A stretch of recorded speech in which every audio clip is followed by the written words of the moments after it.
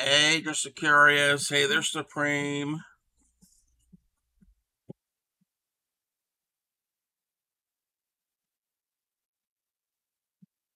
The music too loud?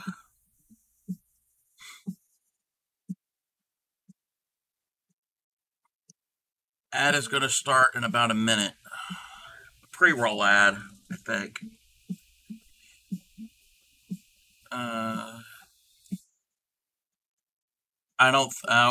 No, I don't think. I don't think they stole it. Not like Cleansy stole mine after your glitch today. That was rude of him. Very rude. That was not an official first. I was the official first. Well, Yarnia was the official first, but I was the one who clicked the first, so I was recorded as the official first. Where am I? A ship. Yes, I'm the official first. So I'm making this, what do you win? Did you, I don't know, okay, did you ever see the original Willy Wonka and the Chocolate Factory with Gene Wilder? And at the end of the movie, Grandpa Joe and Charlie want to know what they won because, oh. Anyway, basically, he says nothing. You broke the rules. You win nothing. We want a trip to the chocolate factory. You know what? I have been to a chocolate factory. Well, no, I haven't. Well, no, I have not been to a chocolate factory. I've been to Hershey Park, and I've been to. They had a thing called Chocolate World, which basically was a little ride that you sat on, and you kind of got to. You didn't actually see. We're having an ad. Hopefully, everybody. I don't know if anybody can hear me. I'll wait till we get back.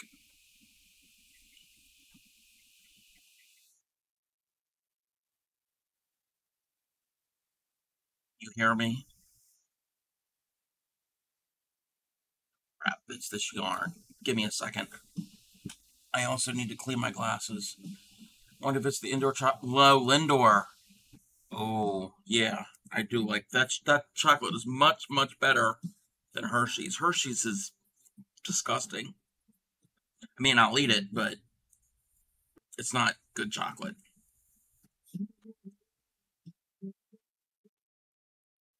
All right. I did not clean my glasses beforehand.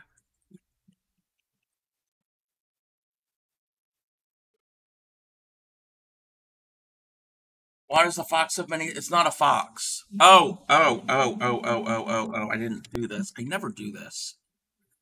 Give me a moment. I can't see my screen because I don't have my reading glasses on. So everything's a little bit of a blur. Uh,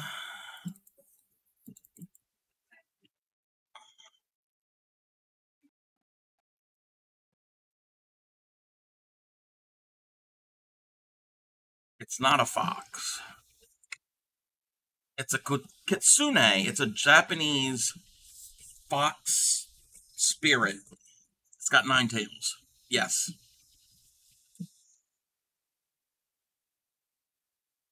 I had never heard of a kitsune before this book. Clue. I had no clue. I don't know. I don't think they can cook. They might make really good potato salad. But I don't know if they know how to make steak. Pretends to know what it is. Pretends it, yeah, it's the more tails, the older, wiser, and okay, now my eyes are really itching. I took a nap. Sorry, Supreme, but when you were streaming, I was nodding off a bit. Not that you were boring, but mainly because I was up all night watching Hijinks teach Wild how to crochet. And then I was in Bray's stream because I hadn't talked to her because she hadn't been streaming for a while because she wasn't feeling well. And then I watched you, and I was really tired. Not again. You were not boring me, but I was nodding off here and there. Uh, but no, it's not a regular thing. It's just my sleep schedule is out of whack. We're blaming hijinks. That's what we. Um, more. I think we're back from that. Sleep is important. I love that you feel comfortable enough to sleep. No, I'm not sleeping with you. I'm not comfortable enough to do that. No. A. A. You're married. And B. Women are not my thing. Yeah, no. We were talking about the chocolate factory. Hershey's. Hershey's. They had a ride called Chocolate World.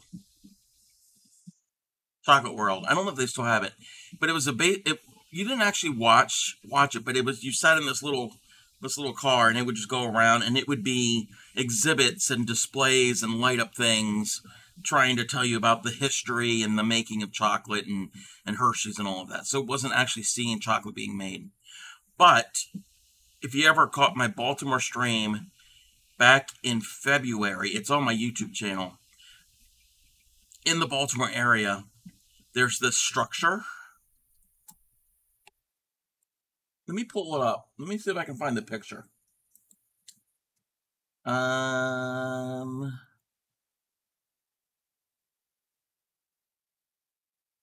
That's not it. Where's my folder for it?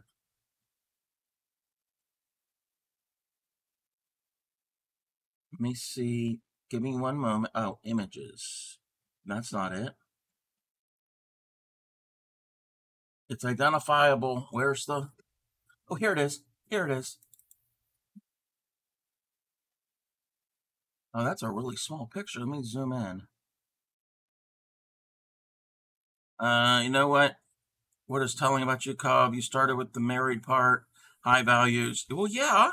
Probably never your type, even if... Yes, exactly. Exactly. All right. Oh, wait, no, the Kitsune needs to go away. No, will not go away. It needs to be moved. All right, so this is a big structure, a big landmark in the Baltimore area. And when I was a kid, we drove around, and it's right along the main highway. There's a big highway that goes around, wow. It's supposed to go around the whole city of Baltimore. Anyway, it's right along it, and my brother was 9, 10, and we were over in that area. We don't go to that part of town that often. And my brother was like, "Oh, that's Willy Wonka and the Chocolate Factory." Well, me being the older brother and my mom knowing, we just started giggling. Okay, this is a landmark. Some people call it Madonna's breasts because it looks like cone tits. But this is called the backwater. Oh, the back river wastewater treatment facility. It's a shit plant. It's where they treat the sewage for Baltimore City. So when he said, "Oh, that looks like that's Willy Wonka and the Chocolate Factory," we were like, "Well, you're not wrong." No, you don't want this to explode. If this explodes, we're gonna have a problem. Yeah, those are, I don't know what they call them. I guess where it ferments and distills and yeah. Well, that part of the town is anyway. We're not going to go there. We're not going to disparage different parts of the world, but yeah, I mentioned that on my Baltimore stream.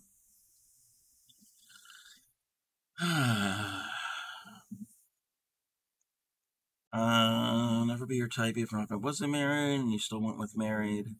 Yes.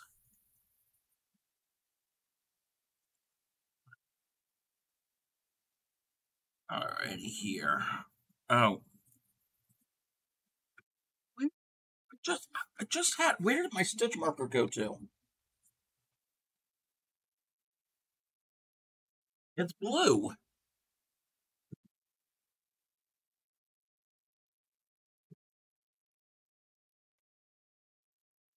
Guess I gotta get another one.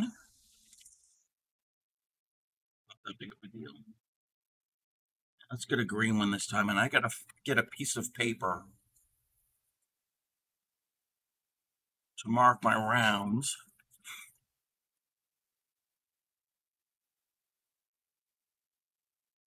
So I don't have any of that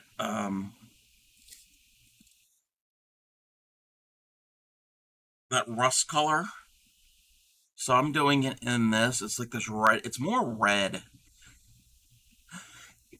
than brown. I mean, it is a brown, but there's a lot of red undertones in this. There, you can kind of see it. And I got a plenty of that.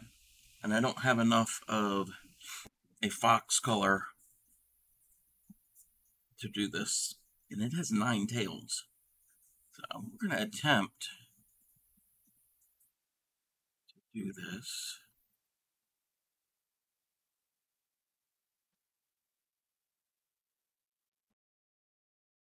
Two.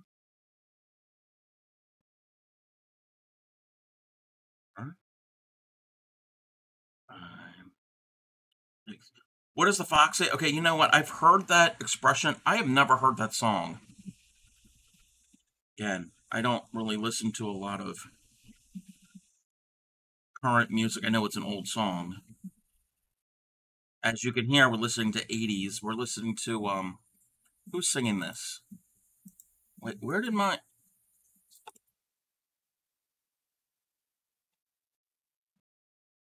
This is, oh, shit.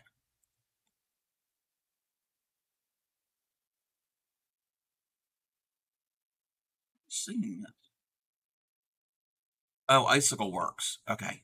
I was not familiar with them. I know the song, but yeah, I've never heard that. No, I mean, I've heard the expression, but I don't know what that all means.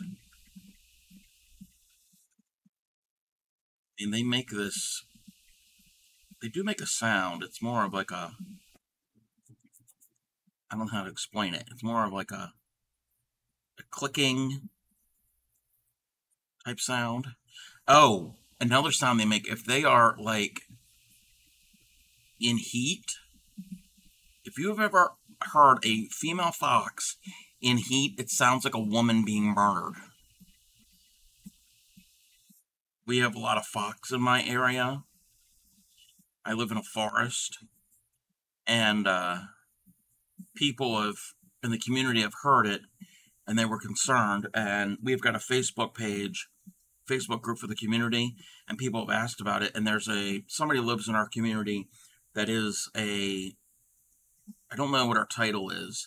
She knows a lot about nature and science and animals, and she was explaining that it was a female fox, also known as a vixen. We know a vixen, a different type of vixen. Lita? I don't know what Lita is.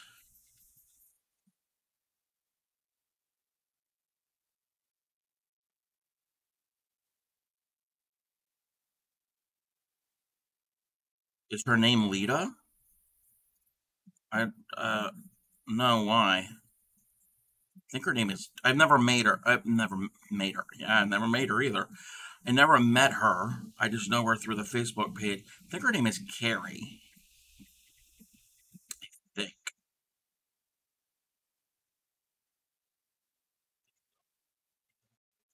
Darn.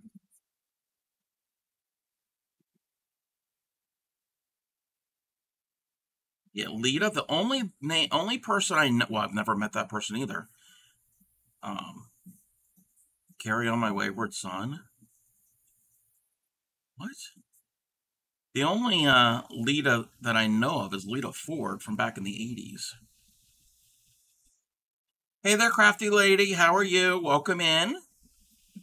Oh, you have a, is that a panda? off stream, I'm making these woodland creatures. I have to find some more brown for my moose. But I have been making a raccoon. It looks like a sloth to me right now, but it doesn't have the ears. And I'm following the instructions. This looks more like the markings of a sloth than a raccoon to me. But I have a raccoon head.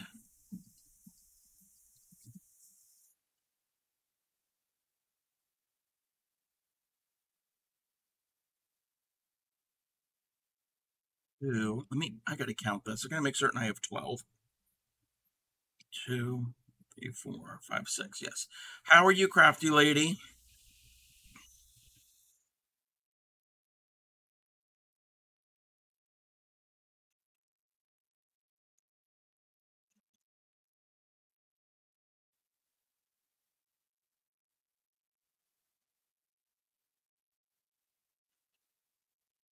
We are attempting to make this kitsune, and I know you can't see anything because it is a darker yarn, and I'm just starting out with a circle.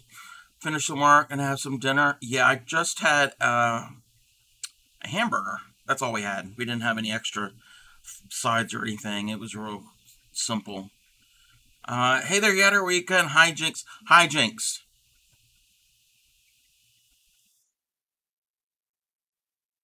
Um,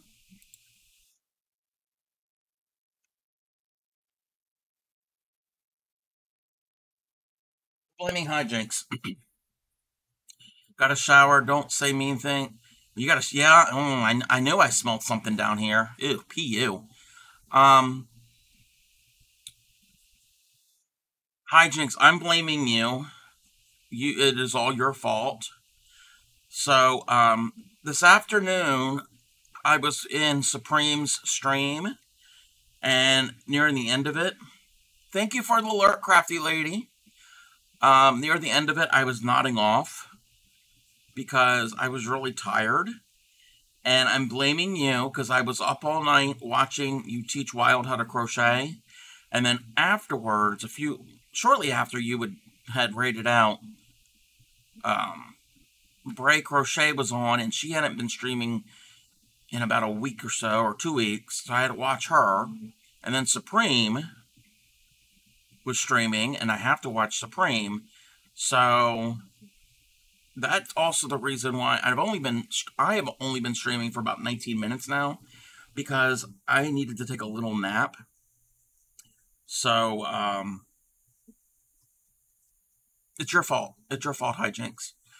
Let me catch it. Yeah, I think I'm caught up. So how are you, hijinks? Oh, and by the way, I know I mentioned it in your stream. You did a wonderful, wonderful job teaching Wild, and Wild did a really good job picking up crochet. He struggled there for a little bit, but he got the hang of it. He definitely was catching on, and that sample piece looked really good. Okay, single lane.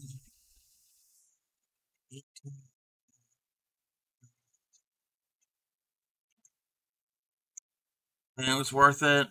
Yes, it definitely was.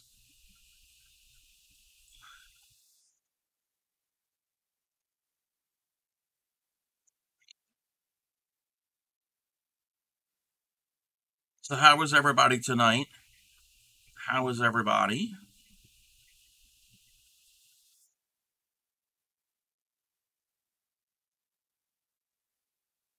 You missed the stream? Yeah, she was doing this card technique called black. Oh, okay. You know what? Okay, first of all, I'm gonna give everybody a shout out. I'm gonna give Supreme a shout out first, because hopefully this clip shows up. There's a new clip for well, there was two. I don't know if she's gone in and removed one of them. They're basically identical. So hopefully this clip will come up.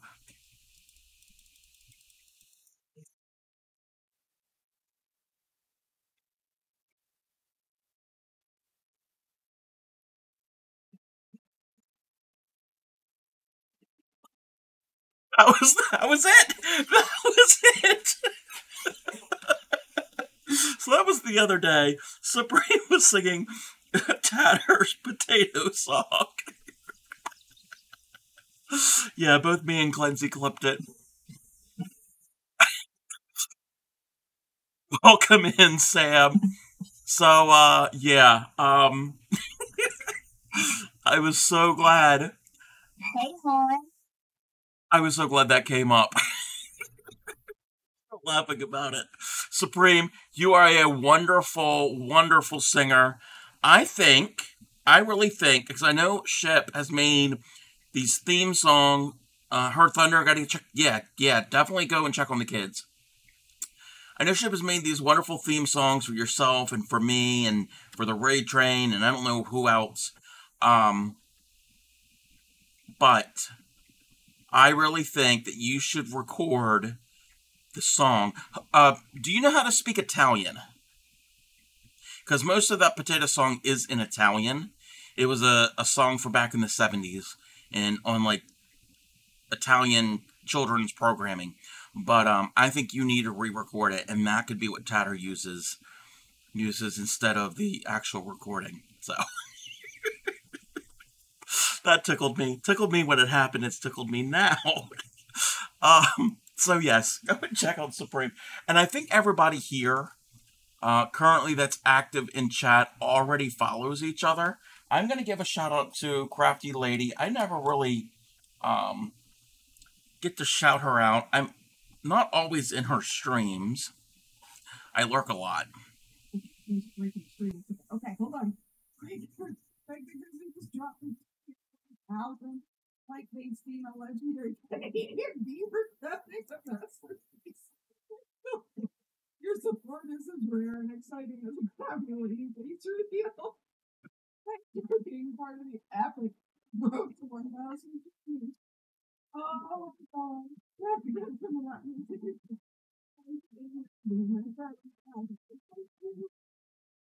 But yes, go and follow Crafty Lady, a primarily a paper crafter. We're also going to blame Hijinks, so we're going to go and shout out Hijinks.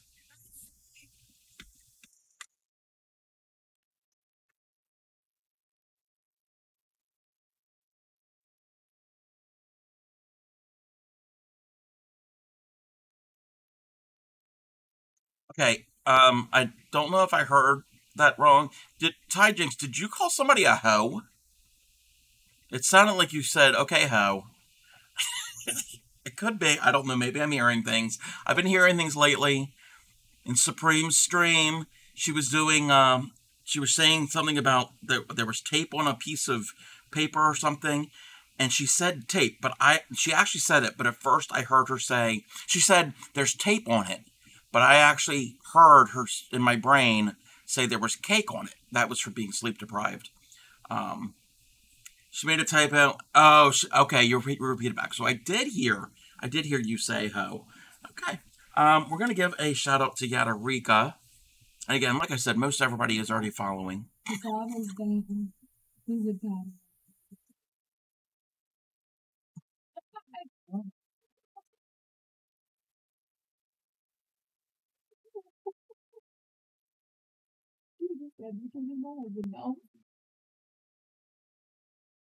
There is that clip.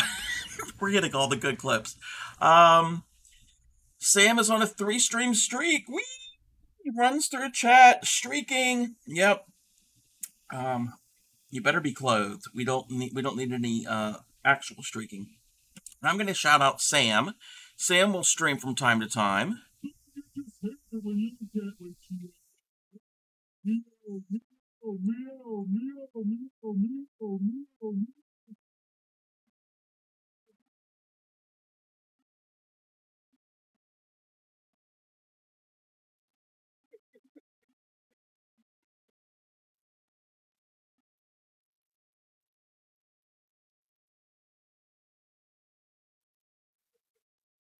I liked how it said meow, meow, meow, meow. That was funny. And even though he doesn't really stream, there is a clip, and well, there are clips. We're gonna shout out Shipwreck.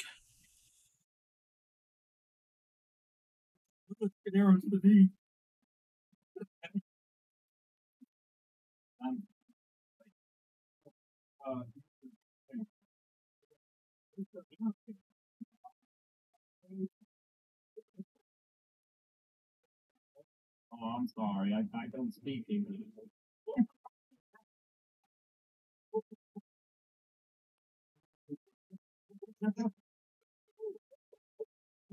Where are we putting the bed? What? What are we at? No, I only have one phone. I myself phone. Oh. All right, so everybody go and check everybody out. This has been the only clip coming up. It's funny. Oh, because he's British. Ah, okay, I get it.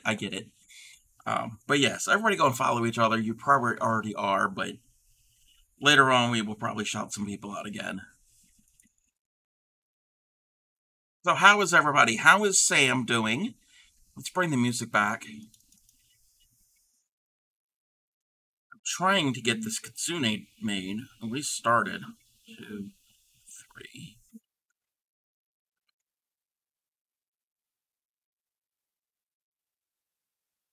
The American guy imitating the British guy, and the British guy puts on his best American accent and says, "I'm sorry."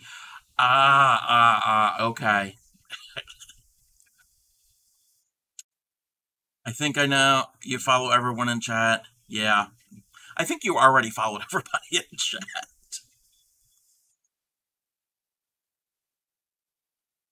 We do, a lot of us do all travel in the same circles.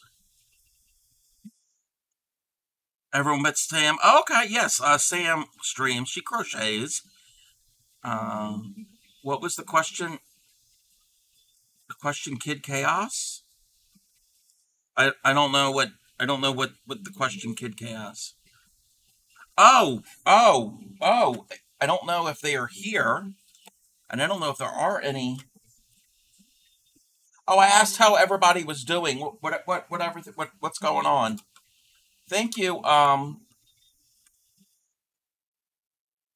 Shep, for reminding me. I'm gonna give Wildside a shout out. I don't think he streams, but that is Night. That's not Nightbot. That's Hijinks' other hat. Okay, Shep, I think you're gonna go take a shower. You're starting to stink.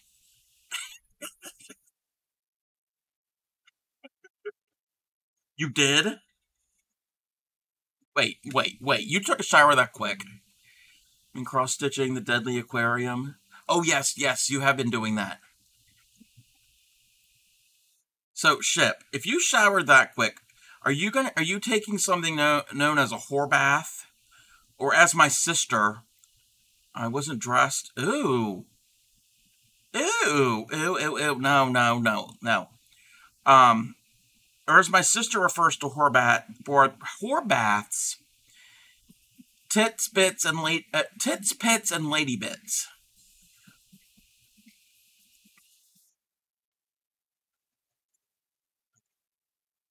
Double check my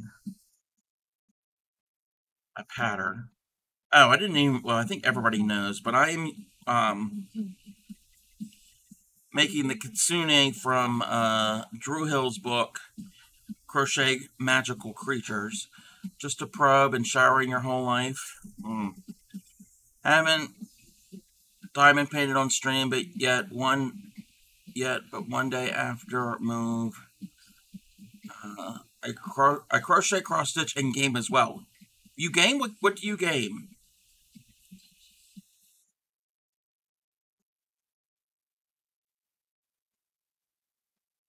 You.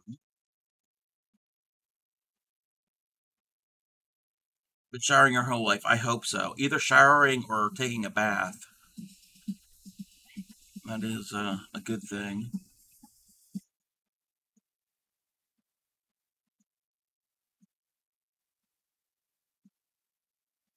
Oh. I only do baths if sick. Yeah, I can't do baths mainly because I'm too big for the tub.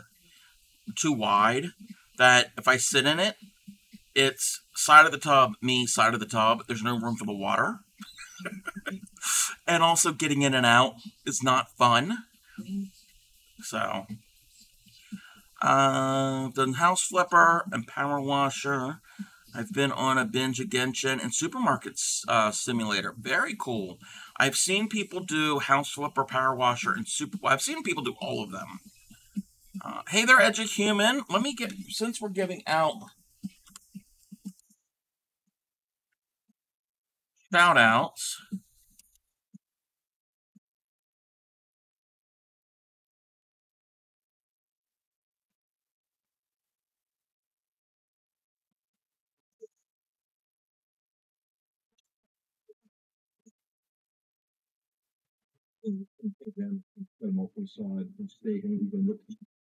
Eduhuman does all different types of things: cooking streams, just chatting streams. He's done some crafting streams.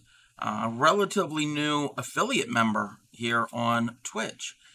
I'm pretty good. My old tub was a huge jacuzzi tub. Oh, nice. I've never been in a jacuzzi or a hot tub. I'm not that big. Oh yeah, I am pretty fat. I am pretty fat, Eduhuman. So yeah, no. Um, yes, they are now affiliate.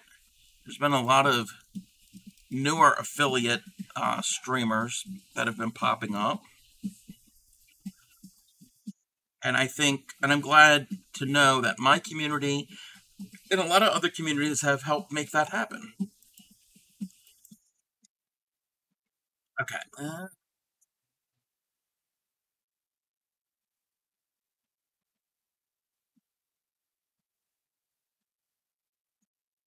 Hey there, Moth. That's another person that streams.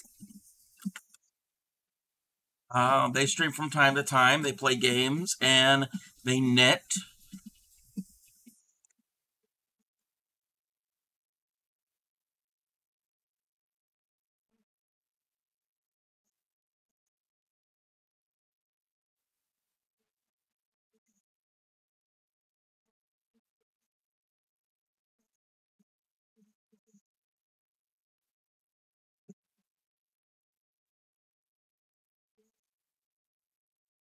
That oh, I thought it was over.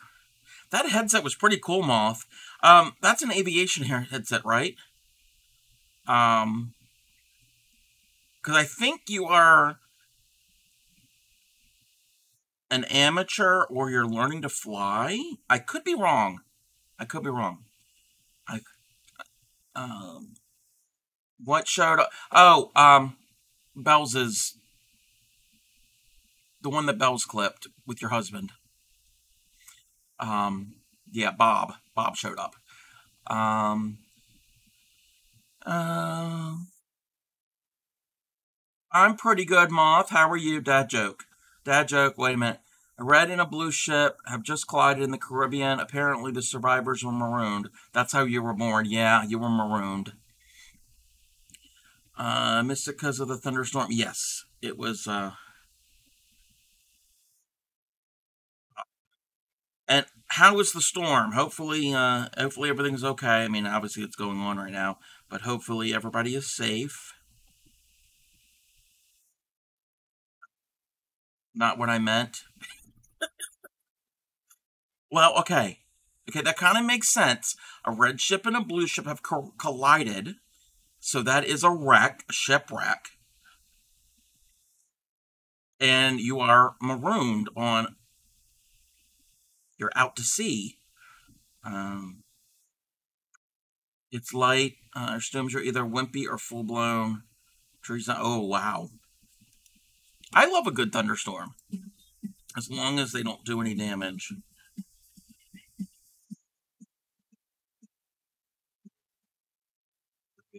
Just wimpy with some drops of rain. That's it. Yeah, oh yeah, you do. Yeah, that technically is a desert. That technically is a desert.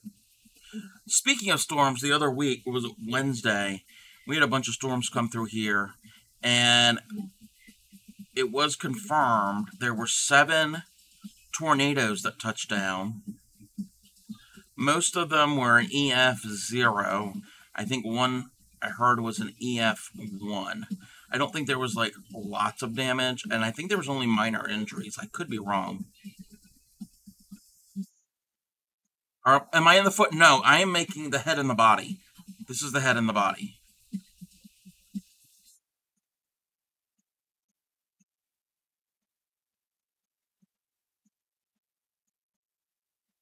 Hopefully I'm counting right. 1, 2, 3. No, I'm not. Crap. Crap, this always happens when I talk.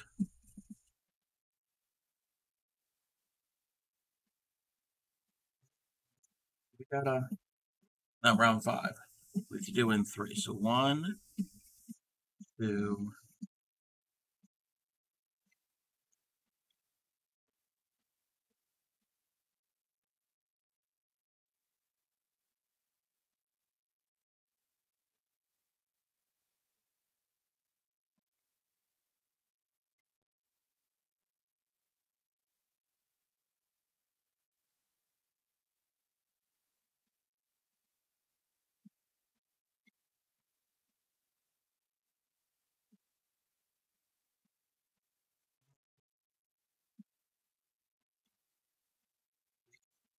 Tornado went through, Gamber, and may have been an EF2.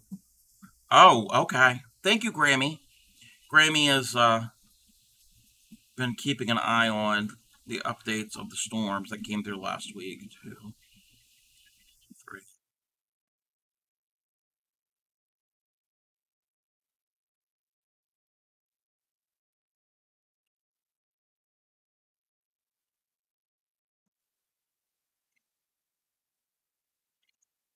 Like I was saying at the beginning of the stream, I didn't have any of this orangey color for it, so I'm using this reddish brown, which it's got there's different flecks and colors in it, so I like it. It looks more, it's a little more on the redder tone than on the brown tone to me.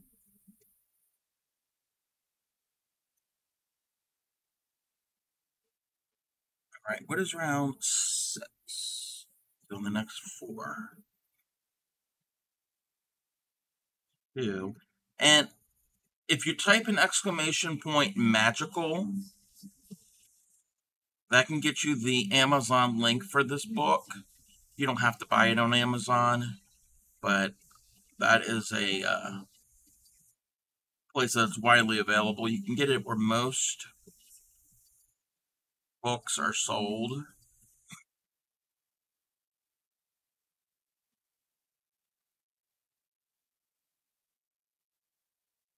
Unlimited Kindle as well. Oh, very cool. Working on attempt number 6 of an... Oh, you're doing an AMI? What AMI are you doing, Supreme? 4. Those of you who didn't know, the other week when I was teaching Ship how to crochet, Supreme was silently learning along. 3rd pattern, because I couldn't understand the others. It's a chick? Oh, cool. Very cool.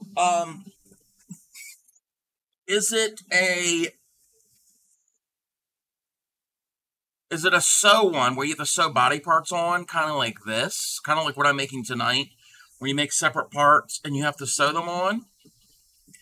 Or does a no-sew like this, where you make it and then it's just a beak? Or is that what you're working on? If you need any pointers and tips for AMIs, I can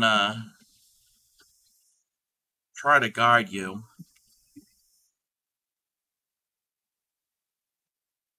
Around 6. So we need...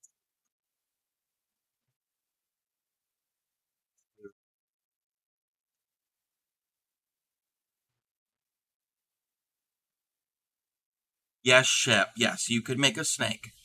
I thought I only had to sew on a beak, but I have wings and feetsies too. Okay. Don't worry about the sewing on part right now. Just focus on the individual pieces. And now, I don't know how the pattern is written.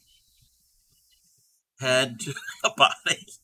Okay, I don't know how your pattern is written, but like this pattern here,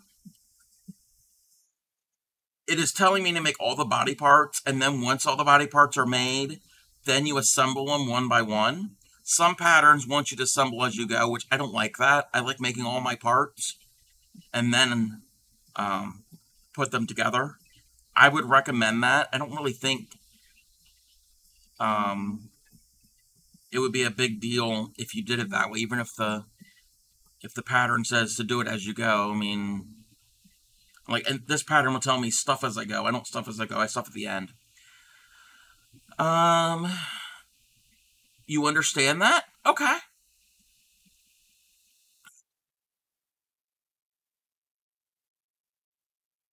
As you can see, to be more seamless. Actually, yes and no. You can make it seamless after it's done. Like this, there are techniques.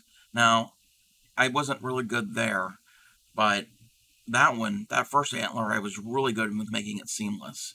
There are ways that you can do that. And I wasn't that good with putting the arms on this one, but it wasn't a big breaking point for me. Okay, let me reread that pattern. Okay, 6 in the magic ring. Are you able to do the magic ring, Supreme? Because I know some people have problems with the magic ring. To increase. Okay, round 3, single increase. Yep. That makes sense.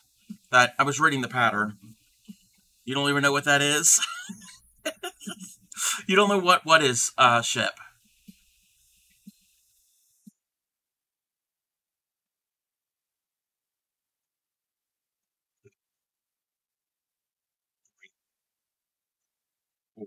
Oh, the magic ring? Okay. I can show you the magic ring. You don't have to do it along with me. Yeah, I didn't. No, I didn't want to do other lessons. All right, so you see the circle here, and the brown really isn't a good example, but you can see it. Second row, double stitches to increase, then crochet in. So wait, second row, double stitches to increase. When you mean double stitches, what do you mean? Usually with an increase, you're putting 2 stitches in that 1 stitch. Actually, let me do this now. I'm going to pin your comment so I can go back to that, because that's a basic circle. Yes, 2 and 1. Yeah, I usually say increase or 2 and 1, not to be confused with a double crochet. And then crochet and increase on the next, so every other. No.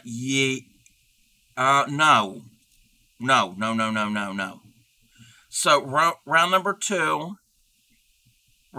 two, each stitch you're putting an increase. You're putting 2 stitches into each stitch for round number 2. You're not doing an increase and then the next one do it. Yeah. Actually, you know what? Let's actually do this. We can, the Kitsune can go to the side for a moment. It's Chinese to you? Okay. And this is a good way to explain what a magic ring is, because if you noticed, the magic ring, the center of my circle, there's no hole in it. It's cinched up. With the magic ring, you'll stick to your blanket. If you ever want to make the Emmys, you need to learn the magic ring. There's no hole in it. You don't want a hole in your piece. So it cinches up like a drawstring, like the hood on a sweatshirt, or like trash bags where you pull it and it cinches it tight. So I can show you how that's done. There's different ways of doing it. I'm going to show you the way I do it, and you don't have to go along with me. So I hold the cut end in my hand, wrap it around my 2 index fingers to form an X. So again, wrap it over, form an X, and put my thumb on the X, turn my hand, and put that in between my middle and ring finger. So I have parallel lines. I'm going to take my hook, I'm going to go under, and I have the hook pointing down. I'm going to go under the first one and over the second one. So I'm going to grab that, I'm going to pull and turn so the hook is now facing to the sky. And I'm going to get that onto my hook. some people actually do the stitch now. I think that's what Hijinks was teaching. I don't do it that way, which is fine. There's different ways. I'm going to hold everything, take it off my fingers, hold everything, and I'm going to transfer that from my right hand to my left hand and hold everything there. That's what works for me. There's different things work for everybody. And I'm going to chain 1. Now, this ring here, this loop, this is our magic ring. We're going to be working our stitches into this. Instead of working into a chain or into a specific stitch, everything gets worked into this big circle. And for the round 1, for what Supreme just posted, we're going to do 6 single crochets. So you're going to do, and you're going into this big circle and do your stitches. So it's 2, 3, 4, 5, and 6. So I've got my 6. I'm going to pull my loop really tall just so I don't end up losing it.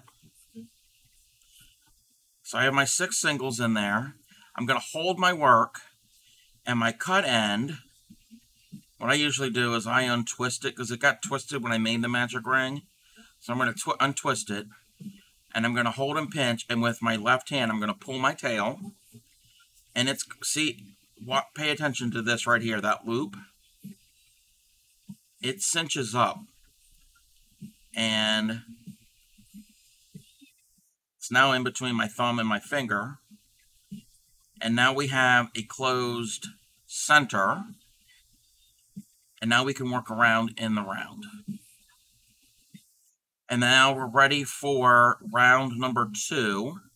I'm going to hold my tail to the back, so the tail that's coming out, just keep it out of the way. You do the alternate. Yeah, there's different ways of doing a magic ring. That's the way I do it. So we now have 6 stitches, and then for round 2, each of those 6 stitches gets 2 stitches. And I can show you, this is the way I say it in my head. If it's an increase, meaning you're putting 2 stitches into 1 stitch. There's a stitch right here. I think it's really neat, all the different ways people come up with making the same kind of, yes, just pay Cub to mail you a bunch of magic rings. No, not happening.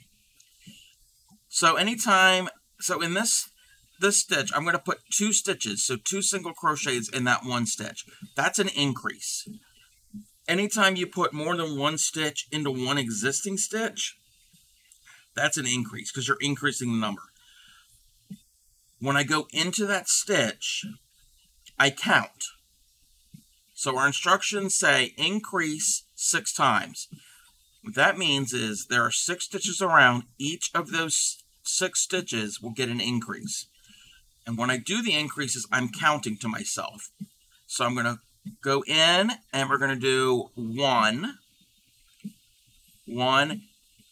and in the same stitch, so in that very same stitch we went, I use the word and, because that means 1 and 2 are together. 1 and 2 in that stitch. And I am going to mark my first stitch with my stitch marker. Amigurumi's stitch markers come in handy. And then the next stitch is an increase. So that gets 1 and 2 stitches. The next one gets 1 and 2. The next one gets 1 and 2. The next one gets 1 and 2. And this last one gets 1 and 2. You're at the end. You should have 12 stitches. This is a very common multiple. What does 2 stitches do? Okay, what 2 stitches does, if we only did 1 stitch, into each stitch, we'd form a tube. Remember the beaded crochet jewelry that I did on stream and the one that I gave Supreme, that's how you would do that. You would just do one in each, and it would make a long tube. If you want to make a flat circle, you need to increase because you're going out horizontally instead of vertically. So it all depends on what you want to make. Hey there, Retro Gamer. So we have gone from round 1, we had 6, and we've added 2 to each. So we've doubled it. So now we have 12. It's very common for stitching in the round to have multiples of 6. So the first one had 6 stitches, the next round now has 12, and then for round 3, we're going to end up having 18 stitches, and I can show you how to do that. No increase to make a hot dog. Yeah, it depends on how it's done. There are ones that you increase and then you stop increasing. Actually, you want me to make, I can make a hot dog. I can make you a little hot dog right now. That's easy to do. So eventually, do you a decrease? Yes, you definitely do eventually do a decrease. Like for here, I kept increasing and increasing and increasing for this moose head. And then I got to a point I stopped increasing. And then when I got down here, I started to decrease to get a round form. I can make a hot dog. We're going to make a blue hot dog. I don't know if I want to eat a blue hot dog, but we have 12 stitches there. Now I'm going to do another round. Supreme's pattern that she posted does something called single crochet and then an increase. So in our next stitch, which is going to be the stitch, we're going to make the first stitch of our third round. So that stitch gets a single crochet. That's 1. So that is stitch number 1. I'm going to mark my stitch number 1. And this is the way I do it. So that is 1. And in the next stitch, we're doing an increase. So this is 2 and 3 go in that stitch. And that's the repeat for round 3. So the next stitch gets 1. Then the next stitch gets stitch number 2 and 3. The next stitch gets stitch 1. Then the next stitch gets numbers 2 and 3. And so on. So round 3 that I'm on now, and you notice I'm doing 1, 2, and 3. That is on the third round. See how that works? There are 3 stitches to the repeat of round 3. So 1, then 2, and 3. And we're on round 3. 1, then 2, and 3. And we should have 18. I'm not going to count, but it's always good to count. If you're first starting and you're not certain, you should have 18 stitches around. And when you're counting any type of stitches, it's easy to count the V's. So if you turn it on its side and you count these little V stitches, these little formations. So we've done 3 rounds. I'm going to do one more round. I got to see what Supreme's round goes to 4. Okay. No counting, just cross your fingers. You can do that. You're not going to get most likely what you want. That's more of like a free form crochet, which is a thing. So that was round 3. So round 4, it's going to be a multiple of 4. So our little repeat that we're doing all the way around in a circle, it's going to be 4 stitches. So the first stitch gets 1. I'm going to put my cross stitch down. I'm going to put my stitch marker into my stitch. That's 1. Then the next one is 2. And then the next stitch gets stitches number 3 and number 4. So we've done 4 stitches in a segment. We are on round 4. Knitting for years and still like to check my stitches. Yes, yes. So we're going to do another segment, another wedge. Think of it as like wedges on a circle, like wedges of a lemon. You put however many wedges together to make a full lemon. Think of it that way. You're doing segments. So this first one gets stitch 1. Then the next one gets stitch 2. That's what and it's pinned to the top where it says 2 single crochet, comma increase. Those 2 stitches, one in one stitch, one in another, that's the 2 single crochet. And then the next stitch gets stitches number 3 and number 4. Hey there, Sly Lady, how are you? You want to think of wedges of a cake, wedges of a pie, wedges of a watermelon, wedges of whatever. So 1, then 2, and then this next stitch gets stitch 3 and 4. And then we do that again. 1, then 2, then 3. And every time I say then, anytime I say then, I go to the next stitch. Then 3 and 4. And I stay in the same, when I say the word and, I stay in the same stitch. So let's say that again. Then we're going to go to 1, then 2, then 3, and when I say and to myself or out loud, we're in the same stitch. That's and 4. Last couple days, my first 8 granny squares. Really, very cool. Very, very cool. 1, 2, 3, oops, 3, and 4. All right. So that's as far as Supremus posted, which is fine. You don't have to post the whole thing. After round 4, you should have 24 stitches because we started with 6. We actually made 6 little wedges. We made 6 little wedges, and each wedge had 4 stitches. So 6 times 4 is 24. There's math. Now I'm going to show you the rest of the magic ring. Now that we have something to hold on to, I'm going to flip it over. And there is a little bit of hole in the center here. I didn't tighten it up all the way. So there's a hole. So I'm going to hold on to it. I'm going to take my tail and I'm going to pull really tight. And that really cinches it up. And then you can weave that in. I'm not going to worry about weaving this in now. But you can use a yarn needle. I would cut this a little shorter and weave it into your stitches so it doesn't come undone. So that is how you do a circle. You can keep going bigger depending on your pattern. We're now going to make a hot dog. A thick hot dog? Okay, it's a bratwurst. So, we have 24 stitches. Now, to do a hot dog, we need to stop increasing. We don't need to make it bigger around. We need to make it long. So, we're not going to increase at all. So, the next stitch, I'm going to put in a stitch and my stitch marker. Now, the way I'm doing this, that I prefer to do is not the slip stitch method. There is a way that you finish a round and you slip stitch to join, and then you chain up and keep going for the next round.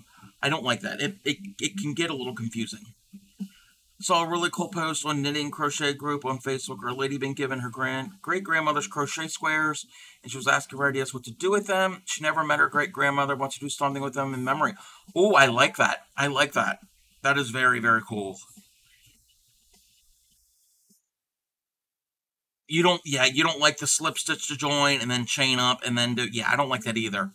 A lot of amigurumi doesn't use that. I've noticed a lot of them do it this way. You would just keep going, the spiral method.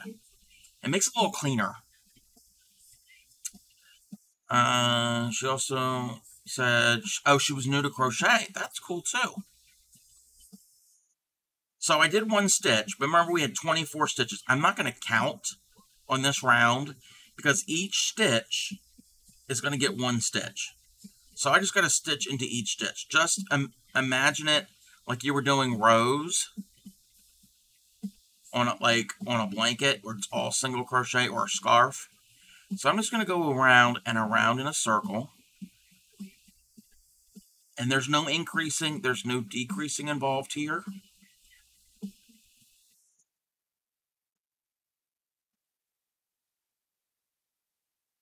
And this is not a kitsune. This is going to be a bratwurst. So fat, yes. Again, I've been crocheting for years, so it's like second nature. I'm not even really looking at it every now and then. I am looking at it to guide myself, but a lot of this, if I don't have to count, I am looking at the chat. Okay, so that was round number 5. You're going to learn it's food time, you need sleep. Been almost 34 hours. Ooh, yes. Get some food and get some sleep. Get some sleep. Let me see if you can beat 5 minutes. No, we are not doing a speed run. Maybe. Okay, actually, that might be something.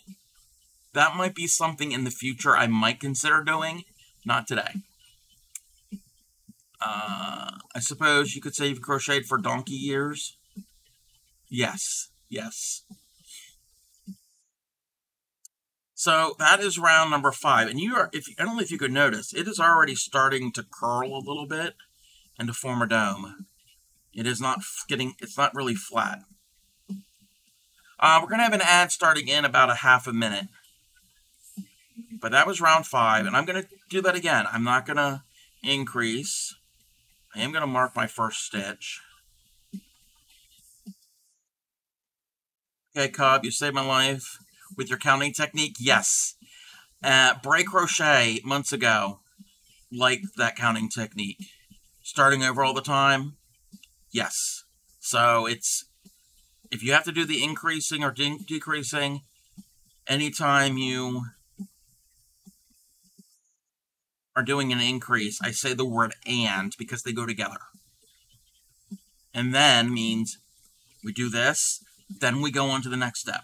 And then we go on to the next step. But then and we do it together.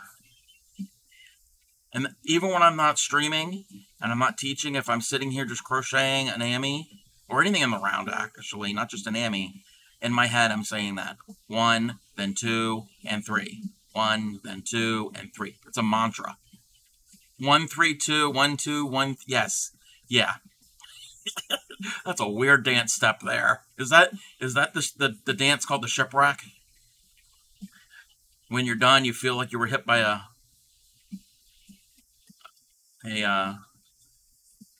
by the Spanish Armada. You just probably messed her up. So I'm going to do another round, and I can easily do this when we're at add, because it's boring. It's just stitch, stitch, stitch.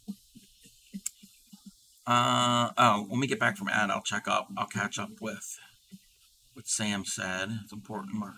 Yes. So I am on round, I think I'm on round 7.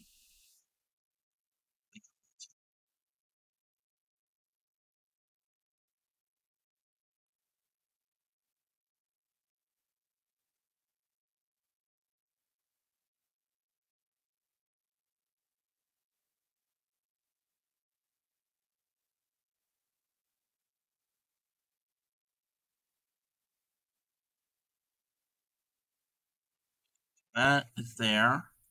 We're going to keep going. I want a hot dog, not a ball.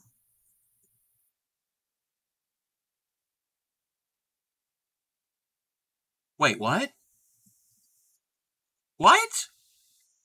Supreme, you made me a VIP? Oh, you didn't have to do that. Thank you. That's sweet of you.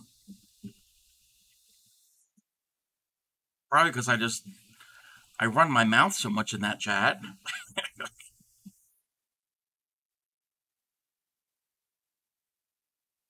You took the executive. Okay, thank you, Ship.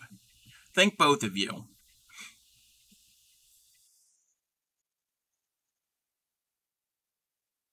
No, I know what it is. I keep stealing Supreme's biggest fan from everybody, especially you and Cleansey.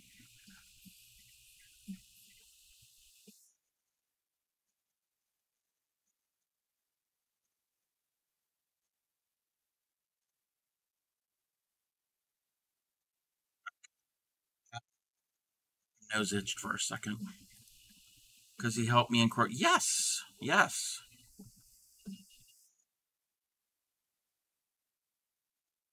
Be coming back from ad shortly.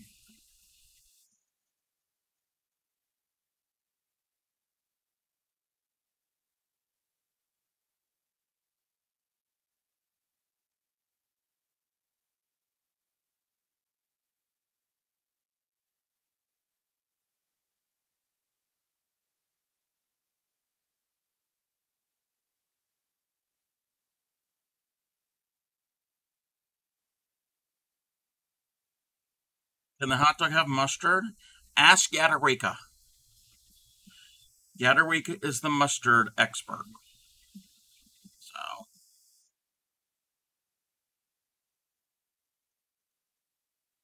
drink it. Welcome back, everybody. Welcome back. Okay, Sam, you had said that stitch marker in your first stitch is important. Yes.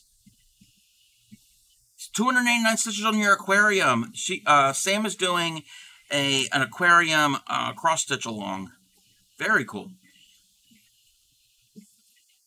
But yes, placing your stitch marker in your first stitch helps a lot. Keeps track of your count. It's also good if you mess up on that row, you can frog back to it instead of frogging back and you're like, oh, where was I? And be completely lost. Now, the last 4 or 5 rows, I was not increasing. And you notice we went from a flat circle to now we have a bowl. We have a cup shape. And that's what happens when you don't increase. We're going, let me put my first stitch in, right? Well, my stitch marker in. So we were going horizontal, we were flat, so we were going out horizontally. That was with the increases. Now we stopped increasing, and now we're going vertically. So we're making the tube shape. You can make this as long as you want. If you want, you can do this with you can make a snake this way, or a worm, or a hot dog, or anything that's cylindrical. Then, if you keep going and if you increase out more, you can make it wider, and then if you wanted to decrease, yes. And I'm going to do that. I'm going to do this for a while to make a hot dog. Because if not, we're going to have a little ball or a little, a rock. A rock in your sock. See what I did there? Thank you for the lurk, Retro Gamer.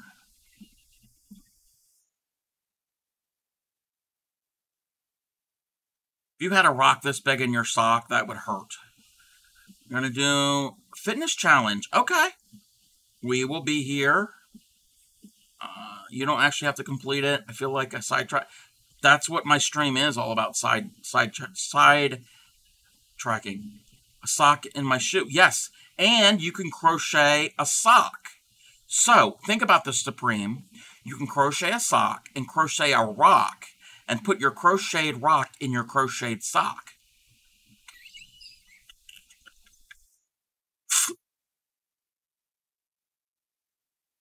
Yeah, I think you told me something about a challenge with the planking. I think you had to plank for however many times. Posting a pic in your Discord? Okay. I will check that here in one moment. And I don't know what to do. Yes.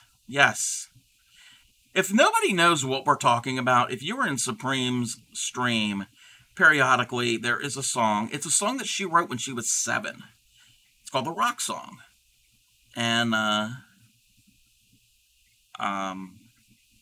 it is now an actual song. It is an actual rock song, like the type of music, not R&B, not country, not folk, but rock. So it's a rock song. That's it. At least 2 minutes worth a day in June. Last night, I beat my personal best. Got 4 minutes 30 straight. So gonna go lurk and beat that. Okay, yes, definitely. I wouldn't have been able to do the 30 seconds. Oh, no, 30 minutes. 4 minutes. Wait, 4 minutes. Oh, yeah, 4 minutes 30. I wouldn't have been able to do probably 10 seconds of a plank. Yes, my name was not... Yes, I saw it was not in today's clue. And Ship has got these clues for this thing he's got planned. And every week he makes releases a new clue in Supreme stream. And there were a couple of them there, a couple weeks. My name would flash on the screen, and he would tell me it didn't, and he was gatekeeping me, which is rude. But it was not on there today, so I agree. So I'm going to finish this row. We're going to actually make your basic... Okay. You could crochet a condom. It is not effective against preventing any STIs or pregnancy. I would not advise using a crocheted condom. That is my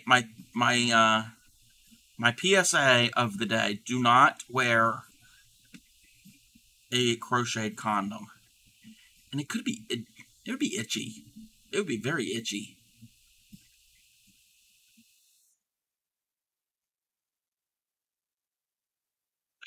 Don't do that. Yeah, when I get done this, I will show what you shared. And there's a bunch of stuff that have been shared in the Discord. All right, so we're going to start decreasing. And you can decrease at any time. So if you decrease sooner, it'd be more of a ball. This is going to be more of like a pill shape. All right, so we have 24 stitches. And I got to remember how I would decrease. Okay, let me check something. Okay.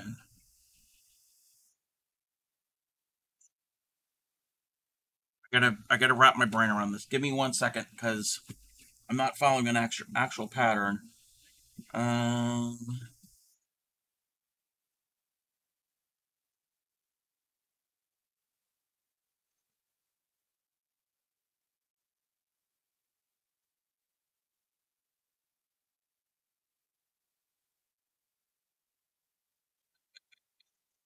we have 24 stitches. Single the next 2. Okay, yes. I had to look ahead, use my pattern as a guide, because it's the same type of thing. All right, so we have 24 stitches. So now we need to start decreasing, and we're going to do that gradually. So they're multiples of 6. So 20, if you count back by 6s from 24, your first number you get to is 18. So we're going to want 18 stitches when we're finished. So to do that, and Supreme, if you want to pay attention to part of this, for in the future, when you're ready for decreasing, with amigurumi, there's something called the invisible decrease. It's a game changer. It looks a lot better than a regular decrease. And I can show you the difference between the two. So I have 24 stitches. I need to go to 18. So the first 2 stitches are going to be regular stitches. So this first stitch, we do a stitch. I'm going to put in my stitch marker. And the next stitch, I'm going to put in a stitch. Okay? So I have 2 there. Now we're going to do a decrease. Now what a decrease does, it takes 2 stitches. So there's 2 stitches there, right between my thumbs. We're going to take those 2 stitches and turn them into 1. I'm going to show you a regular standard decrease that you would use in like blankets or scarves or anything non-amigurumi. So I'm going to show you how to do that first. So we're going to go into the first stitch, bring up a loop, and hold it on your hook. So there's 2 on your hook. And then we go into the next stitch and bring up a loop. And we have 3 on the hook. So we've gone into those 2 stitches. And now we're going to yarn over and bring it through both stitches. That's a regular decrease. Decrease, again, you're going from a larger number of stitches into a smaller number. Usually 2 to 1, sometimes 3 to 1, but usually it's 2 to 1. That's a standard decrease.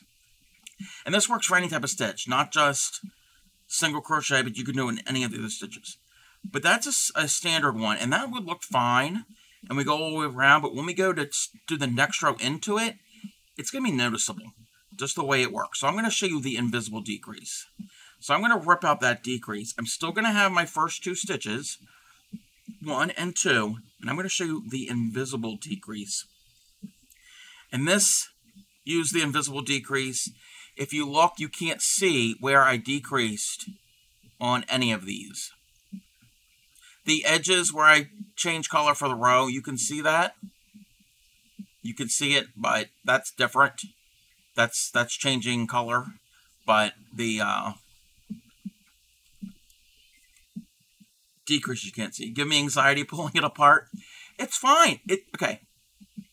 Ship. It's just crochet. If you spent any time here, welcome back, Retro. Spent any time in 5 minutes, 1 second. Wow. You're the plank champion. If you spend any time in my stream, you'll hear me say, crochet is not permanent. I don't care if you made something a week ago, if you made something 5 years ago, if you made something 20, 30 years ago, you could always frog it out and redo it. Easy for you, takes me 8 times the time it takes you to make a no, that's fine. Okay, it's not a race, Ship. Crochet is not, it's not a sprint, it's a marathon. So you're going for the distance. You don't have to be super, super fast with it. Also think of it as a relaxation, as a hobby. You don't have to get it done at a certain time. I mean, there are people that want to, but enjoy the process. It's not, if you wanted something done real quick, then you can go buy something. you can pay somebody to make you something. So, so don't worry about, I know, oh yes, I know you would get excited. I still get excited to get the end result and all, but, enjoy the process. Your retro gamer's in so much pain and is quite sweaty. Oh, I bet. As you practice, you'll get faster. Yes, that will happen. Yes, Ammies are faster than blankets because they're smaller. Okay, we're going to do the invisible decrease. So I've already got my first 2 regular stitches. So the 1 stitch is in one stitch in that stitch, and 1 in the next. An Ammy blanket, you could do an Ammy blanket. You could make a whole bunch of them and then attach them to a blanket. It'd be a very heavy blanket. Washing it would be a pain because of all the stuffing. Alright, so in those next 2 stitches, we're going to do the invisible decrease. So we're still going to go into 1 stitch, pull up a loop, and into the next stitch and pull up a loop, but we're not going through both V's, we're not going to go under both of those strands. We're only going to do front loop only.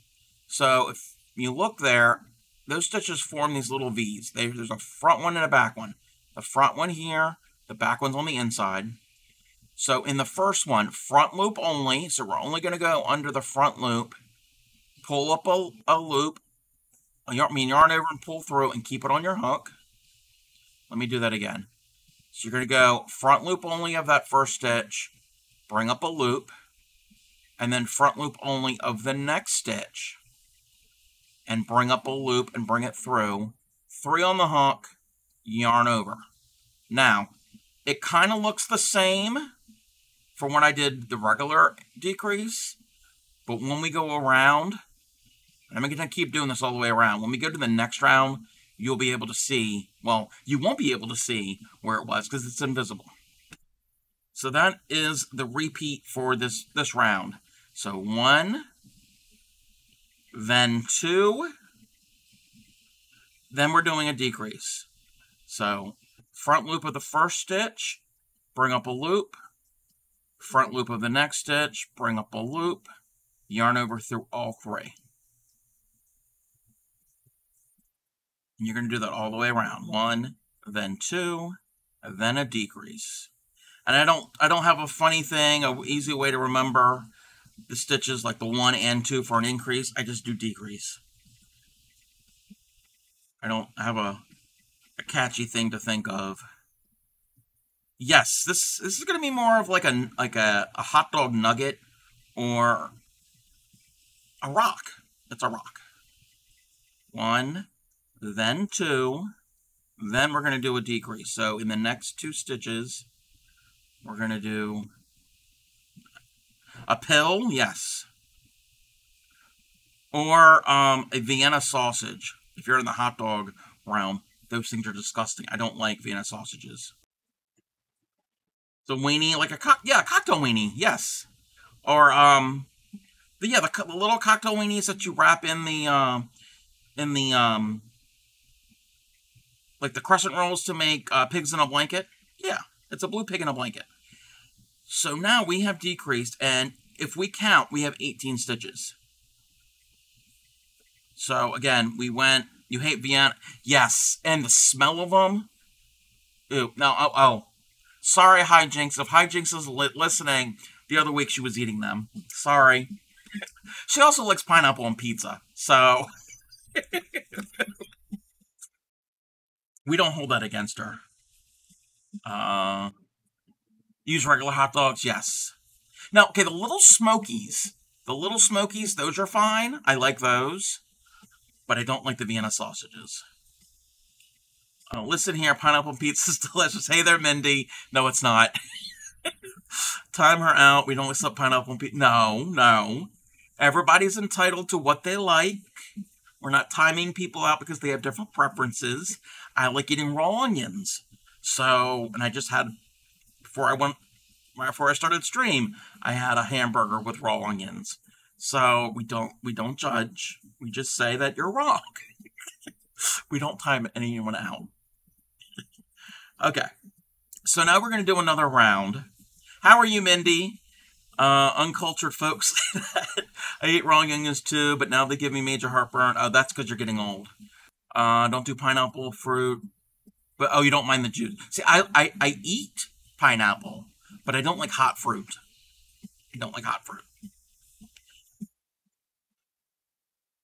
So we have 18 stitches. We need to go down to 12 because the next multiple of 6, lower than 18, is 12. I don't do apple pie. No. So we need to do 12. So to do that, I don't want cold or warm apple pie. Hey there, Good Two Shoes. How are you? Welcome in. Wait, Mindy, do you stream? Do you stream?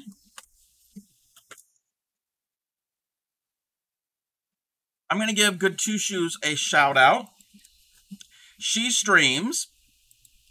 And I didn't even mention this before.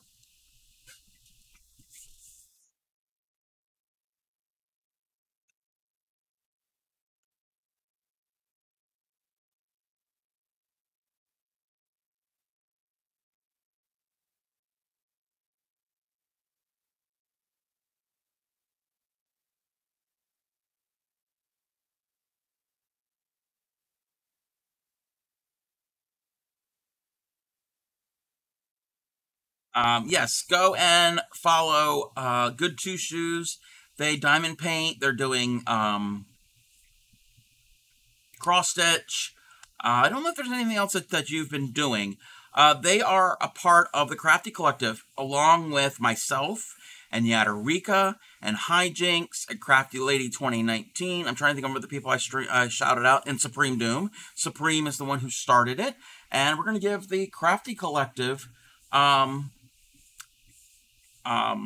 shout out. So go and check out the Crafty Collective. There is a channel for it. I don't think there's anything really broadcast on there except for anybody who is live. So if you go over there right now, you'll probably see a little icon saying that I am currently live. So yes, go and check them out. The Crafty Collective is a group of streamers, supporters, creatives. So you don't have to actually stream to be a part of the Crafty Collective. It's like an unofficial stream team. It's not an actual stream team. It's a collective. That's the word for it. So it's a good group of talented and skilled people and supporters. And the other week, during Supreme's Raid Train, there was a lot of Crafty Collective members over there. It was not an official Crafty Collective Raid Train, but a lot of the members were, a lot of the people that were participating were part of the Crafty Collective. Very talented and supportive collector. Correct. Yeah, no fruit pie, no turnovers. Mindy does not stream. Attempting a mesh top right now. We'll see how it works. Kind of like the MCS. MCS is an official stream team, just like Moco Loco, but it's not an actual official one. Because I think in order to have a stream team, you have to be partner. I think to start it. I think, but it's along the same lines. It's a great group of people. That's all. That's pretty much all we need. Where was I? Oh, yeah. When I get done this, we're going to go and do Discord. There's a whole bunch of stuff over in Discord because I haven't shared in a while. So we're going to spend some time over there. All right, we're going to do the decrease. So we've got 18 stitches. We need to go down to 12. Let me bring the music back. Hey there, Reese Cup. Eating Supreme's mini Reese Cup. Okay, wait. Are you eating Reese Cup 0773 or the actual Reese Cup? I've heard there are no more MCS. I don't know all the details. I know there were some issues. I think there are still members that still have that as a showing on their stream that they're part of the MCS. I don't know all of what's all going on. I know there were some behind the scenes issues, but I was never part of the MCS. Better protect your Reese cups. Yes. Ship is getting into them. All right, we're going to do another row of decrease. So to do this, to go from 18 to 12, the first stitch is going to get a stitch. Mark my first stitch. And now we're going to do a invisible decrease. So again, front loop of the first stitch, front loop of the second stitch, yarn over and pull through. So next one's a regular stitch, and now we do a decrease. So you're gradually getting smaller. I haven't heard about them in a while. Yeah, now I have to punish Reese next stream. Uh-oh. Another bag. I like him. I will share. He shared Kit Kat. Oh, wait. You got Reese's Peanut Butter Cups and Kit Kats? And you didn't share with the entire class? And you're a teacher, Supreme. That is rude. Rude. Bringing food in and not sharing. Yes. They're eating chocolate. Just as long as he's not doing it behind your back and has your permission. Yes.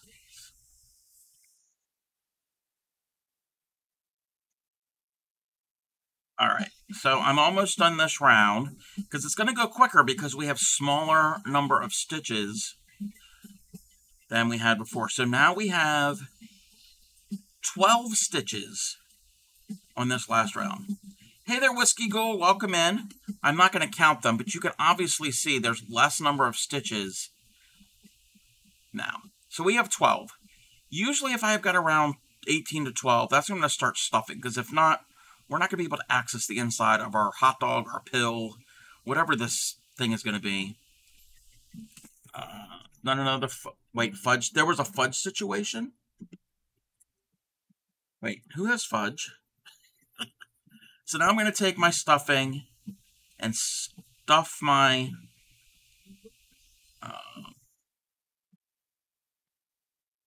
Fudgegate? Well, yeah, what's going on with this fudge?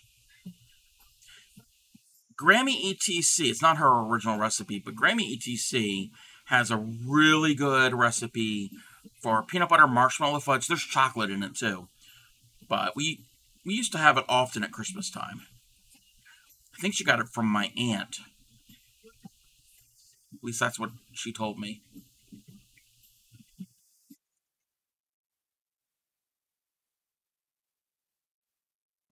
Okay. So I have 12 stitches. So we gotta remember we have 12 stitches. We're not done crocheting. We're not done yet. We just need to stuff it. Stuff it kind of firm. Peanut butter fudge, yes. Now I want fudge. I was supposed to make cookies this past week, but that never happened. He bought me fudge, and then it disappeared. I thought the kids ate it, but nope. Ship confessed on my stream. There's a clip. You ate my fudge. Oh. Yeah, no, you don't. You don't do that. You don't eat fudge. Can I share the clip? Yeah. Links are open. Okay, I was going to say something, but I stopped myself. Yeah, let's take a look at this. Let's take a look at this real quick. Oh. I will play it here on the stream.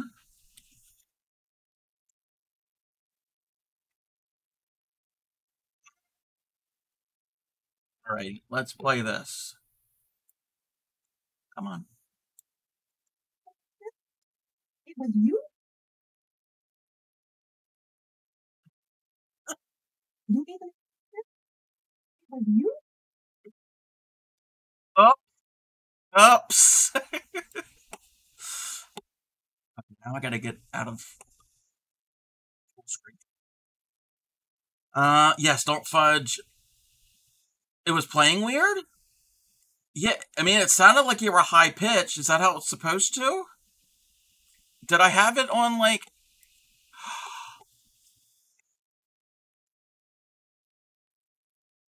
I know why.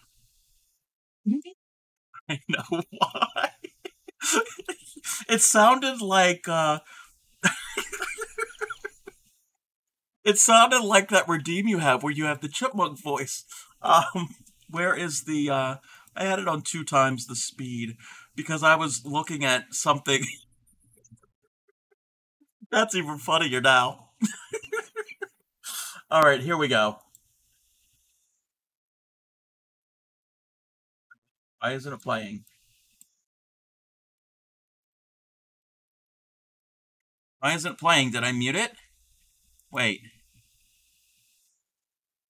Wait a minute. Why? You There. was you?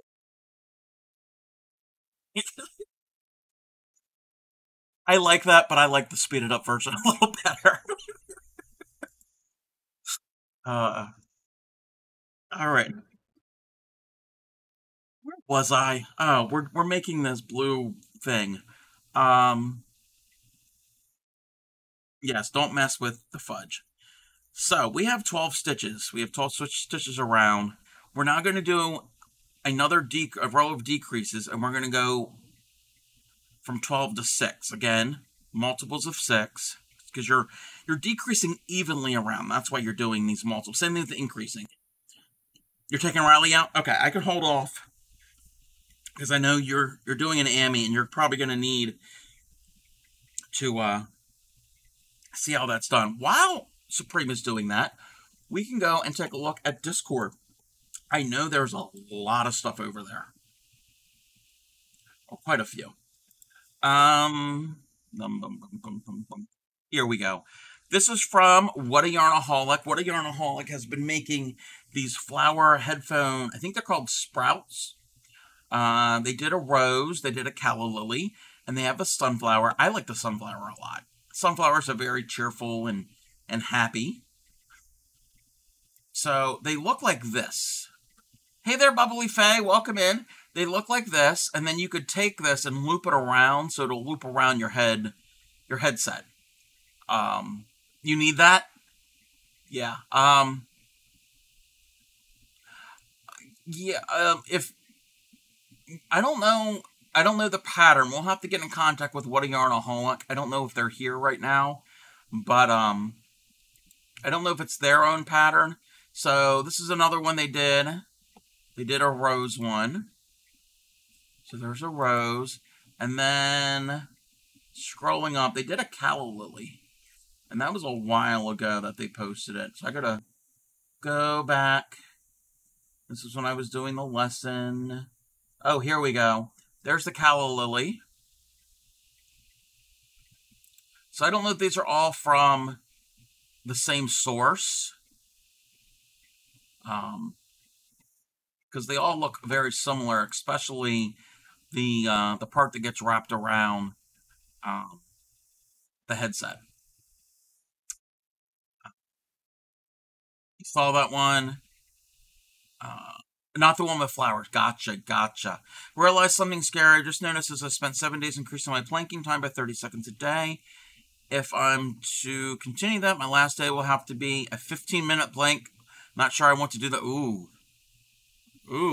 Hopefully you can do that. Maybe you can build up muscles and stamina and everything.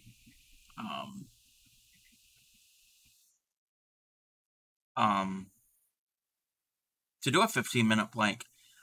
I asked them once, and they said someone gifted them bookmark pattern. Oh, okay. So these must be bookmark patterns that they have converted. Which it wouldn't be that difficult to do, actually. I mean, doing the flower part, you would probably need a pattern. But the rest of it just looks like a chain. you skip X amount of chains and then just do singles for the strap part. It's the flower part, which you can easily find different flower patterns online. I've made, yes, like curtain tiebacks, yes. I've made a lot of small little flower, little applique pieces. Still shocked I went from struggling with 30 seconds to doing them 2 minutes. Yes, yes, Retro Gamer. Yeah, you keep at it, and you will you'll get there. You will definitely get there. This right here is Supreme's practicing with crochet. The other week when I was teaching Ship, she was also practicing and learning along with him. And now Supreme is attempting to do a amigurumi. So, a sneaky little behind the scenes student that I didn't know I had. But all are welcome. You don't have to make yourself known if you don't want to. But doing really good stitches here, really good double crochets. So, congratulations. This is from Witchy Weaver. Witchy Weaver, I saw her work on this the other day.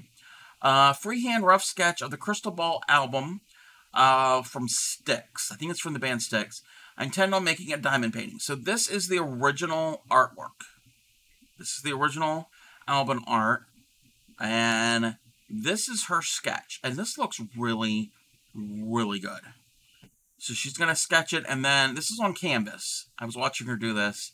And she's going to take the drills from diamond painting and apply it to all of this. So it will be sparkly.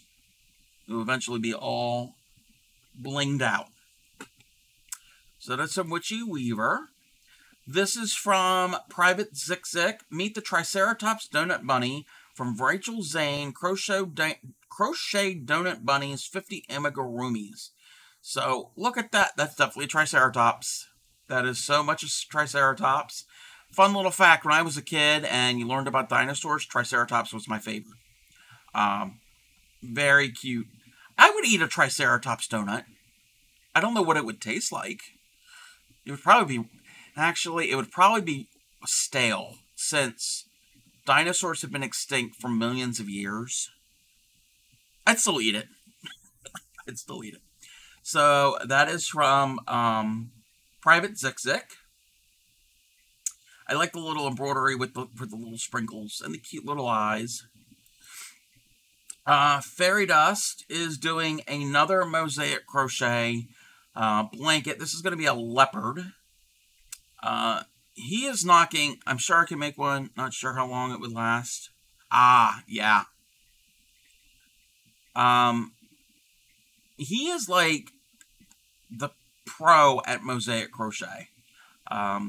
So this is going to be a leopard. It's going to look like a leopard when it is finished. So Fairy Dust is knocking this out of the park with the mosaic. We did some mosaic the other week. What do we have here? This is from, unfortunately, Juliet, one half of the Catatonic Divas. And they make a lot of wearables, a lot of hoodies and scarves and hats. Lots of contrasting, bright, vivid colors. So this is one of their latest. I don't know if this is going to have sleeves. I think this just might be a sleeveless hoodie. But they have pockets and... I love the color play they do. They do a lot of contrasting. So check out that. This is from Hedda. Hedda occasionally will be in my stream. I remember last year, when she was brand new to my stream, she was asking about crochet, and she had never crocheted before. So I think she stuck around for a couple of my lessons last year, and then she found some books and some other resources online. And she's doing great. She's made a rose. So flower. It is spring, so I guess flowers are the thing. So it's the in thing. So we have a flower. And you can do this.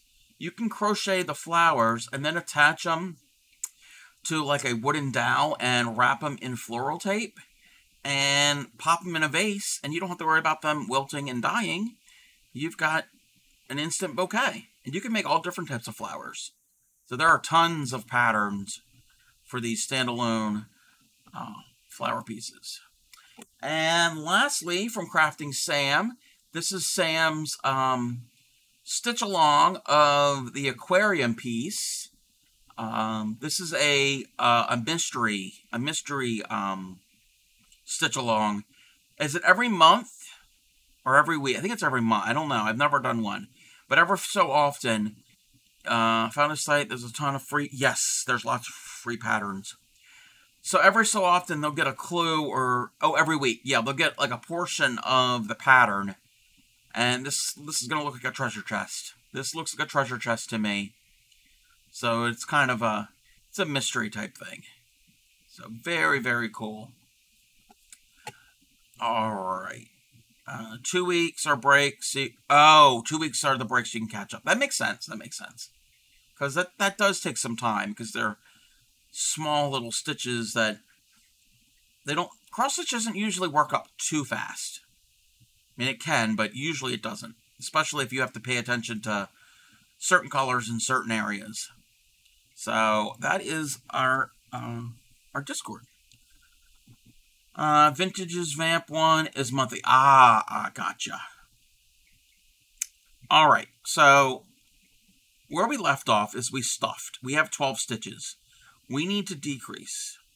So we're going to go from 12 to 6. Again, when we do a decrease or an increase, usually, not always, but often it's going to be multiples of 6, because that just works out better, and it looks a lot better, especially when we started here, that the first round has 6. It's cleaner. It just, with single crochet in the round, if you do multiples of 6, it looks a lot better. But there are patterns that don't do that. So we're going to go from 12 to 6. To do that, we only do decreases. So no regular stitches. We're decreasing in the first 2. I am going to mark my first stitch. Now, when I decrease, I need to learn how to do a yarn under, because when I do the decrease like this, my stitches don't look really good. I need to practice that. That's a me thing. So that was 1. And then we're going to do this a total of 6 times, because we have 12 stitches going down to 6. So, and each of these are using up 2 stitches. So math, 12 divided by 2 is 6. You didn't know you were going to get a math lesson. It's just basic arithmetic. There's no calculus or trigonometry. I wouldn't know how to do either one of those. I never did. I never got to those subjects. So when you get to this point, sometimes it's a little difficult to hold it. That you're holding it in your hand, and it can be a little weird and cumbersome. But you can do it. You just gotta take your time with it. This part, I still go slow. Alright, so now we have 6 stitches. I'm going to pull the loop big, and we can actually see here that there are 6 stitches. I'm not going to count them, but believe me, there are 6. Actually, I'll count them. 1, 2, 3, 4, 5, 6. I stopped stitching for the night and picked up the mushroom. Okay. Now, to finish this off, we're going to do something. I've heard it called a backwards or reverse magic ring. So we have 6 stitches. Remember when we first started, we did 6 stitches into a magic ring? We're going to do our 6 stitches. That's our 6 stitches. Now we're going to do a magic ring. So what I usually do is into the very next stitch, I'm going to slip stitch. I'm going to do a slip stitch.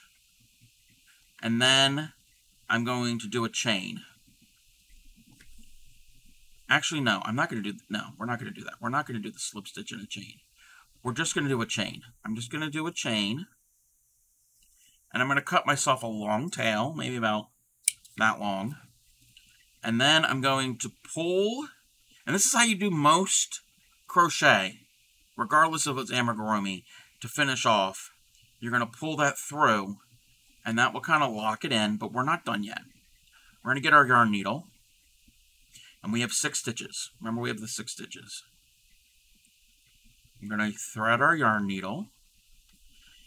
And we're going to go in around, so 1, 2, 3, 4, 5, 6. So we're going to start with our first stitch, go with our yarn needle and go under the front loop only. Front loop only of each, and count 1, 2, 3, 4, 5, and 6. Okay? It's going to look weird. It's going to look like the end of like a pomegranate. It's going to kind of come up. But we go into those 6. Now, if we pull this, it's going to cinch it up like a drawstring. And pay attention to all of those stitches there. So when we pull it, it's cinched up. I need to reform it. And usually what I do is I go down through the center. I stick my needle right down to the center. And if it's the same color, or even if it's not the same color, I'm going to go down through the center and I'm going to come out the side.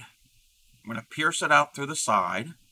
So I go into the center, pierce it through, and I'm going to pull, but I'm not going to pull real tight because I don't want it to be dimpled on the end.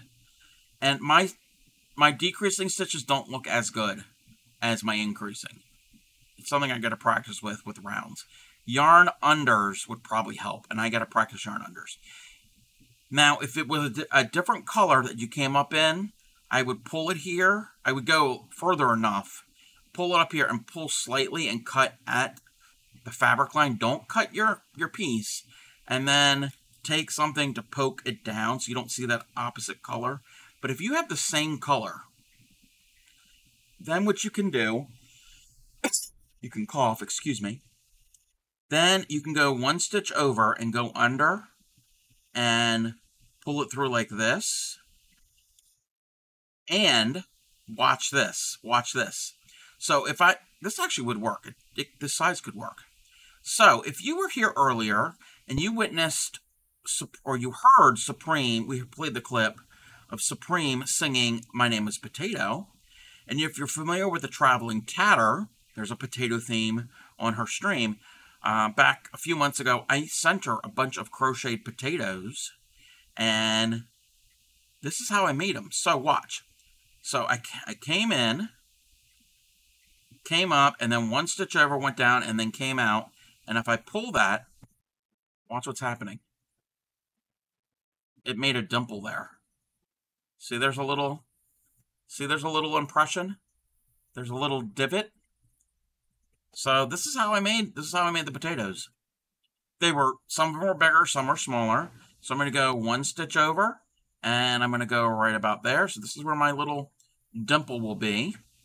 And I'm going to pull and do the dimple. So I'm going to pull kind of tight now. So we're here, and we're going to go down, and then where do I want my next dimple? I want my next dimple right there. I don't want a dimple on the end. I mean, you could have a dimple on the end. And I'm going to do this, and I'm going to pull slightly, and that's creating a little dimple. And go to the next one, and I want my next one. You can go wherever. I usually just go zigzag back and forth to their kind of like a random pattern. There's no rhyme or reason to them. And I'm going to pull, and that made a little dimple there. And we're back to where we started. So let's put another dimple here. And this will be our last one. And I'm going to finish it out here at this end. So I'm going to pull the little dimple. And now I'm still pulling this a little snug with these fingers. And I'm going to cut real close. Don't cut your ammy, cut your tail. And then you can take your yarn needle, if you wanted to, and tuck that in, and it's free floating in there. And we were going to make a hot dog, but sorry, Shep, we made a blue potato. So, I didn't know I was going to make a potato, but that's how you make a potato. I just gave a lesson, not a listen. Somebody had asked, why is it blue when the creature is brown? Because this is not the Kitsune. we did a little sidetrack about amigurumis and increasing and decreasing. So Supreme had a question, or not really had a question, was commenting about having to rip out the Ami a couple times. So I was just kind of clarifying and giving a little demo on it. And yes, there are potatoes, real potatoes, there are blue ones. The outside does, well, they kind of look blue, but the inside are like a bluish purple. Guess you weren't making that? Yes. Yeah. But now, this could be a rock. You can have a rock with little weird facets to it because they're rocks. So it could be a rock, could be a potato. Don't get rocks in your potatoes because you don't want to bite down on a rock. Yeah, that would not be good. Or you can make a candy corn. You can make, and these are no-so. These are no-so. That's what I would recommend. I mean, you don't have to, but if you're a beginner and are a little leery about sewing on body parts, no-so is the way to go. But sewing on parts are not, aren't too difficult to do. I think it's a potato, and Marge Simpson would say, I think, just think they're neat. Yes, they are neat. Again, check out the Traveling Tatter. Now that we mentioned the Tatter, we're going to go and give her a shout out.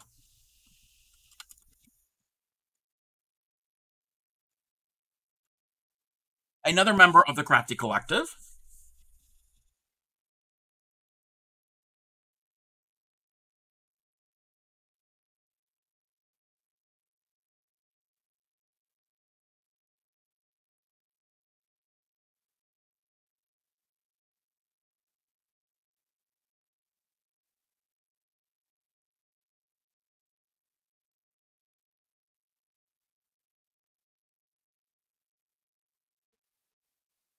That would be fun. I think If you're not following and familiar with the Traveling Tatter, she shuttle tats. She makes lace.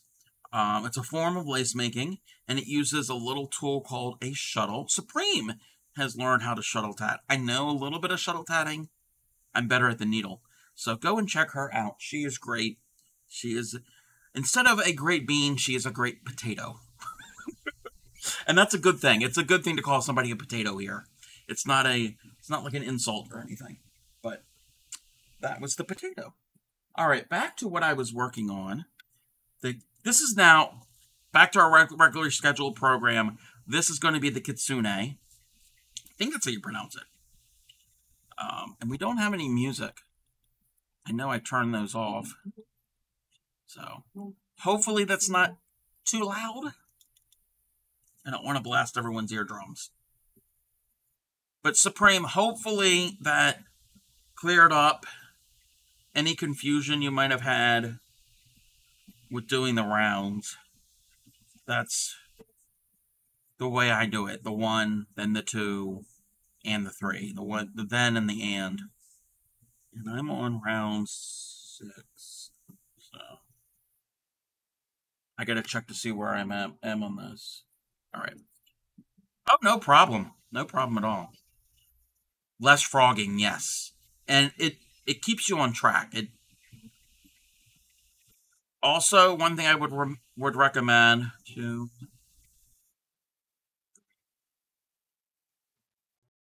Okay.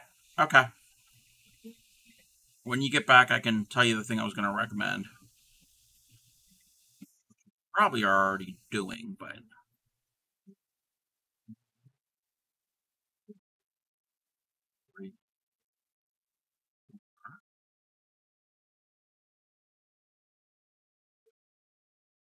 So, Sam, you said you're doing a mushroom. Is it crochet? I think you said something about it, a crocheted mushroom.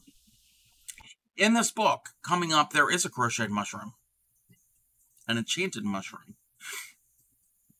That was 6. Now around 7.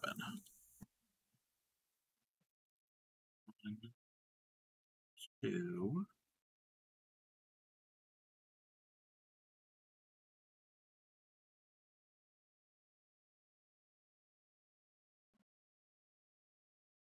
5.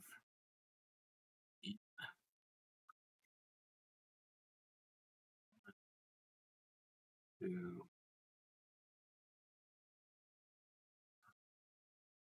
5. 6 and 7.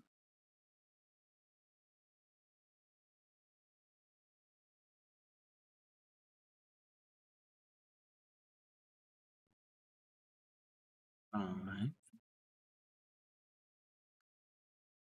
7.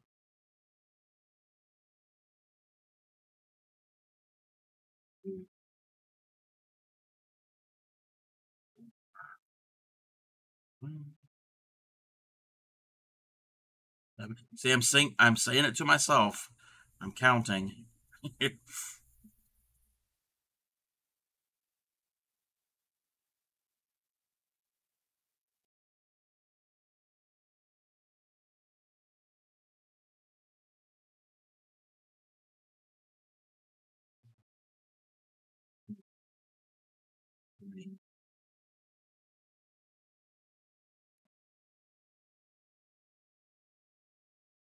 Fine. 7. Did you know this song that's playing here? We are listening to "Angel of the Morning" by Juice Newton. The guy who wrote this song, Chip Taylor, he also wrote "Wild Thing" by the Trogs from back in the 60s. Did you know that?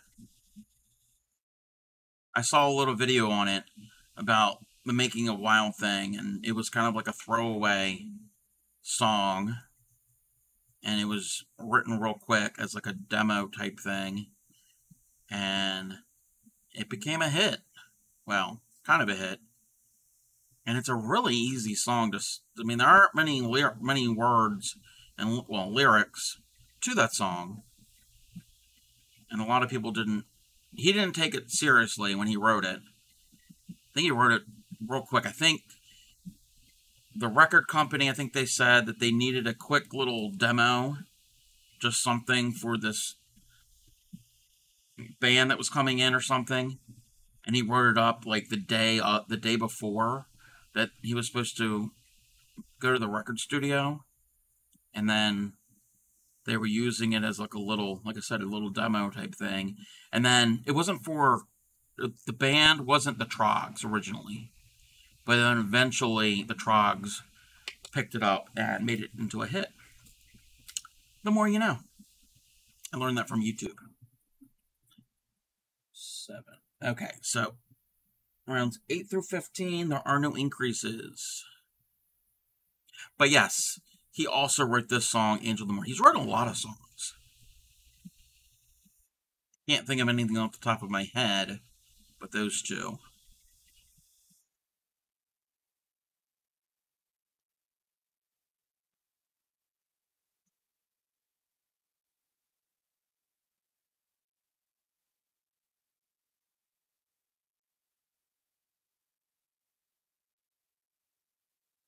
And I'm hoping I have enough of this yarn to do this whole Kitsune.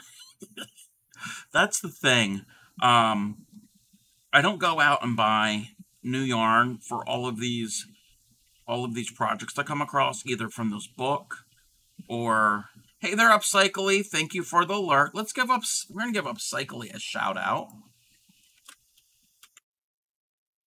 Upcycly likes to take trash and turns it into treasure.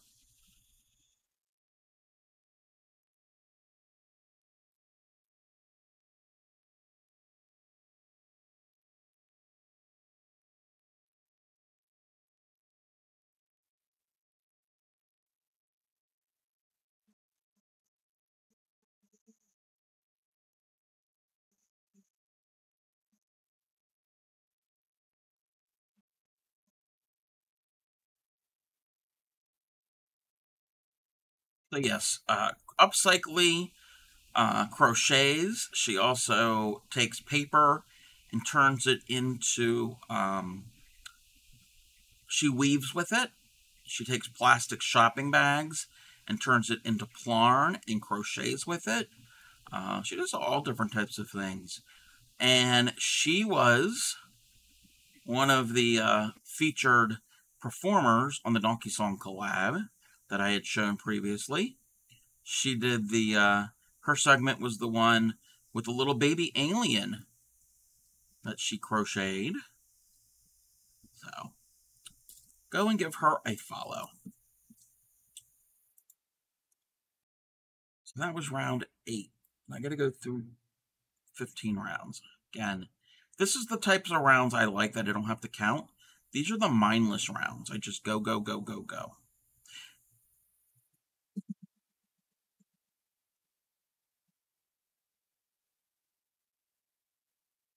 We're going to have an ad here in a minute, and when we are at ad, I need to take a bio break myself.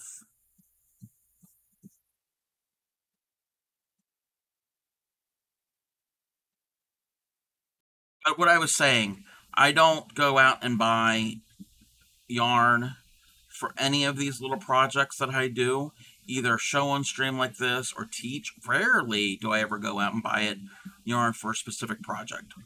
That's not how I do it. Normally, I just pull from my stash. Whatever I have laying around, I make it work.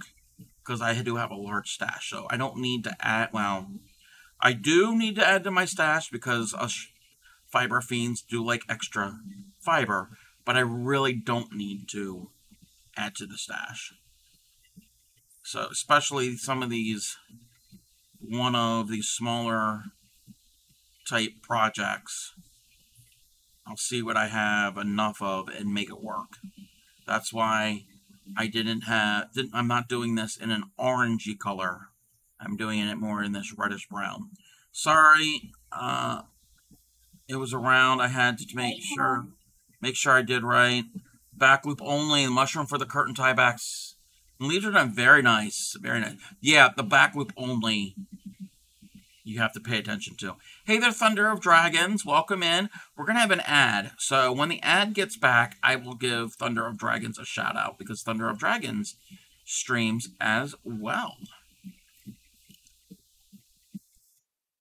And I'm going to take a bio break. So I'm not going to do a be right back screen. It's going to be real quick. So I will be right back.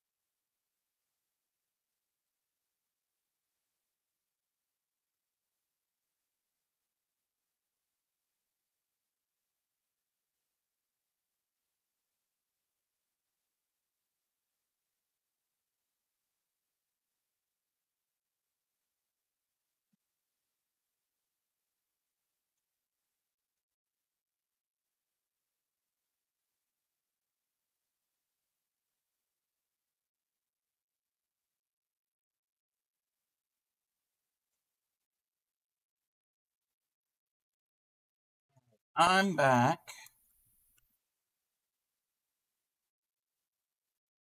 Let me get something to drink.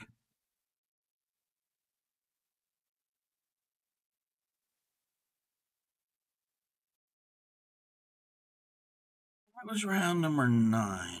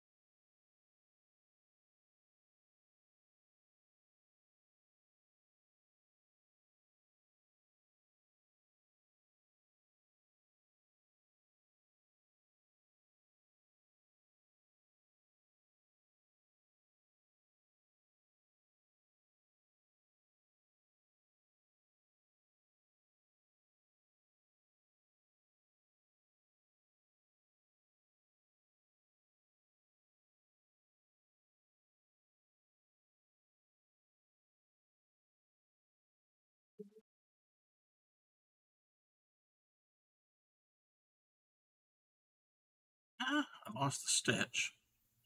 That's fine, I'm not counting, so it's not that big of a deal just to rip out one stitch.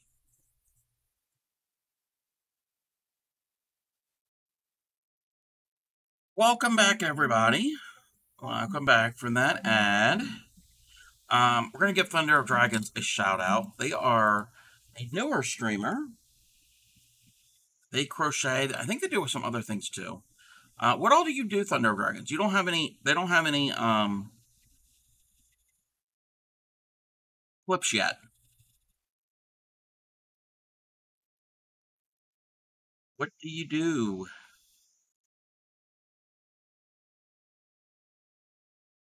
Bring the music back. It's going good. I am starting on the head and body, and what I was going to do, and I did this earlier, I'm probably still am going to do this. I'm going to make up a lot of the body parts ahead of time, especially the tails. I had to make 9 of these. So I don't know if people want to sit and watch me do the same thing 9 times. Off stream, I'll make a bunch. So I've got, I think there's one more round of that. Where did...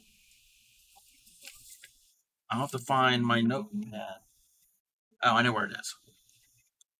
But it's going. So I made almost on one tail, and now I'm working on the head and the body. So we're barely a kitsune. Barely a kitsune. I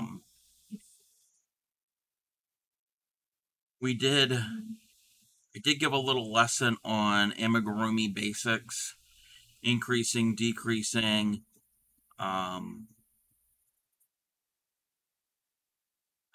invisible decrease,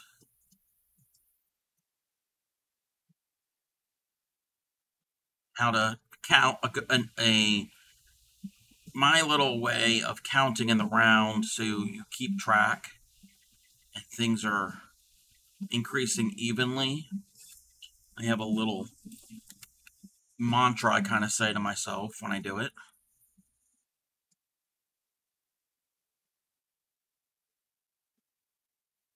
But again, one of your best friends with Amies is your good old stitch marker, or anything to march the stitch. Not just an actual commercially bought, purpose-built stitch marker. Anything you can use. So, a contrasting piece of yarn, a paper clip, a safety pin, a bobby pin, a little twisty bread tie, anything. Oh, teach the decrease? Okay. I just taught it. I could teach it again. Did you want me to teach it for you? I don't mind doing that. This yarn that I'm using, I think there's some wool content in it, because it definitely feels like it might have a little bit of wool in it. And this is more of like a DK weight, or maybe a sport weight. So it is a thinner yarn. Someone on my craft group this morning was making a cat cave, and the designer instructed decrease to get smaller rounds. Oh, no, no, no, no. I would not skip stitches.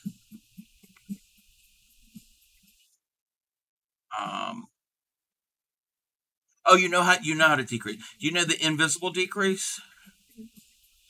Yeah, I would not. Yeah, I wouldn't skip stitches because you're gonna have holes in it. I mean, if that's the look, if that's the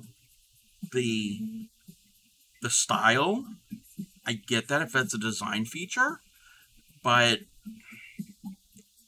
I wouldn't skip stitches.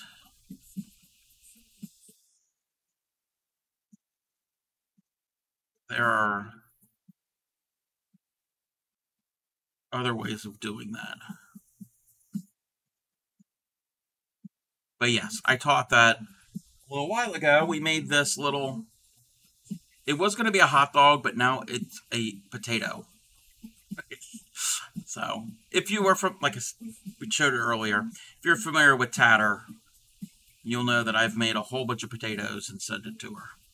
Welcome back, Supreme. Welcome back. Hopefully everything's okay. What I was going to suggest to you, and I don't know if you're probably doing it already, even if you're following a digital pattern or a pattern in a book. Hey there, Linda, how are you? And especially if you're following it in a book and you don't want to be marking your book and you want to do the pattern over and over again.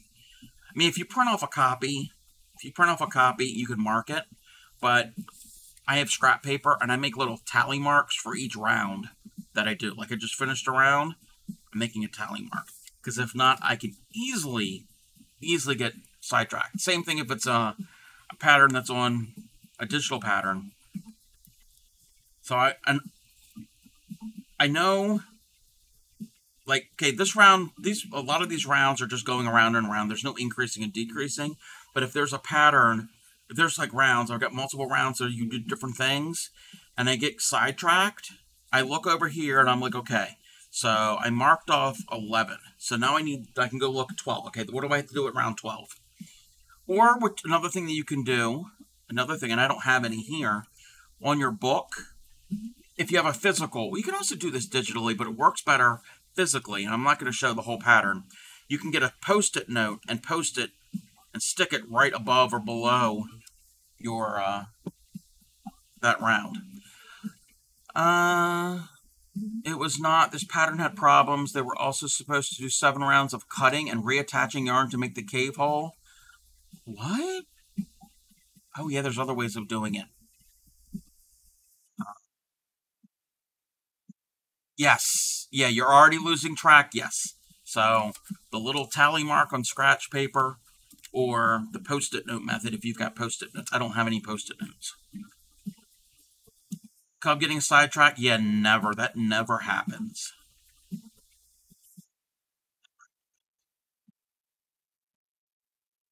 So, Supreme, how is Ship liking his new computer? Ship got a laptop today. It arrived while Supreme was on stream.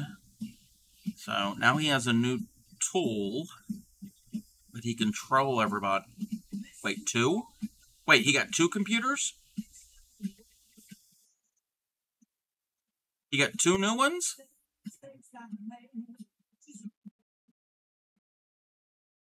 He loves it, yes. It's always fun getting a new, Sorry, I put my stitch mark number. So, no, you're fine. No, you put your stitch marker in. No, that's fine. Actually, if anybody wants to do that, I'm okay with it. It's just random numbers. If that's how if you want to, use my chat as a way to keep track. I mean, I don't know how effective it will be. If it keeps scrolling, you're going to lose it, but stitch marker number in the chat. Could be worse. The sidetracking could be caused by someone trying to convince you to take up chainmail. Oh, chainmail is cool looking. I don't know if I would ever want to make chainmail myself, but I can definitely appreciate that art form. Because I did that earlier, I stopped thinking I would remember, and then I did it. Remember, because I laugh when I type it. Hey. That's another thing. You can also do like put a notepad on your device and type in and mark on your notepad what round you're on. I'm better off with a pen and paper for that. Who would do a thing like that? What, was it Supreme? Was it Supreme that wanted you to take up chainmail?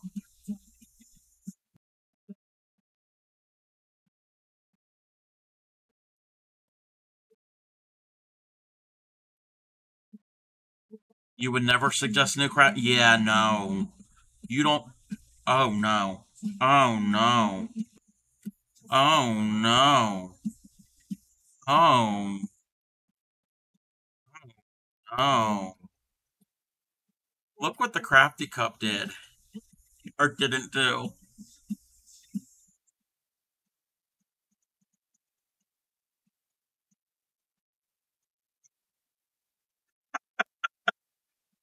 All right. Okay. So I got to go back to round 7. I just did. We're in the middle of 12. I got to.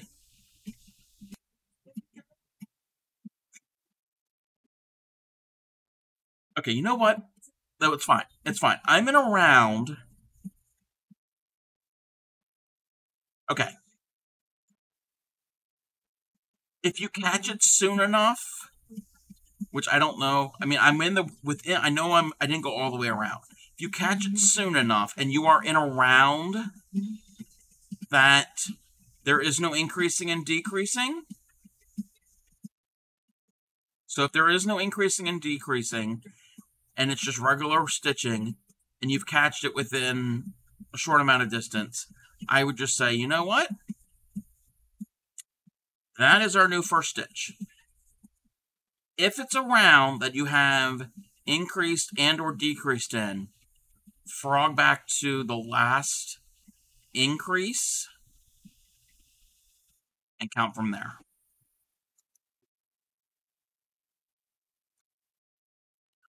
I mean, you could frog the whole thing all the way back, but I'm not going to, so I don't know how far we've gone.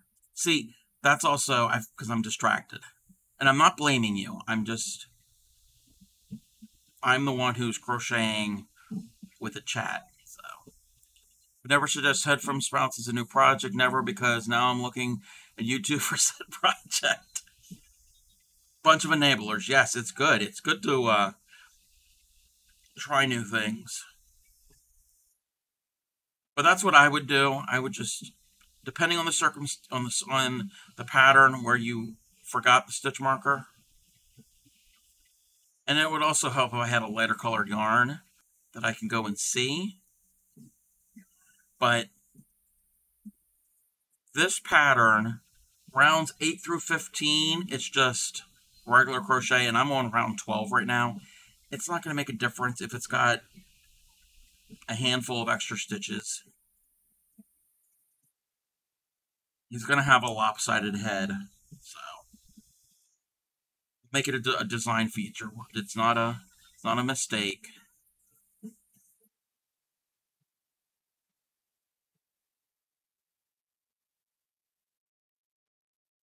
Oh, and that's what I want to remind everybody, and I didn't even say that yet, and I've been on for 2 hours. The month of June is Pride Month. I am fundraising for the Trevor Project. It's a nonprofit for suicide prevention for at-risk LGBTQ plus youth.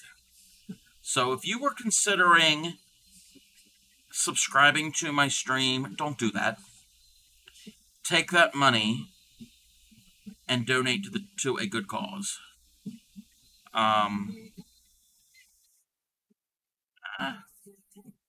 I am part of the LGBTQ community.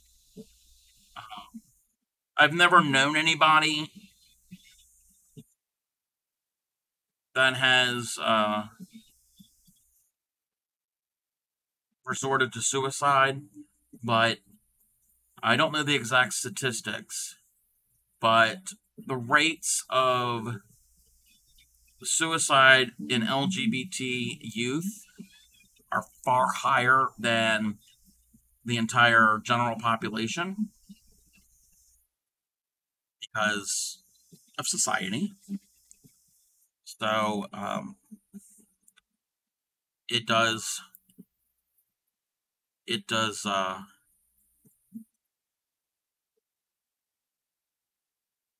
a topic that's close. That's close to my community. So if, like I said, if you were thinking about subscribing, don't subscribe and put that money towards the Trevor Project.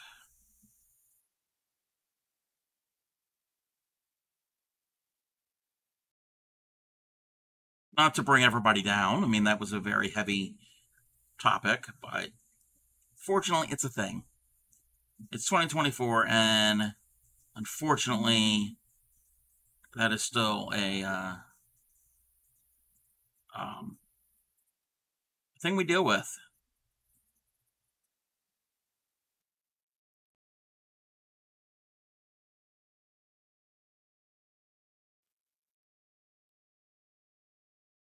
My yarn is splitting because this is not a very tightly wound yarn. This, and again, I think there's some wool content I think there's wool content in it because I can feel it. It's not scratchy. That's another misconception in the fiber arts, that people think all wool is scratchy. It's not.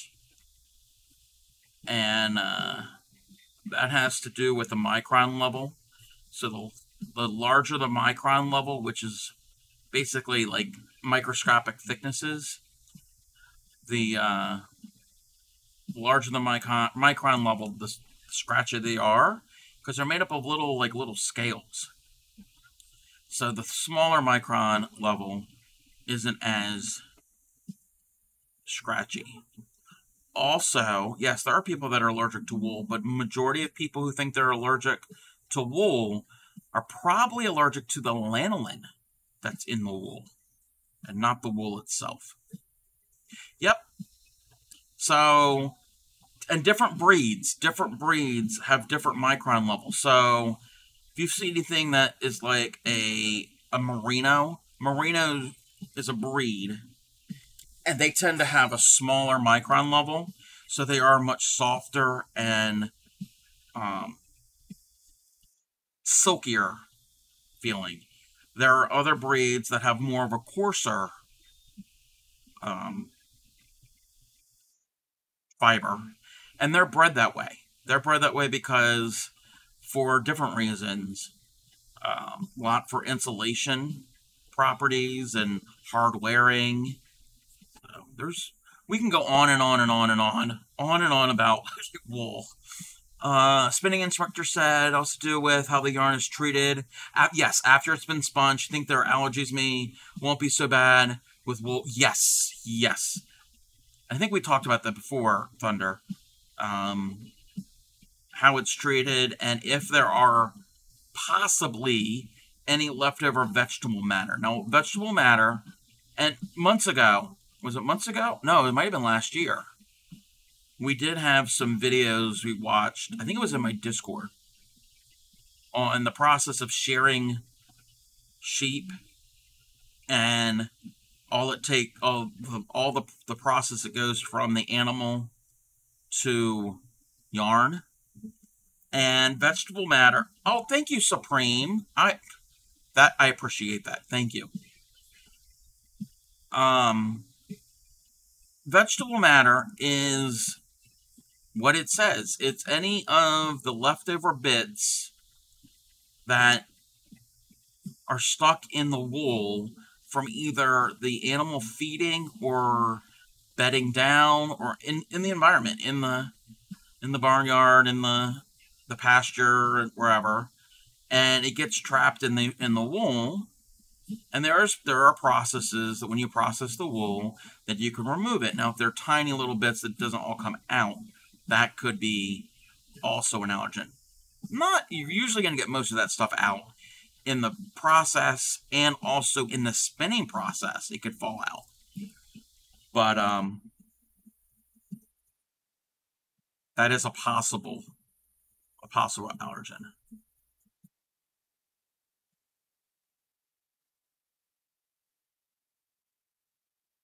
But if you think about when you were young and if you had to wear a wool sweater and it was all itchy, it was probably a yarn that had a larger micron level, or however it was treated when it was spun, or after it's been spun, before and after. Because I remember as a kid, actually, no, that might have even been an acrylic one. Yeah, I think the sweater I had it was acrylic. But that was because it was a coarse acrylic. Same type of thing. It was a coarser fiber than some of the acrylics we have now. Perfect example with that, and I keep splitting my stitch. Perfect example is, and this is for the North American, I can't speak with other parts of the world because I don't know the brands and the lines they have there, or I've never worked with them. But here in North America, we have Red Heart Super Saver. That's just one line of the Red Heart brand. Red Heart has a bunch of other lines of yarn, but that is like their most famous because it's everywhere and it's economical. That they've gotten better over the years, but it used to be really coarse and scratchy. But then there are other brands, namely, this is a Michaels brand, Loops and Thread Soft Classic, which is still acrylic. It's a lot softer. It's a lot softer, in my opinion, than a Red Heart Super Saver, and I think it's a little cheaper. Yes, they can be itchy. So, if anybody was really getting into yarn and all of that, and they weren't certain, if they're new to it, and they weren't certain, would suggest you go to either a big box store. Mainly, if you're new, go to a big box store because it's affordable, and go and touch the yarn. I'm going to show my age. Back in the day, there was a commercial, Charmin toilet paper, and they had a character named Mr. Whipple, and he was like a grocery store manager, clerk, or whatever, and he would always say, "Don't squeeze the Charmin. Don't squeeze the toilet paper." I encourage you to go in and squeeze the yarn.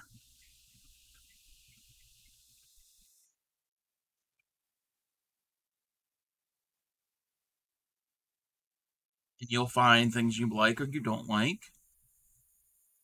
There are all different options that we have. Why is the music so quiet all of a sudden? Okay. Maybe it was that track. That was round 15. Now I can go. Oh, I have to get the safety eyes. I have to get safety eyes. Oh. Supreme, if you're still here, are you doing... You're making a duck. Are you going to be using safety eyes? You might not have safety eyes. You are using safety eyes? Or you are here? You don't have any? Okay, that's fine. You don't have to use safety eyes. When the time comes, and I don't know what your pattern says. I don't know if it says use safety eyes or other. There are other ways that you can use. There are other things you can use instead of safety eyes. And I recommend this to anybody who's making any toys for young children and you're afraid of the safety eye coming off. Usually they're not, but there's the possibility. You can embroider them. Like this one here, I just made a circle. A black circle. So I did a magic ring, 6 stitches into that ring, slip stitch to join it, finish off the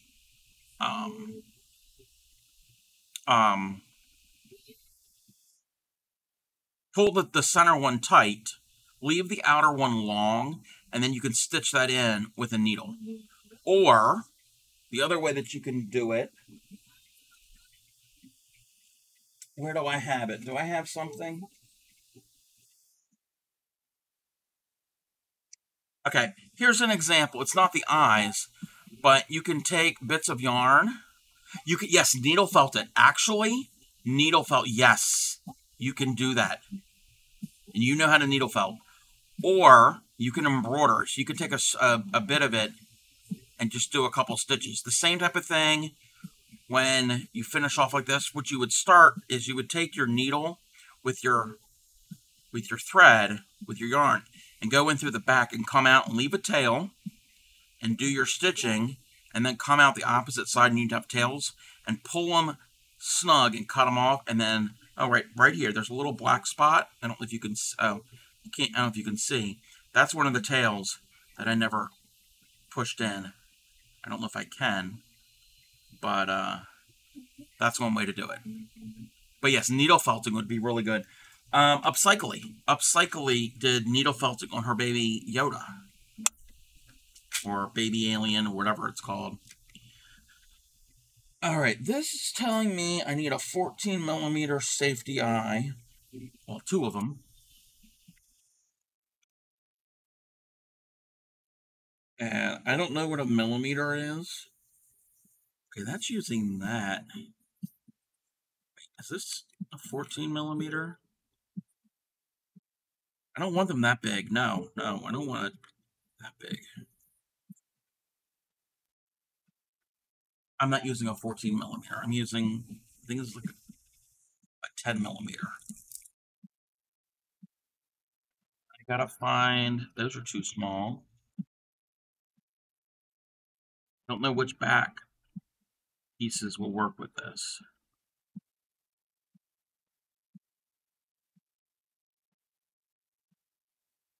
Yeah, that'll work. The medium one.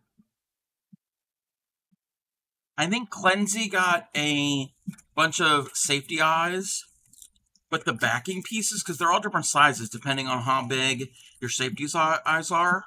These came, I got these from Grammy, Grammy ETC. They came separated. There's 3 different sizes. His didn't. All of them were in one big bag, and I'm like, that is just rude. Okay.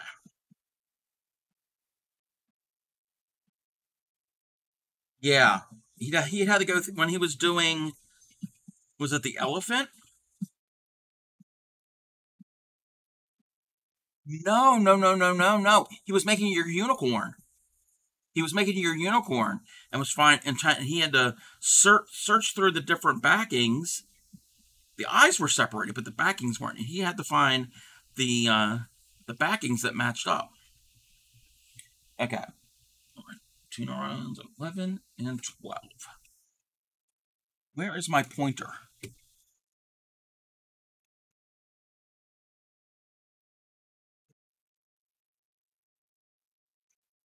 One moment, everybody.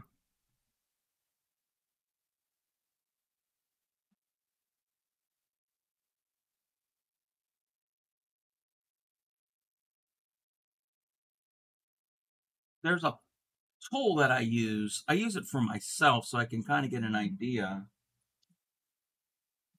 where to put these. And I seem to have misplaced my little pointer.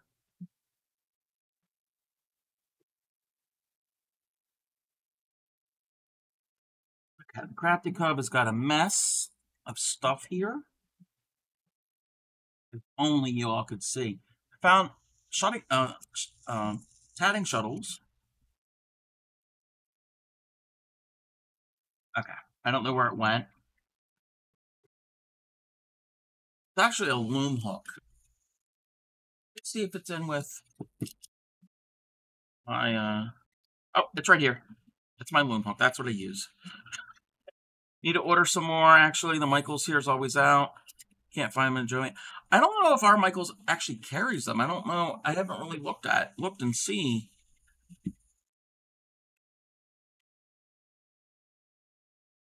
They have them. And here, our Joann's doesn't have a big selection of yarn. 11 and 12, 9 spaces apart. Okay. So 15, 13, 12, and that area there, 9 spaces apart. Hidden in the sewing quilting supplies. Oh. Oh, okay.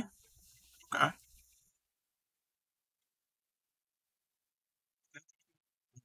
13, 12. Okay, that is going to be my midpoint, and they went at 9 apart. So 1, 2, 3, 4, 5. I use this little loom knitting tool to mark 1, 2, 3, 4, 2, right here.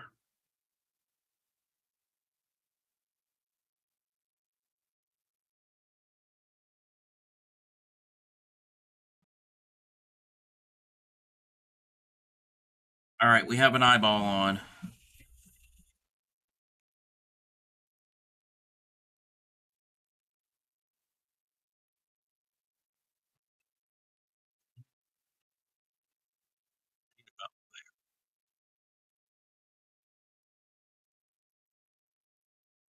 I might have to add some white when we're all done this. Add some white detailing around these eyes. Like I did. If you ever saw that dog amigurumi I did for the barnyard, I totally lost track. 1, 2, 3, 4, 5, 6, 7. For those barnyard animals, I did a really dark brown for the dog, and his eyes with the black. I don't have colored safety eyes. In order to see them, I put some white highlight around the eyes, and I can easily do that after this is done, because it's going to be kind of dark. So I think I'll probably do that. Add some little highlighting on it, and its snout will end up going here when we get to that point. We haven't even finished the head and the body. Haven't even got that part yet. So that's round 15. You don't even know where I messed up when the stitch marker came out. You're not going to know a difference. Hey there, Bird Girl. I want to make this guy. He's on his list. Yes, this is from, if you do exclamation point magical, it is from Drew Hill's book, Crochet Magical Creatures. You have the book? Yes, Drew is great. Drew is great. He's on Instagram and I think TikTok. He used to stream here on Twitch, but he stopped because of health reasons. But he's still on Instagram and I think TikTok. I'm worried about that my Paddington Bear and the brown I'm using isn't this dark.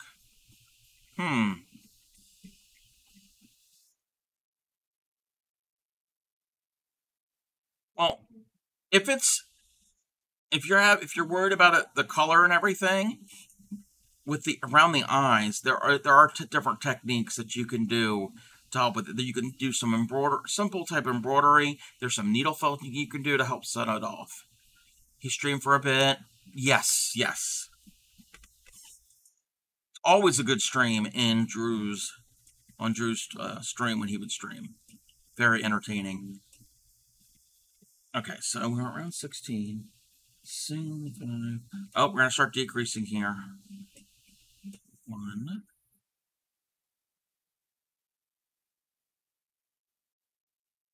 2, 3.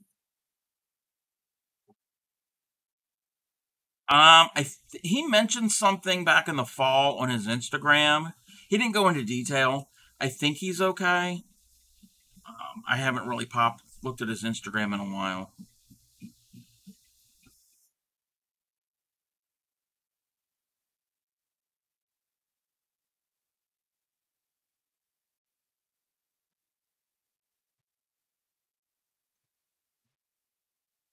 Hey there, Tiki Room Bunnies. How are you? Well, how's it been going?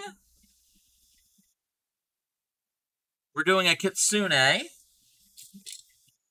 And let me give you a shout out. If you're not following Tiki Room Bunnies, it's a really cool stream. Occasionally I'll pop in there and just lurk. If you like really, really cute bunny rabbits,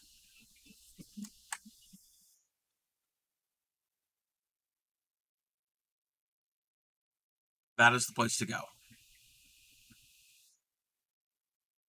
It's a live stream of cute, adorable bunny rabbits.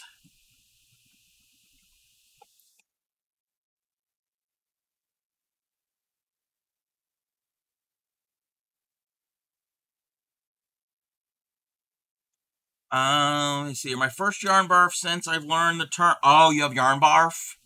Yarn barf isn't really that bad sometimes. Sometimes it can be. So you are now you're really an official crocheter supreme that you have yarn barf. Just got home from a cross-country trip. Buns are doing good. Very, very cool. Let me send that to the hubby. He's a major bunny weirdo. Yes. Definitely go and check them out. It's a really relaxing, cool stream. So, if you like bunny rabbits, it's the place to go. All right. Where am I?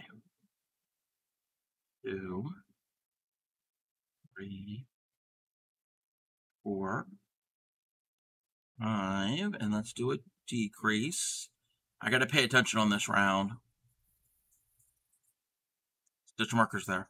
Took advantage of my trip to find 2 new bunnies for the Tiki Room. Oh! Very, very cool. I'll have to tune in and see them. Got a black otter buck and doe pair from another rabbitry in North Carolina.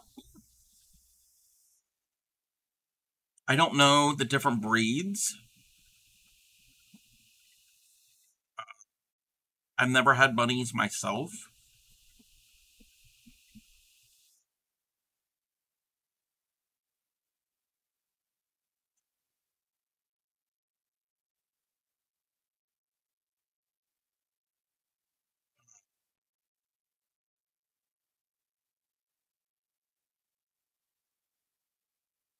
Black otter. Oh, black otter's a coat color. Okay. Gotcha. We were talking about wool and fibers earlier. You can spin and have yarn made with Angora rabbit fur. There's a YouTube channel that I've seen videos. Somebody's in a chair, they're spinning, and they're spinning directly from the rabbit. They're gently pulling it off the rabbit. They're not causing any harm. The rabbit's in their lap, and they're gently spinning directly from the rabbit. That one, you don't really have to process the rabbit fur as much as you have to with wool, with sheep's wool. Black bunny with brown, white chin, belly, and ooh, that's cute. It's very cute. Angora spinning, yes. And Angora rabbit fur. 2, 3, 4, 5. Hold on, I gotta count. And counting is very important in this. I don't want a totally lopsided head. Angora rabbits are super, super, super soft. Super soft.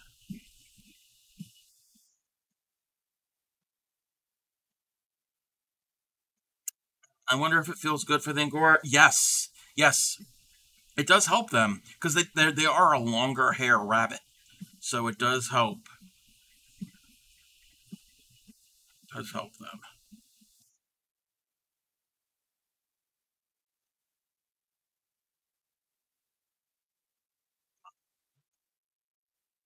Uh-oh. My stitch count's off. Let me count my stitches. Bunnies have tough time in the heat. Yes, yes. And a lot of animals that have it.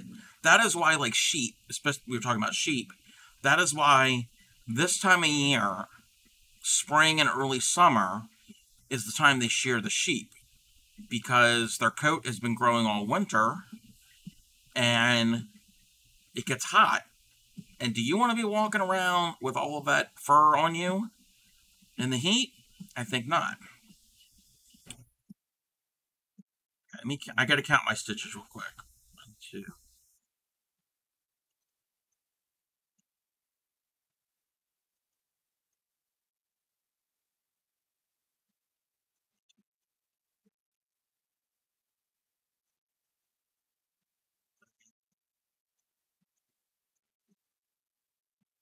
Oh, okay. I guess it counted wrong. Yes, unless you're in the southern hemisphere. Yes, obviously. If you're the southern hemisphere, everything's opposite.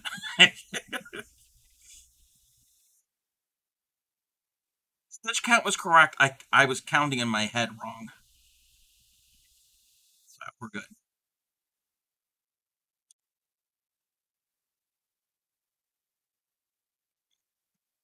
That is 16. Well, I can turn the page. It's only taken me 3 hours. And this piece has to go to 35. And we are now going to start round 17.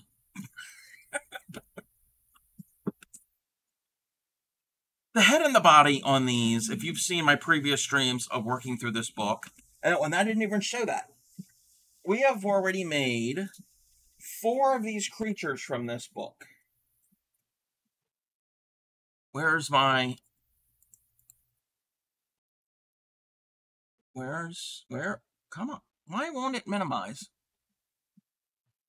So we did a dragon. So that's what we started. We're going through the book one creature at a time.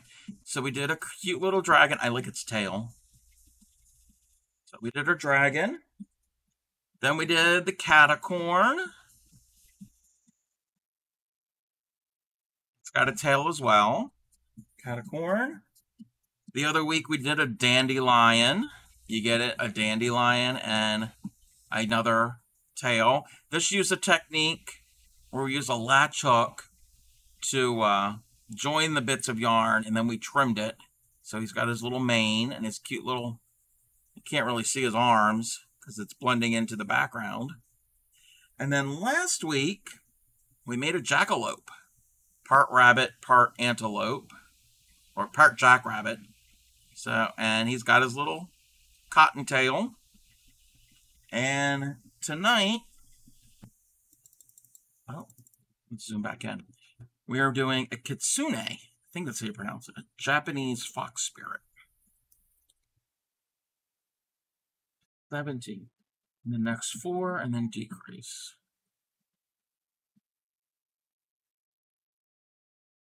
1, 2.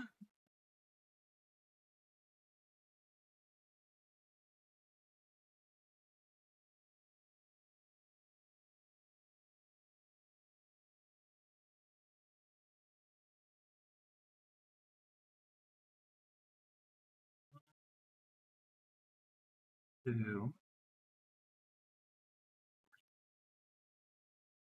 4. But yeah. Oh, that's what I was going to say. If anybody wanted to really get into amigurumis, especially ones that have body parts that you have to sew on, I recommend this book. Drew's patterns are written in a way that it makes sense. They're clear, easy to understand, and I could say a beginner could use this book. There are some things that are slightly advanced, but for the most part, it is beginner friendly.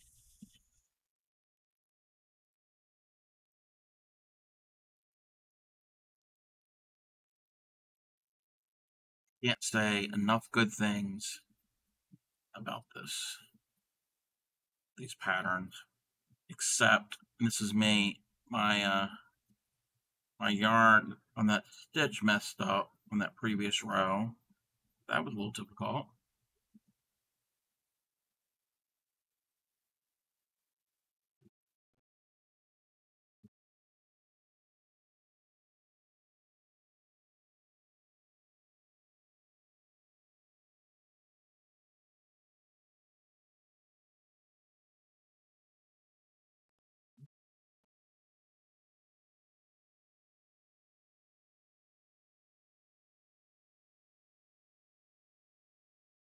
Okay, this is telling me to stuff the head now. I'm not going to stuff the head now. I stuff it when it's almost completely done. It's a head and body combo. It's easier for me that way. Whatever works for you. 18.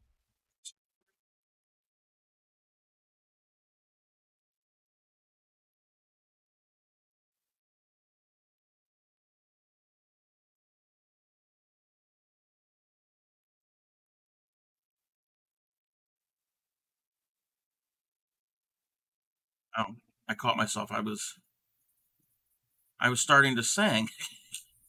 And if you were here, when was it?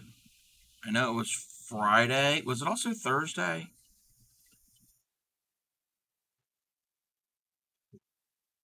And yesterday. If you happened to be in here and I was playing Minecraft and you heard me singing, I apologize, everybody.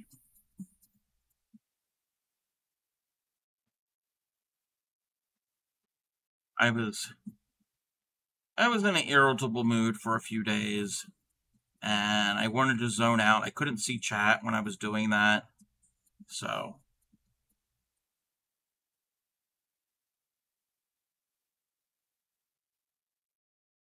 I apologize because I sing horribly. I can't carry a note.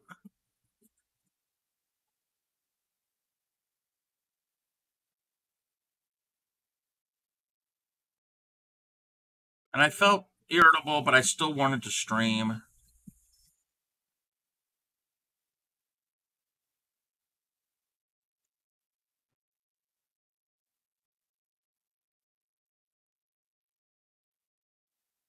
Sing the donkey song just fine. Wow. Huh. Yadarika. You might need to get your hearing checked. Don't apologize. I just didn't know if you were aware. Yeah, I know I was aware. I was just in that mood. Hope it didn't scare anybody off. But no, I don't sing the donkey song that well. So that is 20, around 28. No, not 28, 18. I wish it was 28. 19 in the next two. And then decrease. Okay.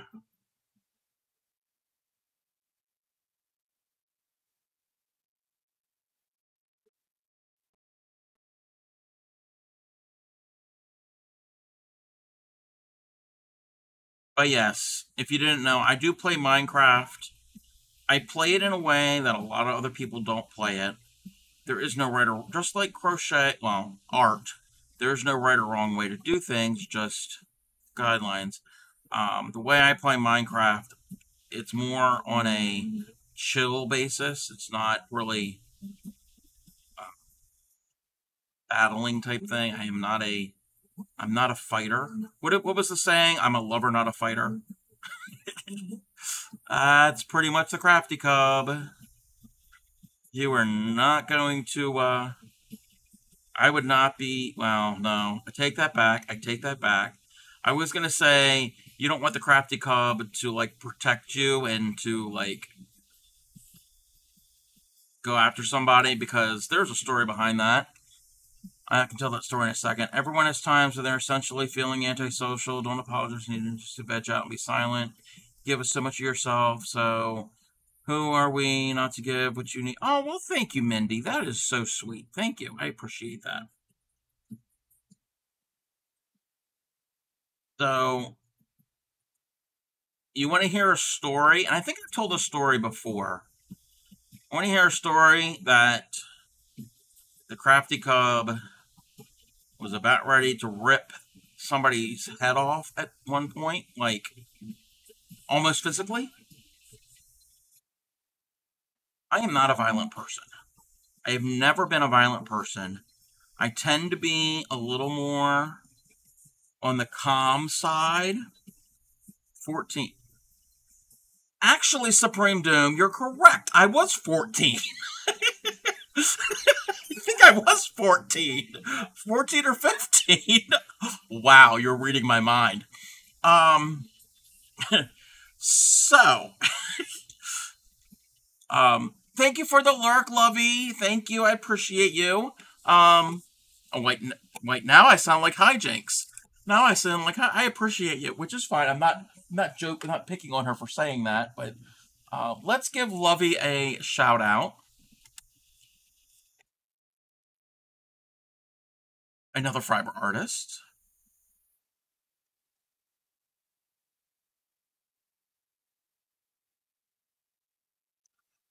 Lovey was looks like they were, is that tatting? Wait, is that tatting or is that, yes. Yes. Lovey was practicing tatting.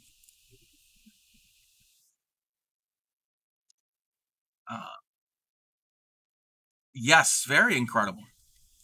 It's around 12 to 15 when I had moments like those, only I didn't stop at waiting. Oh, okay. Don't mess with Yadarika. 17. Are you just random numbers? Okay. Supreme is drawing lottery numbers.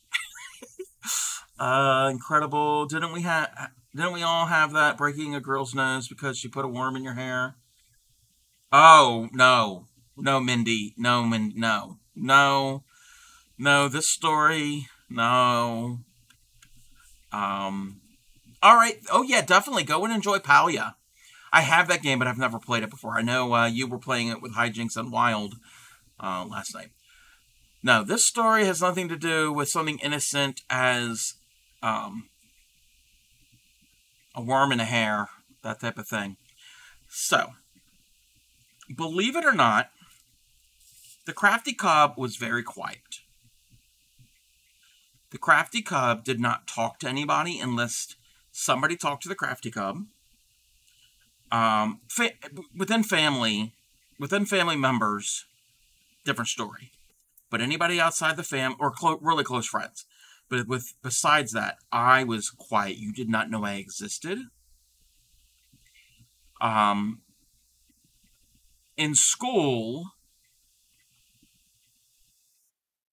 when I was in elementary school, and it was a subject that I was really interested in, yes, I would raise my hand and interact. But for the most part, I did not say a word to anybody.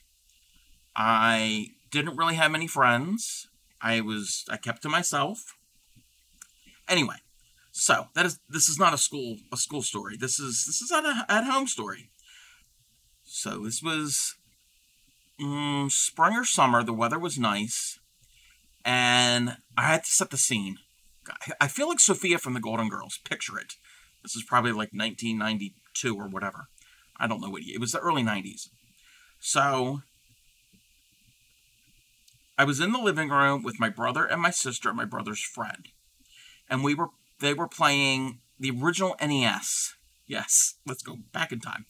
Now, the way our house was, our house sat on a corner. And it was at the corner of two dead-end streets. It was a residential development. So it wasn't in the city, it was suburbs. Anyway, the two streets were cul-de-sacs. And our house sat here. So we had a road here. There is a reason why I'm explaining this.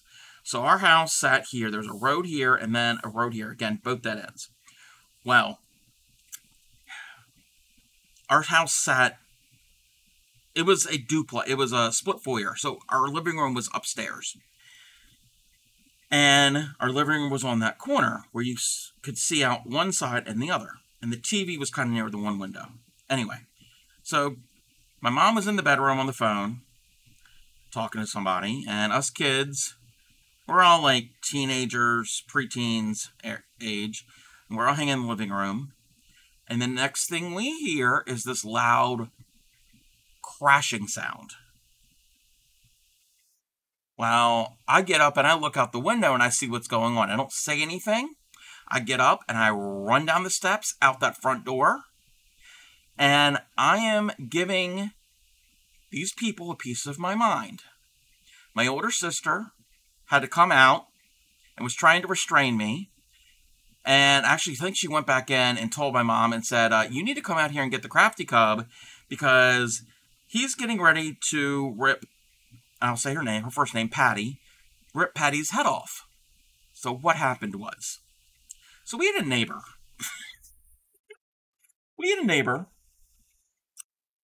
Who, we had two Patties. They were both pieces of work. We had a neighbor who, they had two daughters. And they were like, well, the oldest one was probably 11, 12 at the time. And these neighbors, the adults, had an issue with drinking and maybe drugs. And Patty had been drinking. They were out running errands or whatever they were doing. And they had a minivan. And Patty didn't want to drive. So she had her 11-year-old daughter drive the van home. And coming down the road, and again, this is in a residential neighborhood. So it's not like a major road. There are no markings. There are no like lines on the road. It's all residential. So it's a purpose-built community. So and they lived at the end of this dead-end street. So they had to come down and they had to make a left. And I'm going to shut off the ad while I'm telling the story.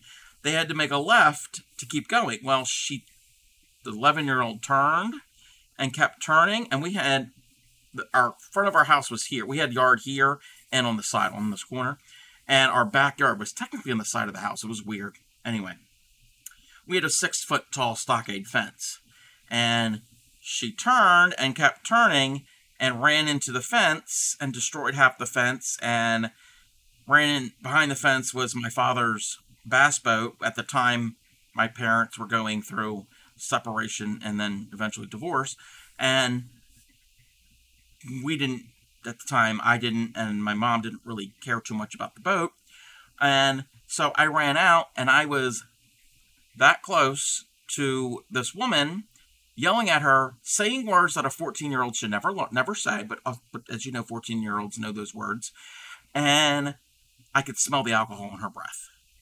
The next thing I know, my mom came out and was physically pulling me away from Patty and told me to go in the house. That's all I remember. So, yeah. Why don't we get on this topic? I don't remember, but the Crafty Cub almost tore off an adult's head when I was a teenager.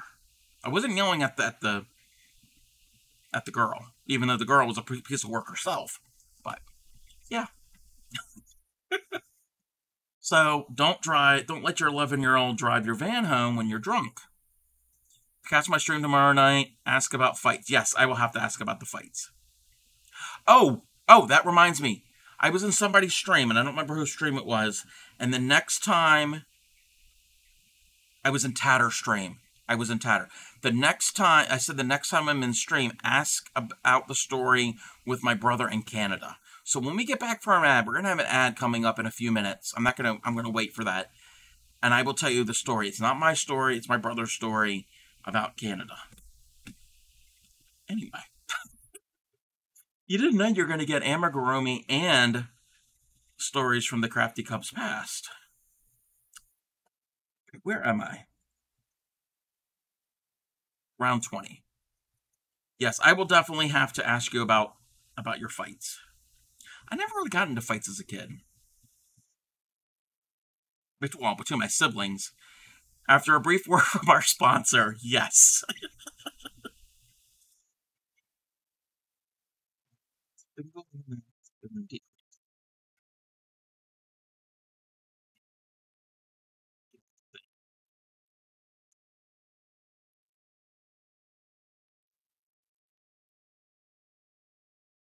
I can remember that day like it was yesterday.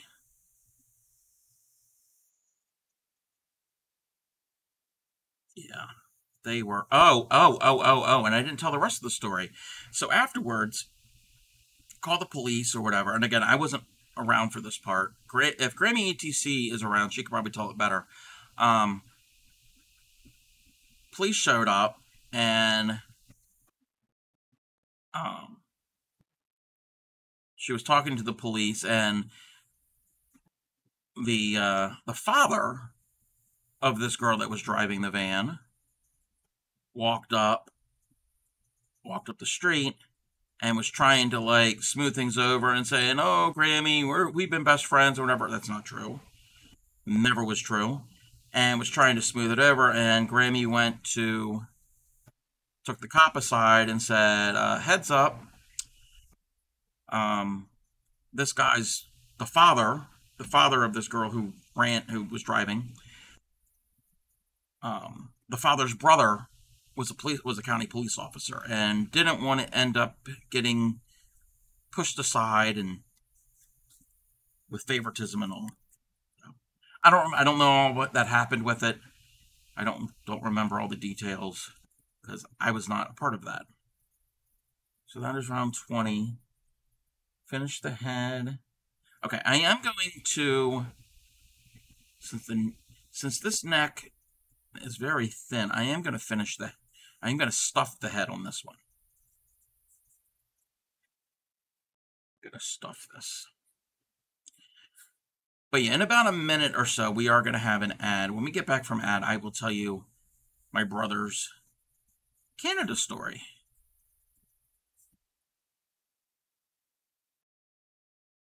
You don't want to miss that one.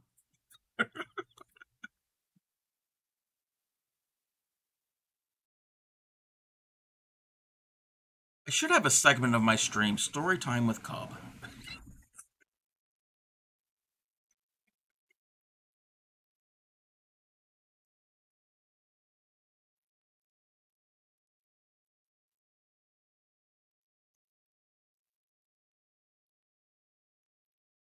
Story Time's all, yes, yes.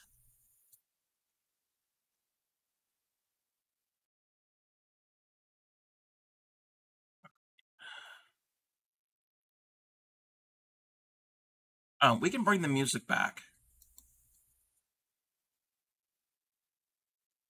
Don't feel like I have stories, and then you do. And yeah, oh, I'm like that too. I never think I have a story, and then, oh yeah, I remember this. I remember that. We all have stories.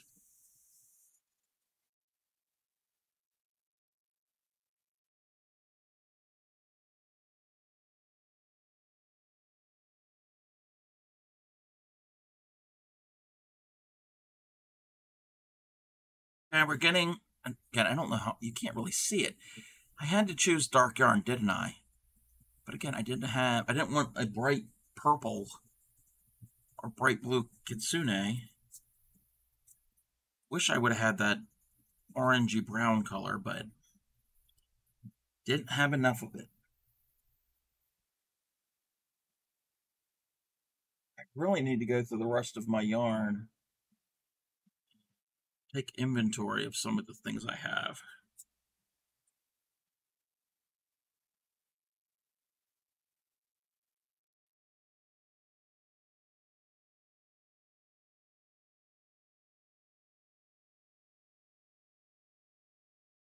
All right, while we're at ad, I am going to take a quick bio break. I'm not going to go and switch scenes or anything. And then when we get back, I can do rounds 21 through, what do we say, 35? We're almost, well, we're halfway done. More than halfway done. But yeah, I'll be right back, everyone.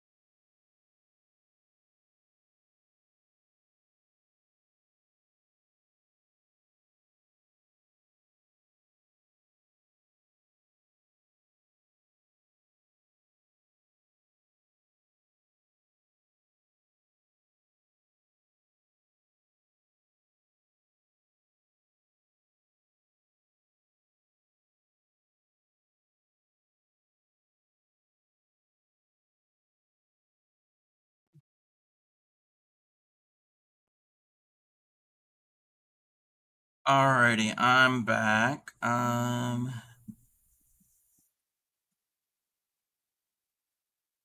are still going.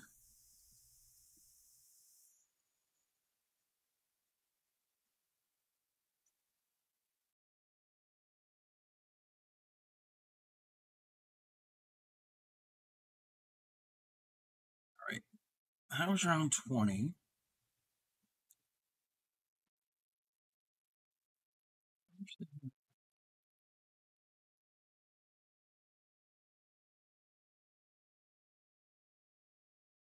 Okay, what do we need to do? Okay, that I can do.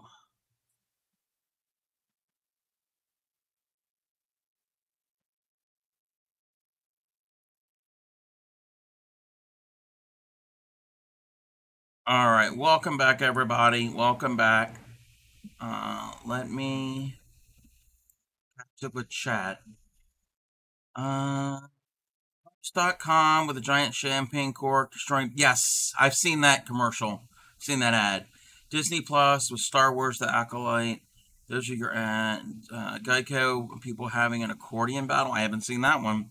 Bruno with a dog getting ready for a therapy appointment, but showing like a video game. I don't remember that one. Toyota Tacoma with driving everywhere. Predator games, and then Intel. 6 ads, and now you're back. Welcome back. Speaking of ads, a while ago, in multiple streams, and I've talked about this before, in multiple streams at different times, I would get ads for Depends undergarments, and then in the same ad break, an ad for Cologuard. Cologuard is a thing you can ask your doctor. It's basically a kit, a box, and it's to screen for colon cancer. So basically, this is 18 plus. You shit in a box, and you send it off, and they analyze it for markers for possible colon cancer. So I don't know why Twitch was so worried about my rear end. Hey there, Kaya Rose. How are you? Welcome in. But yeah, I haven't had those ads in a while. I think they've had enough of my rear end. Where was I? Oh, we were going to tell a story. We're going to tell the story. I'm poor. I can barely feed my family and my service dog, so no turbo. Been sitting for a lurk. Well, thank you. Thank you for the lurk. Welcome in. I am the Crafty Cub. We do fiber arts here, mostly crochet. I am trying to work and make a kitsune, a Japanese fox spirit. I don't have the right colored yarn for it, but I make do with what I have, and I think I have enough for all of this. So we were telling stories. I told a story about when I was going to rip a drunk woman's head off for letting her preteen daughter drive and running into our fence, and my brother's story with Canada. So this was probably 2004. It's 2004, 2005, somewhere around there. This was after 9/11, but before you had to have all of the documentation that you need now to go from the U.S. to Canada. Because back then, all you needed was your driver's license. You didn't need... I don't even know what you need now. So at the time, my brother was in his early 20s. He had a brand new 2004 Ford Mustang. And he was sitting around with one of his good friends, and they were looking at... my brother's a big car motorhead. Not really a motorhead, but he's into cars. He's not really like... he's not into like souped up cars, really. He's like fixing cars, that type of thing. That's what he does for a living. So they're sitting around looking at car magazines, and I don't know, one of them said, "Have you ever been to Detroit?" And the other one said, "No." Well, Detroit is the car capital of the United States. It's where a lot of American cars are headquartered, but the American car companies are headquartered. So, Motor City, yes. And we live in Maryland, so we live kind of near Washington, D.C., Baltimore area. So, they got up, got in the Mustang, and drove to Detroit, which is not around the corner. That's a good distance. I mean, I don't know how far away it is, but that's many states away. Like, yeah. So they get to Detroit, and no offense to anybody who lives in Detroit, this is what they said. They said at the time that there's really nothing there. They were not impressed. And they looked at the map, and they saw that Canada was really literally right across the border, and neither one of them had been to Canada. So they crossed the bridge into Canada. And so they're in like that southern part of Ontario where it kind of sticks down to the Great Lakes. And we're driving through, stopped and got something to eat, and then drove all the way to Niagara Falls area. And we're coming back into the U.S. So getting into Canada was fine. Getting back into the U.S., they were asking them this whole long list of questions. How long were you here? We were only here for a short amount of time, however many hours. Why were you here? Because they got 2 young kids, in a brand new Ford Mustang and you're only in Canada for only a few hours, that looks a little suspicious. Like you're coming in from one entry point and going through the other. And so they were asking all these questions. They were thinking that it might have been smuggling or something. It wasn't. So they detained him for however long. Finally, they let them go. And my brother says he was never so happy to see the United States flag that he was finally in the United States. Again, nothing wrong with Canada. Going into Canada was fine. It was coming back. Because what could happen, if they suspect any foul hanky-panky or whatever, they could tear apart your whole car and then afterwards leave it there and you'd have to figure out how to put it back together or get your stuff back together. So, yes, he could have had his car torn apart. Yep. Didn't happen, but yeah. But yeah, they were in Detroit and they basically went to Canada for dinner. I don't know what they had. I don't know if they had anything that was specifically Canadian. My dad had his classic 73 car pulled apart. Oh no. Oh no, that sucks. Where am I? So 21. One in the next, and then increase. Okay.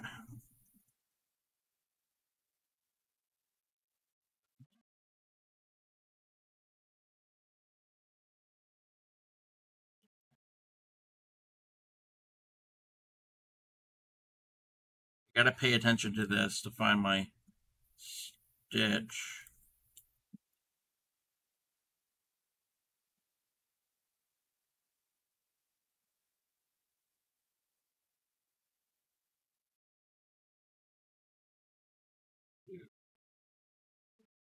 Same type of situation is only across the border for a short time. Yes.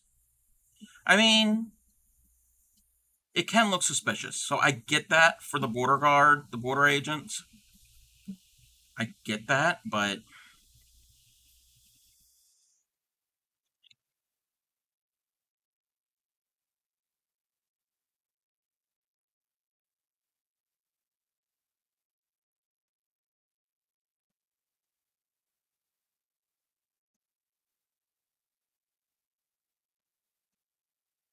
oh, and that's another thing. That's another thing. They looked at it and they saw that it was two young guys in a brand new that's what it was, brand new Mustang, and they were asking him like, "Whose car is this?" And he's like, "Mine." "How do you afford it?" "I work." And they were like, and my brother did work and save up a lot for that car, and they were also like, "Okay, this is from Maryland." This is from Maryland, not anywhere close to the border. Like, yes, they actually asked that. Yeah. But yeah, Maryland is not a state that borders Canada.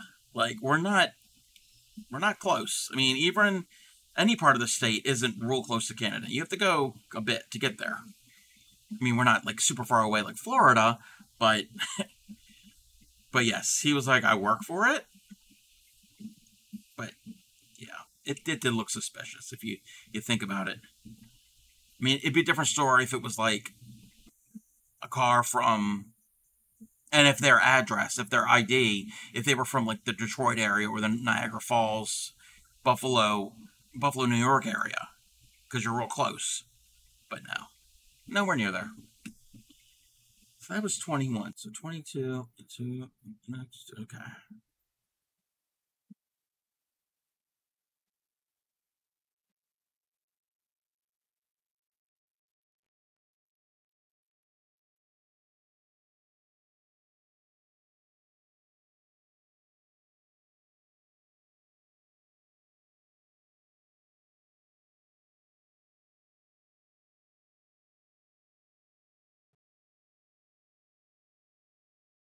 Oh, I'll have to check that in 1 second.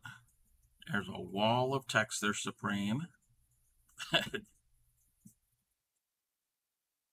Went to the States when I was in Sault Ste. Marie for a wedding. We didn't really have Taco Bell in Canada so much at that time. We crossed to get some Taco Bell on our way back in. They asked what we did. We said, went to Taco Bell.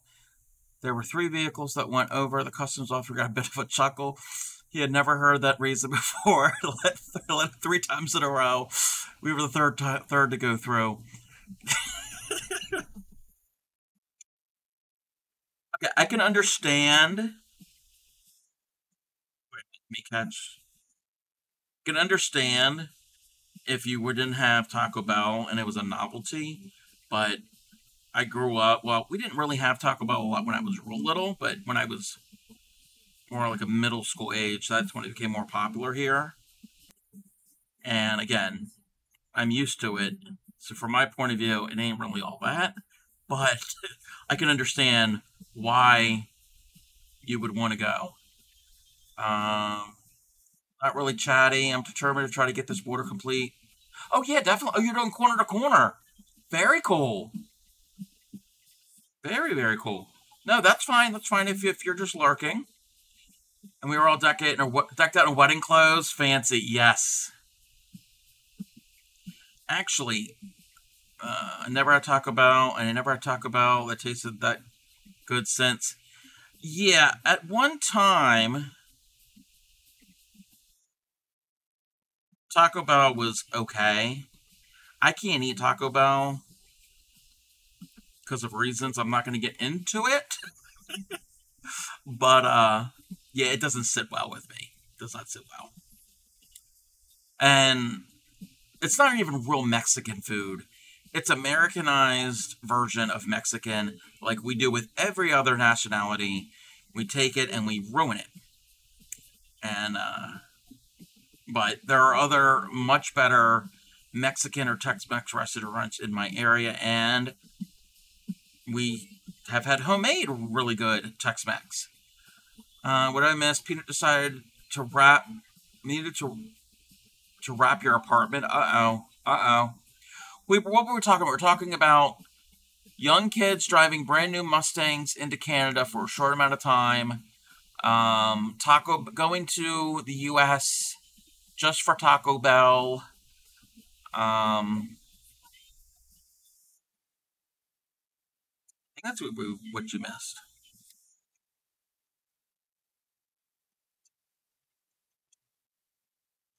$23. Oh, okay. So 23 through 27, I don't have to count. Those, but I gotta remember my stitch marker. Oh, speaking of stitch marker, so Supreme, if you have stitch markers, are they this type? Are they the type that look like safety pins that actually lock? That latches like a safety pin? Or are they this type that are just like a little curly Q? I would recommend that type because they lock and they're not going to slip out as easy. This type are good because you can put them in and out really easy, but they can work their way out.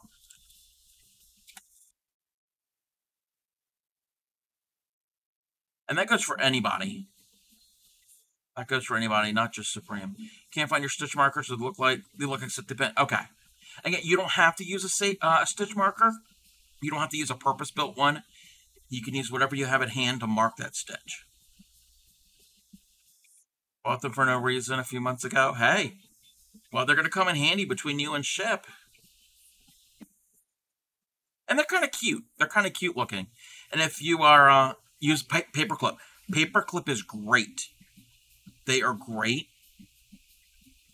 Many years ago, not that far back, they didn't have really like purpose-built stitch markers. You use whatever you had. You didn't actually go out and buy something like that. You made use of it. I have stitch markers that clip like yours. Oh yes, the light bulb shapes. Yes. But if you follow Bray Crochet, and I kind of agree with, I kind of like this too. She loves crochet and sewing and all those types of notions. I think she even likes stationary notions, I think, and like pens, and I think. But I know especially crochet and knitting type little accoutrement.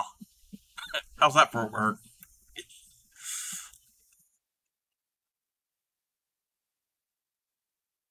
That was 23. We have to go to 27.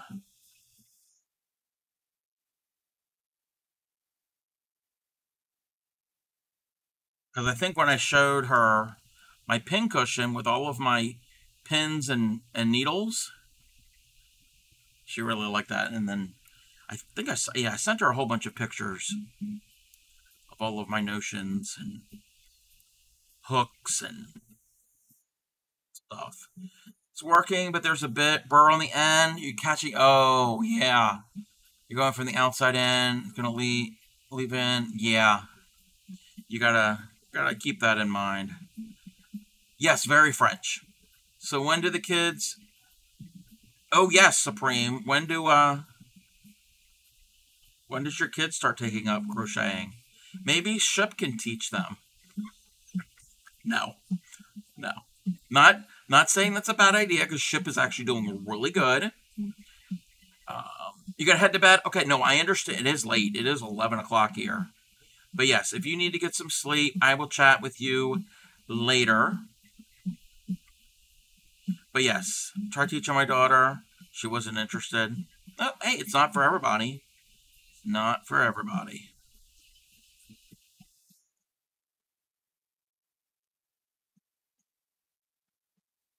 But yes, get some sleep, and I will chat with you later. Many hobbies of their own. Yeah. Row 9. Supreme, you're using my chat as your remind you later? Actually, okay, you know what, Supreme? I will. I can do that. Okay, look, I'm writing here. Excuse my handwriting. Supreme. Row 9. I wrote a note. Can you pin it and don't stray? Actually, I can pin it and it'll stay up there until I take it down. Like the one that's there. Actually, you know what? Let's do that. It's pinned. It's pinned until till I manually take it down. So I don't even have to remind you. All you have to do is remember to come to my stream, and even if I'm not online, you can see it. Row 9. Yes. Hey there, Moth. How are you? What's going on? We're giving the Kitsune a neck. It's just taking us forever.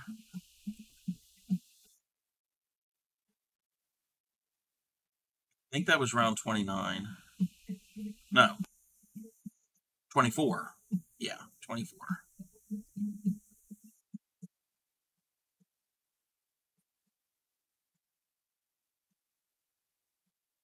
But yes, get some sleep.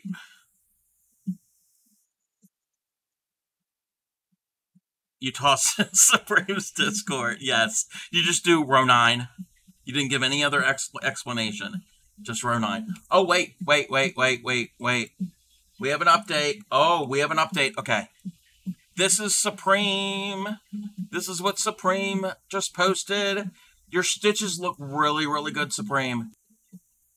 You're doing it. You are doing the amigurumi thing. Yay!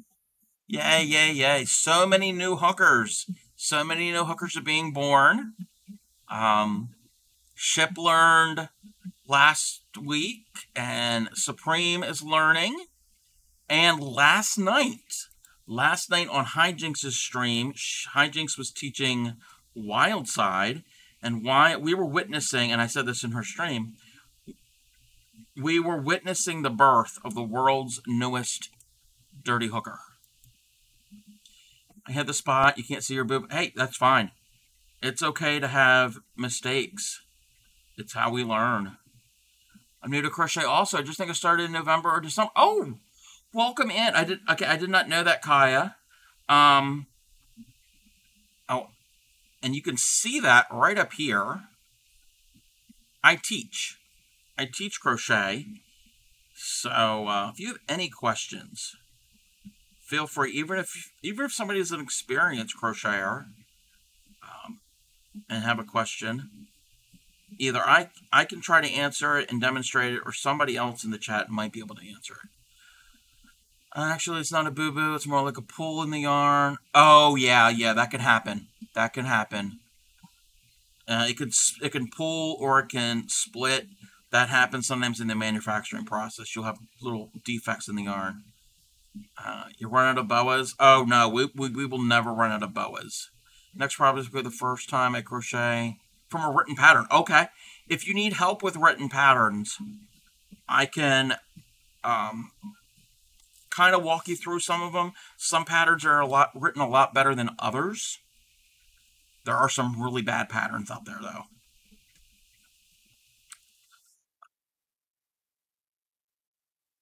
You know what I could do? Jody Long. I'm not familiar with Jody Long.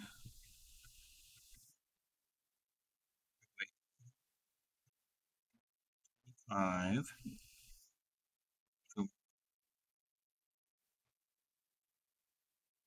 We are on round 26 right now.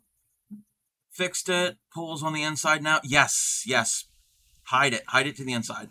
All right. Good night. Good night. I've heard from the person that test stitched it. It's pretty easy. Okay, that's good. That's good if it's an easier pattern. Oh, you're welcome, Supreme. You're welcome. And everybody, if you're not following Supreme, go over and give her a follow. She is a card maker. She is also obviously learning and getting better at crochet. She shuttle tats. She's done needle felting.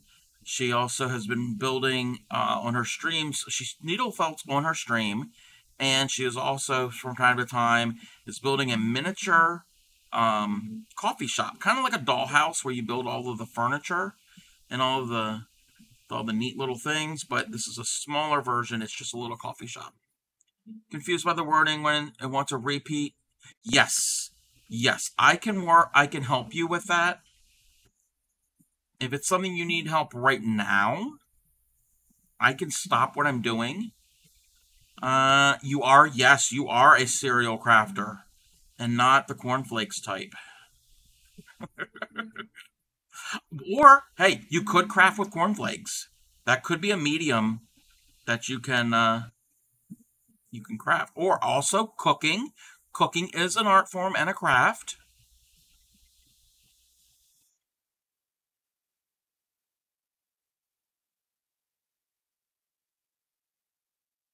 But if anybody needs help with a pattern, and if it's a free pattern, you can send it to me.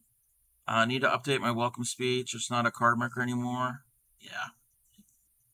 Or if it's a paid pattern, you can send me a little snippet of it. Don't send me the whole thing, obviously. Not starting it tonight. It's too late to start. Also have imposed a rule on myself. I can't start the next project until I finish your blanket. Okay. Nope, that's fine. There's nothing wrong with that. Okay, you paid for it? Yeah. Again, a small excerpt of it, like one or two lines would be okay, because you're not really gonna get the entire thing just from that. But or I can even make a little mock-up pattern of my own. Maybe I should do that sometime to even have on hand to help people read patterns.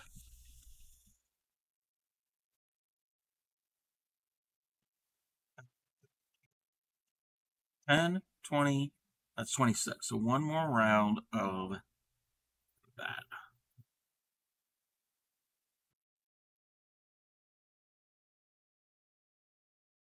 Like, what if I have trouble with it when it says it's okay? Yep, give me an example. I mean, I could even test it out. That's probably what, and I actually did this earlier in Break Crochet stream. Somebody had a question about a pattern, and I had actually stopped what I was doing. I wasn't on stream. I wasn't streaming with her. I was watching, and I stopped whatever I was doing and did a little mock-up and figured out what I would have done.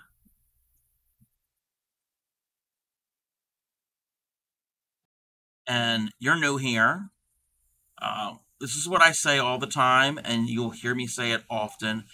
In art, not just crochet, but in art, there are no rules, there are just guidelines. So nothing is always set in stone, unless you're doing art chiseling into stone.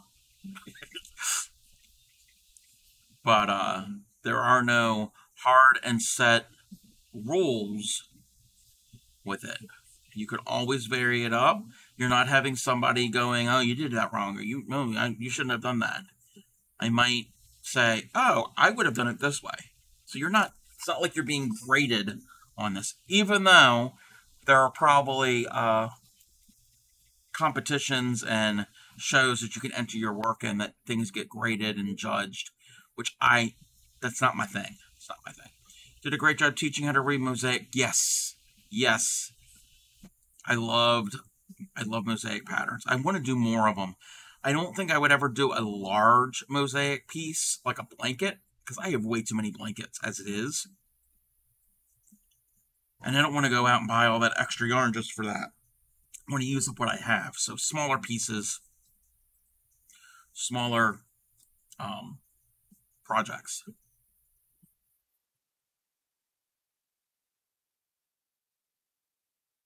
That was round 27. We have to go to, what did we say? 35? We're getting there.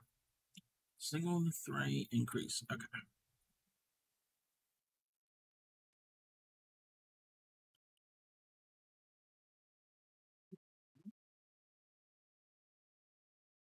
And I am not claiming that I am an expert. There are still things I don't really know how to do. Like I've never really done a yarn under. And I think if I do yarn unders, it might look better with the amigurumis. But for now, I'm just going to stick with the yarn over.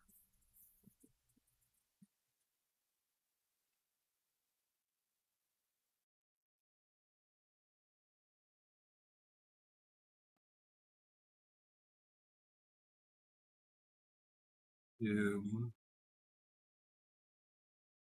three. Wait, I got to go back and count.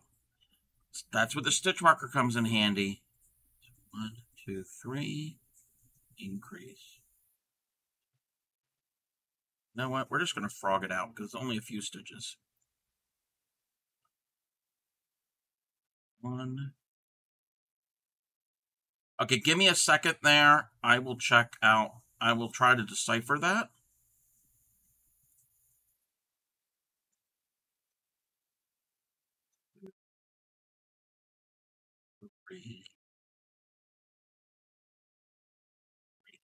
All right, that's what we're gonna do. I'm gonna try to work up what you just typed, and I'm gonna use orange yarn. Wait, the part's confusing me. Is the part says repeat from? Okay, yes. Okay. Okay,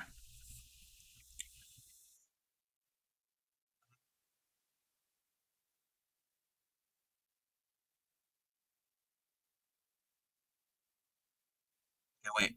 Slip stitch into the first chain space. Okay, I can't actually do this because I don't know what come before that, but that's fine. Okay, slip stitch in the first chain space. That makes sense. Chain 3 counts as a double crochet. Yes. A double, 2 chains, and 2 doubles in the same space. Okay, that makes sense. You're making a V-type stitch in that chain space. So essentially, your chain 3 and your first double are doubles. So there's 2 doubles, chain 2, and 2 more doubles. So you're making a V in the first chain space. Okay. After that, you're going to chain 3. So chain 3, skip a chain space.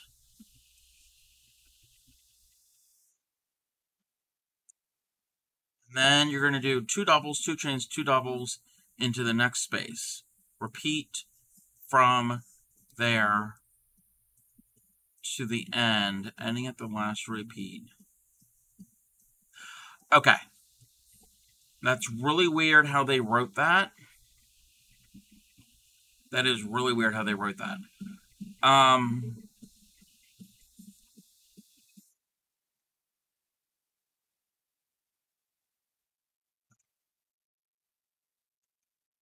So what I am gathering from this, your repeat will be the chain 3, skip a space,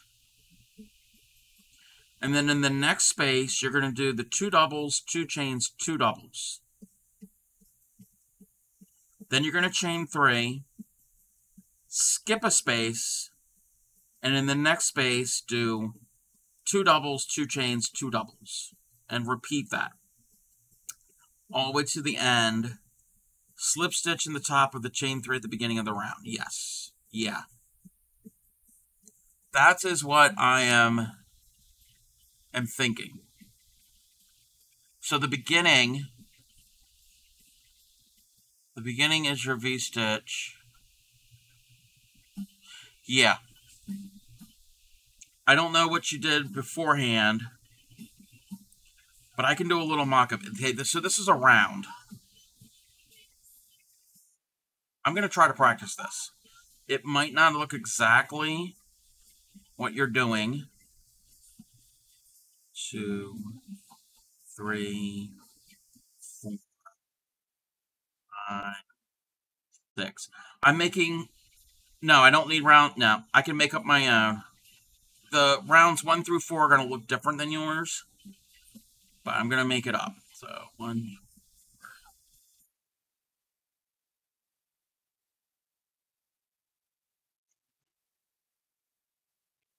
Let me make a couple rounds to get started. I'm going to change up to double crochet at one point.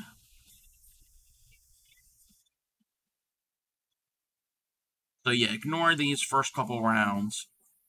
Hey there, Blue. Sorry you can't stay. Been up and down, trying to sleep the last 6 hours. Okay, thank you for the lurk. It's going to be a top. Okay. I'm assuming you're starting with this as like the back part, the back, because it's a round. 3 textures of what will be crocheted. Okay.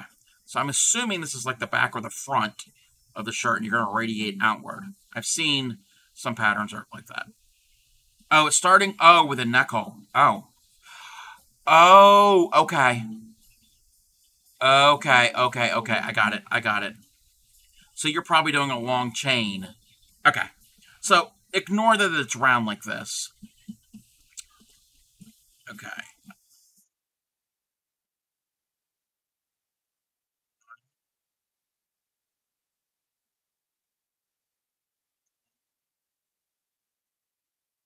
You do a long chain. Okay.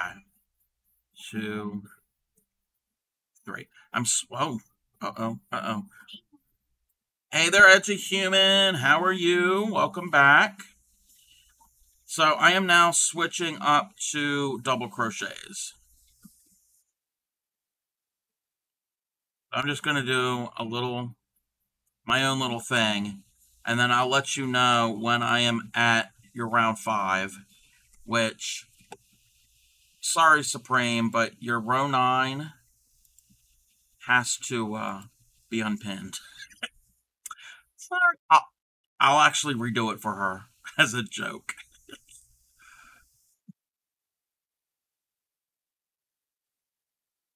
And as a human, I started to teach him how to crochet. At some point, we need to have another collab so we can do refresher and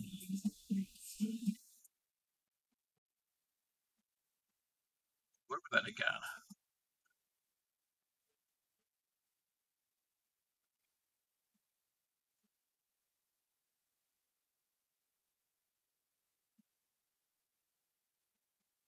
Okay, I'm going now. My repeat's gonna be my round is gonna be smaller than yours, obviously. I probably did that wrong, but anyway. You're in sleep mode. Like I said, the stitches aren't confusing when reading this. Trying to figure out what the pattern of stitches is. As mentioned, I have not done granny squares. Oh, okay. Yes. Yeah, we should do that, Edgy Human. Alright, so that is round 3. I need to make something with chain spaces. So what I'm going to do,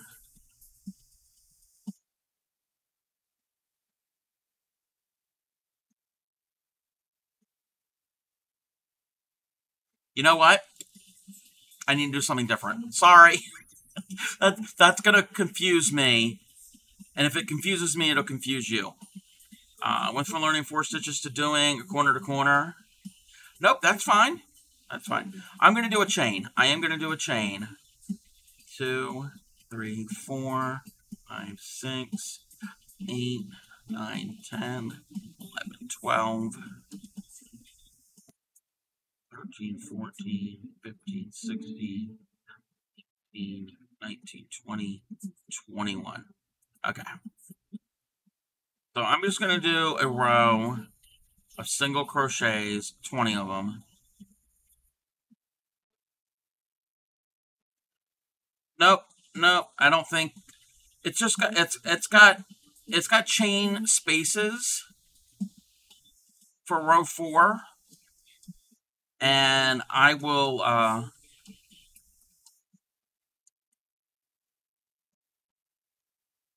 make something with chain spaces. I'm going to put it to you that way. It might not be the same number, but it's just it'll help demonstrate how to do round 5 and how to do the repeat.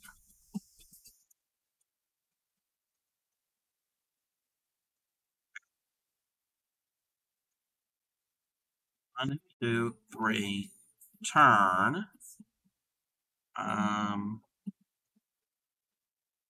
Okay, we're going to do it every 2. So that counts as a double. And that's a double. Has half the, yeah. So I'm going to chain 1. I'm going to skip 1. Actually, no. So I need to chain up 4 for my little mock-up. 1, 2, 3, 4. Yeah, that's how we're going to do it. That counts as a double and a chain. So skip 1. That's how we're going to do it. Chain 1, skip 1. I just need something that has chain spaces. Just something simple. And hopefully this is not confusing you. It's just a setup row for what I need to work into. So chain 1, skip 1. Yeah, that's how we're going to do it. Chain 1, skip 1. And then do a double.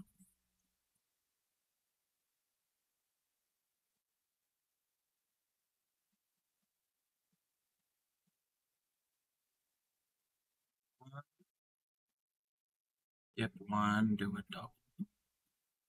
Like I said, just having trouble picking out where to start and the repeat. Yes.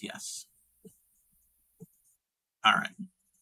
So imagine this is your whole, imagine that is your chain spaces. I know your stitches are going to be different for round 4. Now we're going to do round 5.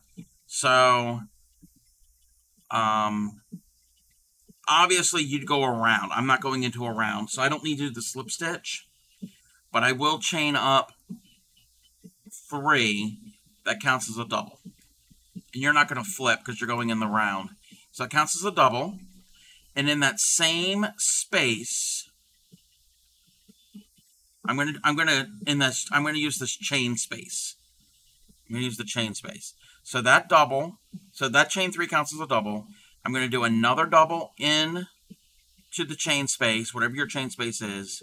Chain 2, and in the same space, do 2 doubles. So that is a variation on the V-stitch, and they're going into the space. All right. So now we're going to chain 3. 1, 2, 3.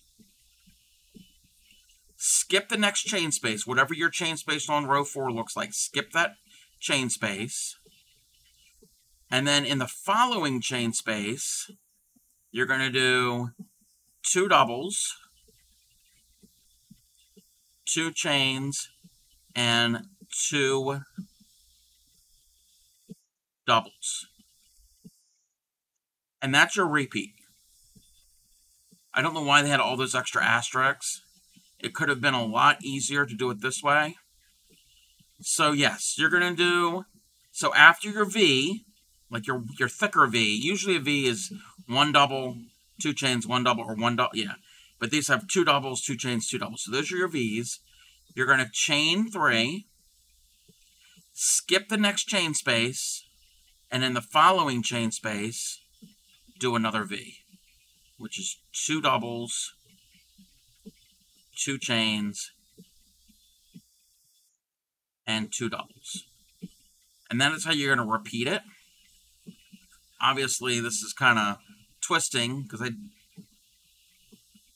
I mean, yours might also be like that if it's going to be like the neckline, close to the neckline. So yeah, after you do your V, you're going to chain up 3, skip the next space, because that's my space, and in the following space, do the V. Even though this part's going to look different, this row that I'm working now, that I'm currently on, from what I've gathered from that instructions, that is what it's just supposed to look like. And then when you get to the end, and obviously you're going into a round, when you get to the end, you're going to be back over here to your chain 3 you started with, and you're going to slip stitch into the top chain of your chain 3. Yours is actually going to be in a round, obviously. So that's all it is. It's just your V, chain 3, skip a space, and in the next space do another V. Hopefully that makes sense.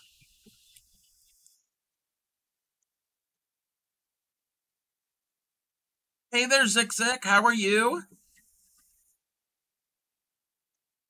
Yes, you definitely can do it. You can do it. And again, if you have any questions, oh, Kaya Rose, you are not part of my Discord. I can send you the link. I have to send it to you in a whisper message if you would like the link. I had to change it. Oh, I'm going to give you a follow on here. I had to change it for, I have to give it out because I had some issues a while back. So I sent it there. You can post your questions or whatever in the Discord. General is a good place for something like that. You can also post pictures of anything that you're working on, if you want to. And it doesn't have to be crochet. It could be any type of whatever you're working on. And it can even be pictures of your local area. So I encourage that type of thing as well. It doesn't have to be just art. There are other resources over there. I do have a pattern channel. I have a channel for Twitch streamers. I think there's also some YouTubers. If anybody can post stuff on there. All different fun things. But yeah, questions are always welcome over there. If I can't answer it, then a community member possibly can. Middle of breakfast but lurking. Very cool. Yeah, we had a share pictures blanket. Yeah, definitely. Or even progress pictures if you want. And we do all different types of crochet. We do, like I said, we're doing ammies. I wish you could see this better. We do blankets. We've done really thin. I can't reach it right now. The really thin crochet thread to make doilies. We've done a lot of those. Both modern and vintage patterns. We do other fiber arts too, but crochet is my go-to. Wait, 20. We're in 28. So what are we doing? 3 and then an increase. Okay. Remember what I'm doing. 3.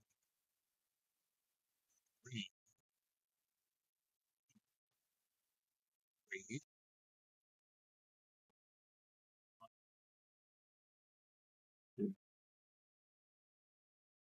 3. And 3, 1, 2, 3, 3,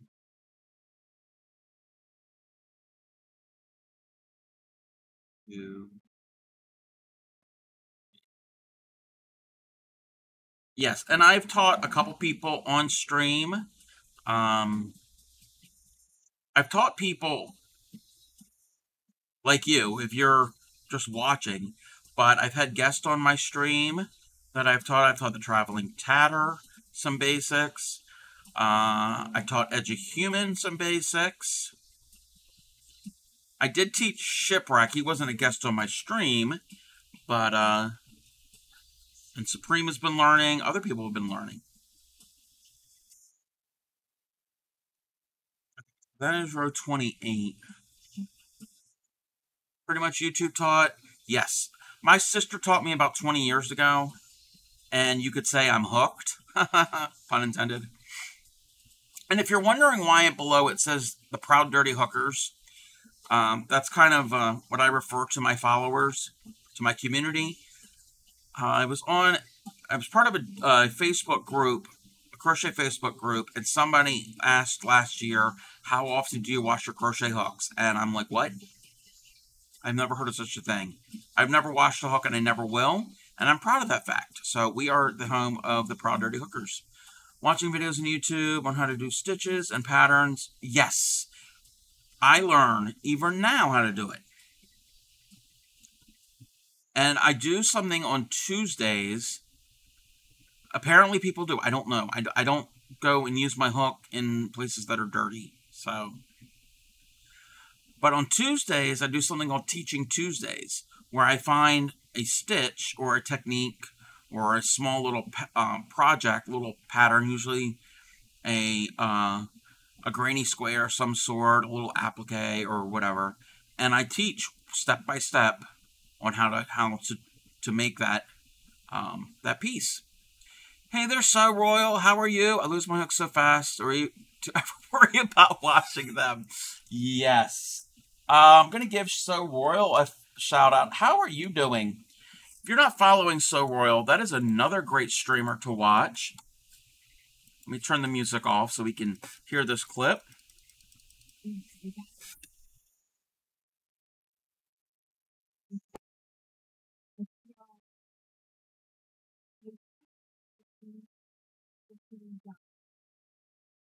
All the things that we wet that those the shaft of So Royal does a few things. She dyes yarn. She sews costumes. Were you spinning? Yeah, I think you also spin. I'm assuming because you were doing a wet finish of some yarn. I don't think I've ever caught any of your streams when you spin. But yes, go and check out So Royal. Started dabbling in spinning. Very cool. I need to break out my electric spinning wheel and give it a go. Okay, where am I? Oh, and So Royal also has what do you call it? A website. If you want to post a link to your website, feel free to. So Royal dyes some of the most gorgeous color yarns I have ever seen in my life. And I've seen a lot of yarn in my life. Whoa! I'm losing everything. I was lucky enough to win some of her yarn back in the fall. I don't know what I'm going to do with this yet. Let me zoom out.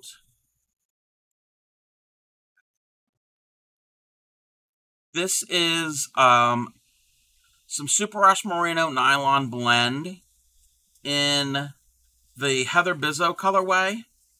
Yes, yes. Hijinks, you need this too. Yes, because Hijinks, this is your color. This is your color, that purple. It is so pretty. It is so soft. The color are amazing. So even if you're not doing anything right now, even if you're crocheting or whatever you're working on, go and take a look at her shop and just even window shop. But also while you're there, buy something. Buy something. Started spinning to dye fiber. Ooh, yes, very gorgeous. Yes, everybody needs this. Give me no, this is mine. Purple yarns. Yes, all of them are super pretty. That's the thing. I want to learn how to get better at knitting. So, to knit something with this. And speaking of tatting thread, so I actually won this. Heather Bizzo had a giveaway, and I ended up winning from it. But speaking of tatting, you don't have any tatting thread currently, but I do. I purchased some. She was part of the Traveling Tatters raid train back in April, and she dyed some thread. So I purchased some of this gorgeous spring colorway. The lighting is not doing it justice. There are flecks of greens and purples in here. And I have 2 little spools of it. And I need to find something to do with this. I don't know exactly what I'm going to do. I am going to tat with this. You'll be sending out tracking info when they ship.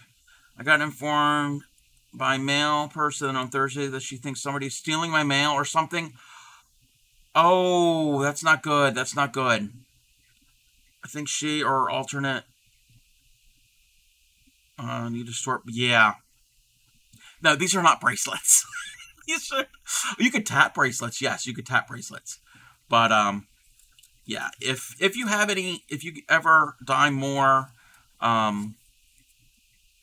thread, I would love to see what some of the colors that you come up with. Do you want me to ship to an alternate address? Oh yes, that'd be really cool. That'd be cool for you to do that for Thunder of Dragons. But yes, So Royal makes some beautiful stuff. Does not fit in your mailbox to be a porch delivery. Where was I? That was 28. We need to go to 29. Oh, 29 through 31. I don't have to count. How that happened to me, end up getting a P.O. Box. Yeah, there are porch pirates and mailbox thieves. Apartment building, haven't had any. Okay.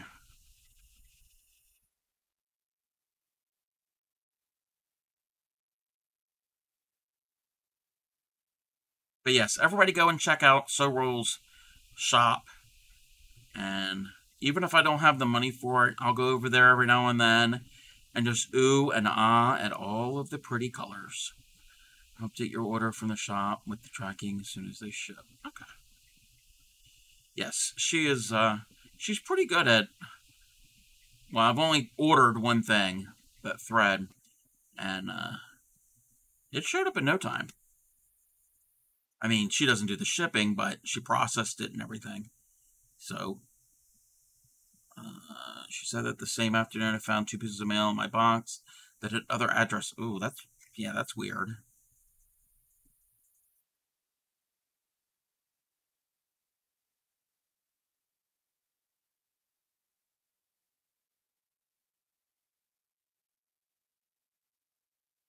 Add it to my bookmarks. Yes, we are enabling you.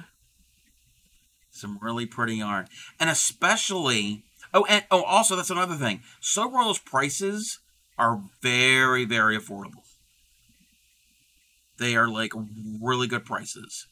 And that is a good thing if you're new to fiber arts and you want to try something other than just acrylic, which nothing wrong with acrylic, but it can get boring. And if you want to kind of get something a little bit nicer, then check out some of that.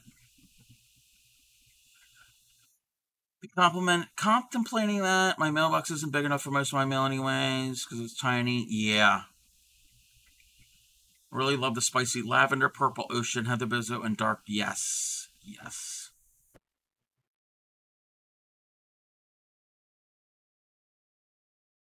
Ah! I am losing this. So that was my goal to learn to knit, is to use that yarn in a knitting project. Purple Ocean is by far most popular colorway. Been using hand-dyed yarn. Oh, okay, so you are using hand-dyed yarn. Try to keep it affordable. Only charge enough to buy more yarn. Yes. Yeah. That's the way to do it, is to make it affordable, but so you're not underselling your stuff. Pricing can be a little tricky with handmade things. Using it for the border. Oh, on corner to corner. It's so gorgeous. I'm in love. Yes, yes. You don't have You don't have to give me. Oh, we're gonna have an ad starting. You don't have to give me an affiliate code. I like supporting great people and other fellow creators and streamers and small businesses. Yes, the black sheep meat one is really nice too. Got it a while back, and the coloring just happens to coordinate with the corner to corner. Very cool. Very, very fun. What's in the advent? Yeah, I've never purchased any. I've never done an advent of anybody. Affiliate code Dirty Hooker. That's funny. Wow. Okay, we're at ad, so everybody probably can't hear me, or most people can't. Oh, she did not. She.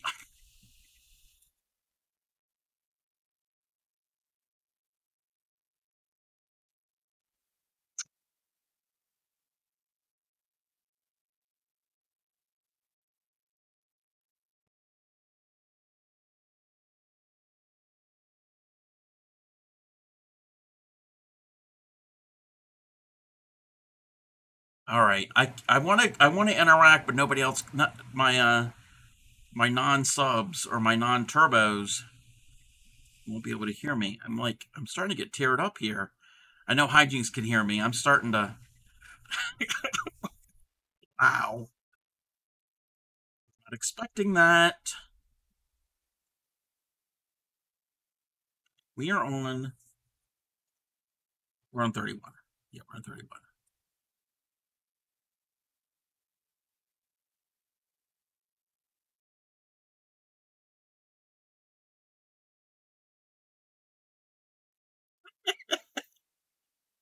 Thank you for being my translator.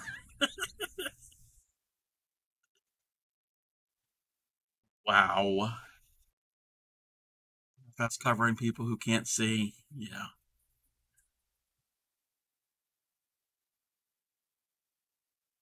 10 ads. Wow. Distracted.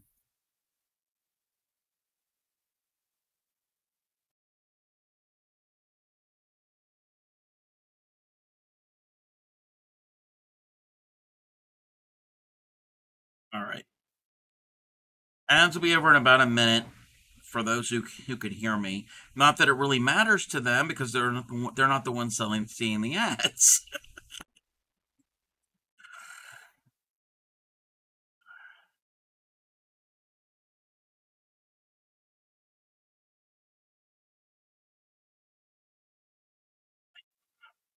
And I'm losing the thing.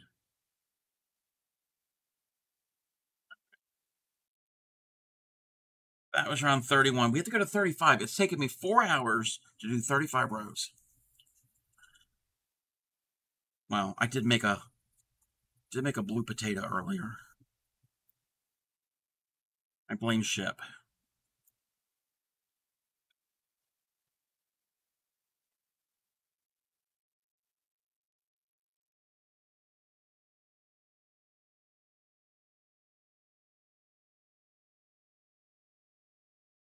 All right, we're back. Okay, let me catch up with chat. Yeah, got a while back. Yeah, I can't believe So Royal has a new affiliate code, Dirty Hooker, get you 10% off. Wow. She is so sweet for doing that. But yes, use that. You can save some money. What does it say? Plus every sale, that code. I get no. I don't need a shop credit. I don't need a shop credit. Have to remember when I go to order the first time. It's amazing. Yes, she is amazing. Wish you hadn't lost all your money at the casino. Starting to get teared up here. Yeah, that's what I was saying. I was tearing up because I wasn't expecting it. Hassaf covering people. Twitch feed for biggest advocates. Got to do what I can. Yes, we all try to support each other. That is the important thing, and that's the beauty about the makers and crafters here on Twitch. Is it's all collaborative and not competition. Yadarika got 10 ads. Oh wow. Gotta quit getting distracted. It's 10 p.m. 11 p.m. I need to get this blanket. 7 ads. Okay, So Royal. Okay. If you need to go and attend to the crotch goblin, you're not wrong. Viewers are the whole reason. Found your channel. Yes. It's pretty fair to blame Shep. Yes. Actually, no. It was also Supreme. She was crochet. Excuse me. And I was showing them how to do increasing and decreasing in amigurumi, especially the invisible decrease. Comes the fourth and fifth person here talk about soils. They are so nice. They are so beautiful. Again, I only have that one skein and those two little spools of the thread. It's gorgeous stuff. Okay, we're at 32. Single and 3 and then decrease? Yes, single and 3 and decrease. 1, 2.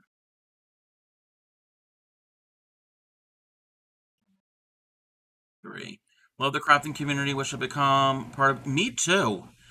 Okay, I only knew that Twitch had makers and crafters since like the summer of 2022. I'd heard about Twitch being a gaming site, and friend of mine, you know what? I need to shout him out. I haven't shouted him out in a while.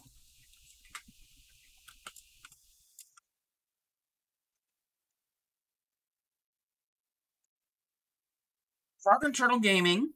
My friend, I've known him for well over 15 years online. He plays a bunch of video games. He plays World of Warcraft, Fallout, a bunch of the Skyrim games. There's a bunch of other ones he plays. I don't know anything about these games, but I know him as a friend. So I pop into his stream every now and then and give him a hard time and pick on him. He is the one who got me into streaming. He said that I should stream. He's the one who told me that people crochet and do arts and crafts on Twitch. I did not know that. And he is the reason I am here. So everybody go and give him a follow. He has been streaming for many years. He's not even an affiliate yet. So if you are able to, he streams Mondays, Wednesdays, and Thursdays, 4 p.m. to 6 p.m. Eastern Time. He's got enough followers and he's got enough streams per month. He just needs the viewer count per stream, the average. So go and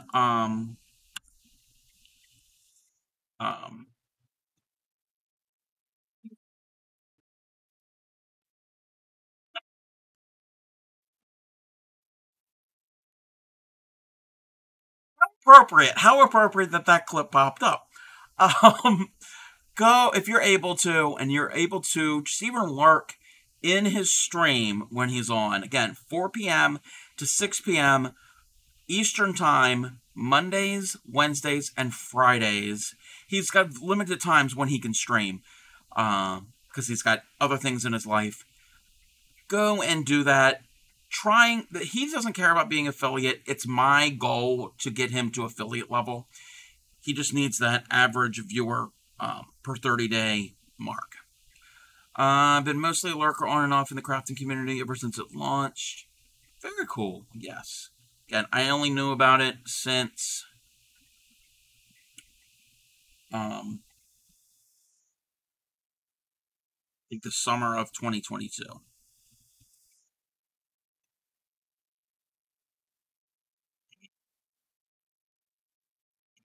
Oh, we can bring back the music. Bring back the music, and hopefully it's not too loud. Hey there, Witchy Weaver. Yes, I am up. Actually, it's not too late. Well, I did start a little later than normal. All right, I got to turn the music off again because we have another shout out to give out. Go and check out Witchy Weaver. She is one of the newest affiliates. She has access to buttons. And she does all different types of crafting as well. Crochets, she diamond paints. She's needle felting with her son on stream. Painting on glassware. What else do you do? What else do you do?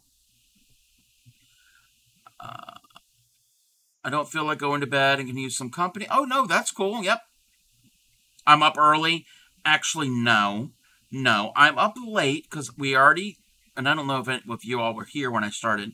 We're blaming hijinks. 1, 2, 3. We're blaming hijinks because last night she taught Wild how to crochet, and I had to be there. So I was there for the entire stream.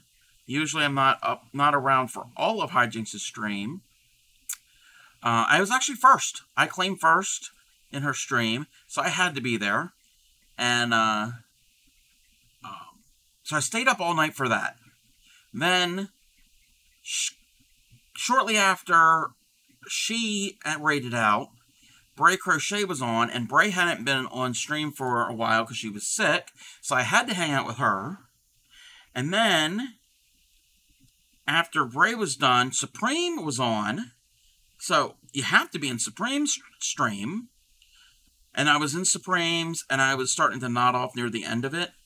And then I made an announcement on my Discord. I think I made it saying it was going to be late. So I was about an hour and a half, 2 hours late starting stream.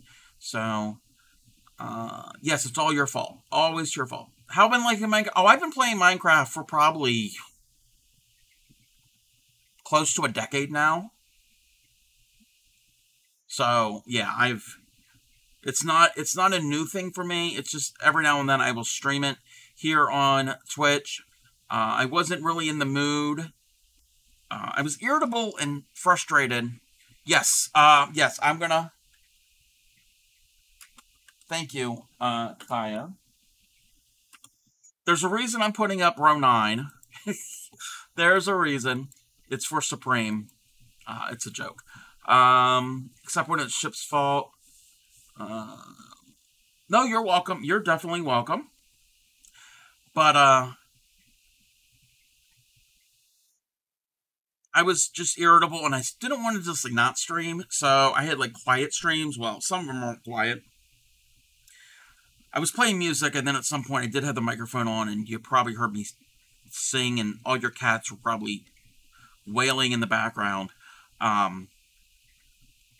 But I play Minecraft differently than a lot of other people play. I use it as a relaxation or a meditative type tool where I can just zone out, and all I do, and it might sound boring, but again, it's just to chill out and do mindless things. I will just mine a big pit. I will have this big pit I'm working on and hand mining block by block and not building anything. Or if I am playing it other ways, I play either creative and I will build, or when I'm doing this mining thing, it's survival but peaceful. So there's no mobs, I don't have to worry about eating, any of that. Kids love it, and there's a channel on YouTube where there's 3 AI voices mimicking the last 3 presidents. Yes, I have seen that one. I have seen that YouTube channel. But that's how I play Minecraft. I don't do it. I don't do battling. I don't fight the things. I'm more of a builder. So that was 32. 32, and then wait, I gotta count. Let me count. We should have 24 stitches.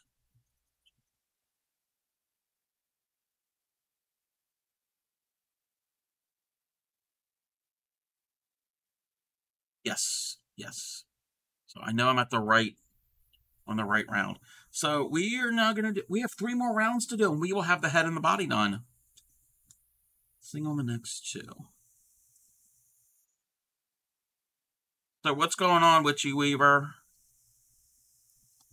The next 2.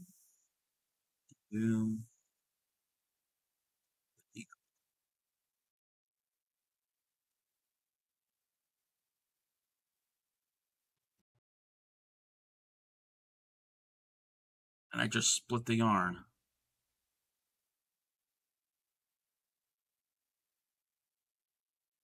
We can now bring the music back. Boarding bedtime. Yes, yarn splitting sucks. This yarn doesn't split as much. One thing I have found that if you use Karen's Simply Soft acrylic yarn, it's silky and smooth, and I love the feel of it, but it can split like nothing. So it's not my favorite to work with. But then there's other people who love to work with it. There's a couple community members that's one of their go-to yarns. Amazon shopping. Ooh, nice. What are you looking for? I'm being nosy.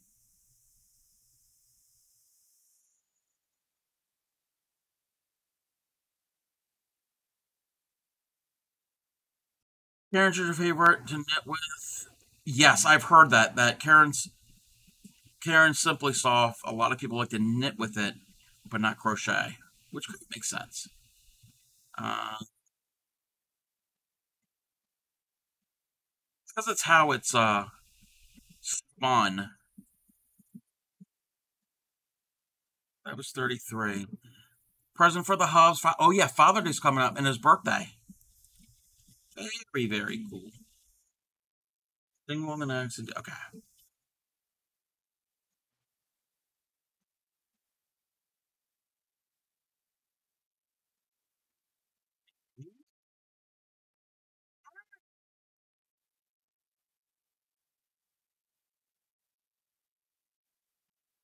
It's also because this is a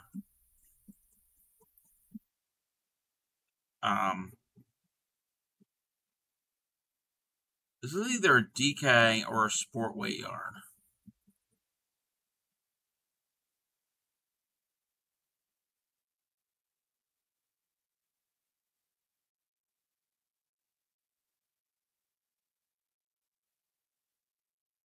And I am using a 3.5mm hook, and these are some tight stitches. I am a tight hooker, apart from being a dirty hooker. Favorite is Yarn Beast Soft and Sleek. I've never used that. So don't really have a favorite as far as crocheting. Just so you don't enjoy. Yes. My favorite is Loops and Threads Soft Classic from Michaels for a worsted weight acrylic. This is not that yarn. I like it because it's got a nice, it's soft, but it's not super soft. And it's got a nice loft to it. It's kind of, it's got some like fullness to it. It has a nice texture. That's all I've really worked with until tonight. Working with a pinch. DK, yes. Next project using Yarn Beast Soft Sleek DK, yes.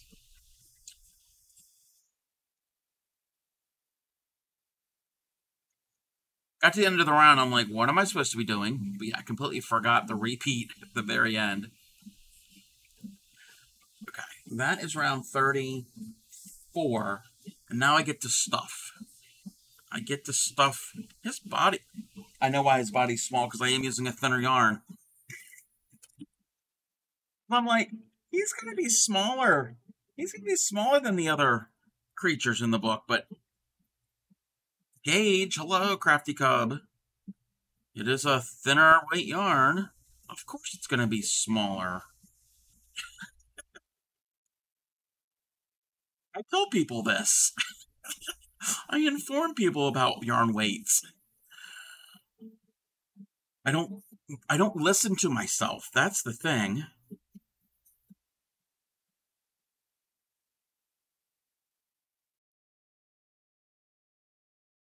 But like I said, Loops and Threads Soft Classic is my favorite, because usually I go to Michael's because they have a little bit larger selection than, definitely larger than our Joann's. Our Joann's has like an aisle and a half. And our Hobby Lobby, I think, has 2 aisles of yarn. And our Michael's has like 2.5 aisles. Don't know what I'm going to do with myself. I want to work on the squares, but I want to work on my mesh top. But I want to work on some amigurumis. Oh, you have the Imkins book? Should probably work on the butterflies. Okay, wait a minute. Squares, top, Amy's, butterfly. So last night you had 4 hands. So now you need 16 hands to do all of those at the same time. Welcome back, So Royal. Welcome back. So Royal, you did not have to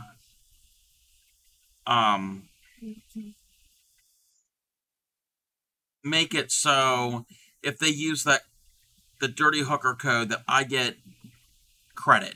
You did not have to do that. Hobby Lobby is more than Michael's. Joanne seems as a bit more. Oh, okay. Yeah, it all depends on your area. Some stores are bigger than others, and it all depends on what sells. That's the thing with retail in general. Some things sell better in different areas. Clenneth gifted you the book. Oh, very, very fun. Same amount as Hobby, like different choices. Joann's is 5 aisles. Oh, 5 aisles of yarn plus the back wall. Oh, yeah, our Joann's is tiny, tiny. Yeah, we don't have. Joann's and Michael's are across the street from each other, and they compete. Oh, yes, yeah. Yeah, that usually happens. Pretty much no yarn. Ah, you're right. It didn't have to. I wanted to. Well, thank you. Thank you. I appreciate that. Yeah. Well, we have multiple of all of those. Like, I live in a major metro area. And we have multiple Michaels, multiple Hobby Lobbies, and multiple Joann's. But the closest ones, the Hobby Lobby isn't really across the street from the Michaels, but they're really close to each other. Joann's is tiny. There's not another Michael's Joann's for like 45 miles. Ah, Backwall's amazing. I haven't bought yarn. Yeah, there is one of those stores in my region. It's not real close. That has one of the big ones with the wall. We don't really go over there. It's a little bit further out. I mean, it's not too far, but it's not close. So when I can afford yarn, hoping to get some. Yes. And again, So Royal's prices are very reasonable for hand-dyed yarn. But yes, go and do it. And now you can use the code Dirty Hooker. And then not far from my Joann's, there's a yarn shop. Yes, we have some local yarn shops. I'm walking distance of a Hobby Lobby, but I don't drive to both. I have to drive to both Michael's and Joann's. Saving a little bit extra money this month to do it. Nope, I get it. I get it. 2, 3, 4, 5, 6, 7, 8.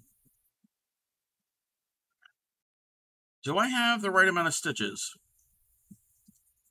4, 5, 6, 7, 8. 9, 10. Yes.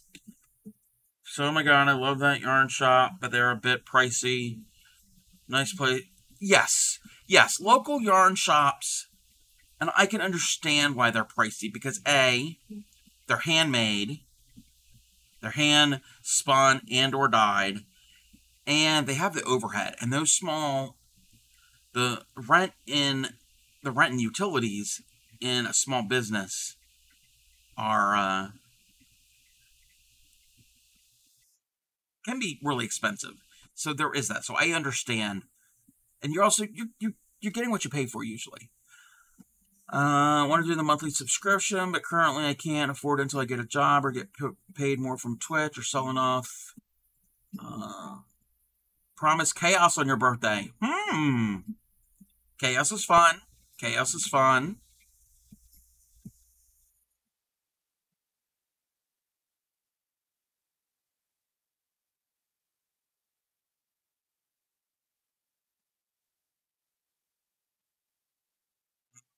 Birthday slide to be undetectable and refuse to stream on your birthday.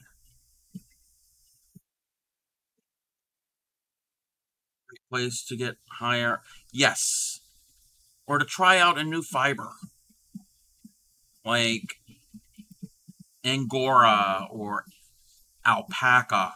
I have, and this isn't from a local yarn shop, I have a alpaca acrylic blend, a cake of it. It's a big cake. It is so soft. I am in love with it. I don't know what I'm going to do with it. Okay. I'm attempting to do this last round, and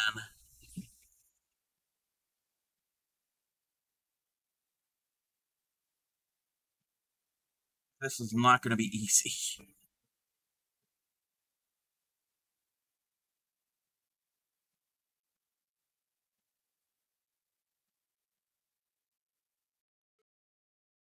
So, can't look at chat right now.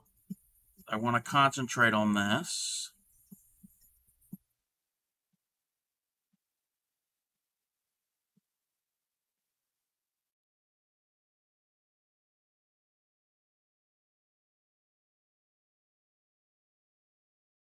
Okay. Now I can cut my tail, and I can weave this in. I don't want that needle. What I do, although my parents are paying for my ears to get pierced with 2 piercings each year to help acupuncture areas when he gets scheduled. My birthday every year on Twitch. I've been a streamer. You've been streaming for 10 years? Wow. I did not know that. And I know you did games first.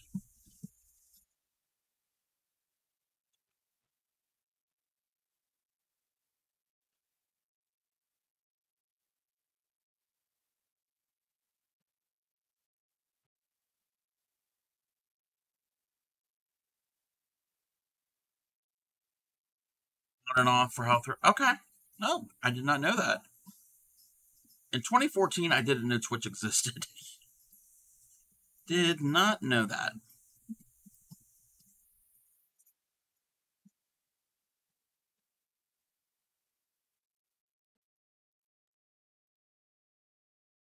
Okay, it took me 4.5 hours to make that.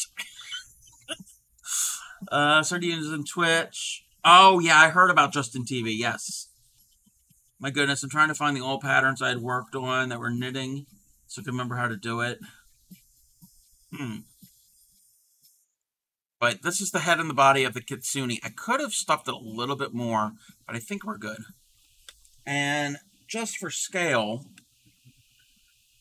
me and Jinx are birthday twins. Aww.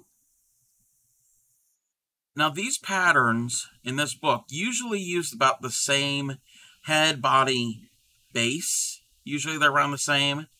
So, the Kitsune is going to be a little shorty. It's going to be a shorty compared to the jackalope. That's the top of the head.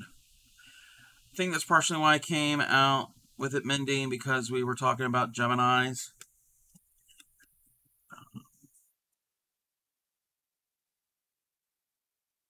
Yeah, I don't know if my birthday is visible in my profile or wherever, but I mean, I announced it. I don't know if I streamed on my birthday this year, but I did mention it. But it's not a big deal to me. To me, this is me. Birthdays is just another day. It's like, oh, it's Thursday. So I've got that done. Not a big thing. Yeah. All right. What do I have to make now? I have to make a snout, ears, the belly, the arms, the legs. 9 tails. Yeah, that's not getting done right now. That's not getting done tonight. It wasn't something I celebrated, not since my mom passed in 2016, but knowing I can spoil you, I'm going to find a way to figure out just to send you something. Aww. That's so sweet. All right. It's been 4.5 hours. I am getting tired. I ate before I streamed, but I'm also getting a little hungry again. Now, let me put my thread. Again, the gorgeous thread from So Royal. I'm going to put it back in the bag that it came in, just so it's protected and doesn't get dusty. The hooks can be dirty. The thread can't be.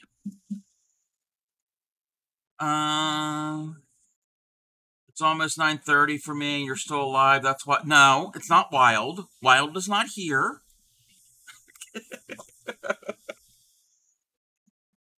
Yeah, it's after 12:30 here. Well, almost 12:30. All right, let me check something. Did it say Wild? It's Wild. Yeah. I think I might have enough for the rest of the body parts. This is all I have left of this yarn. Yeah, I think I have enough. Push the yarn on the floor further into the corner out of view. Uh-oh. Uh-oh.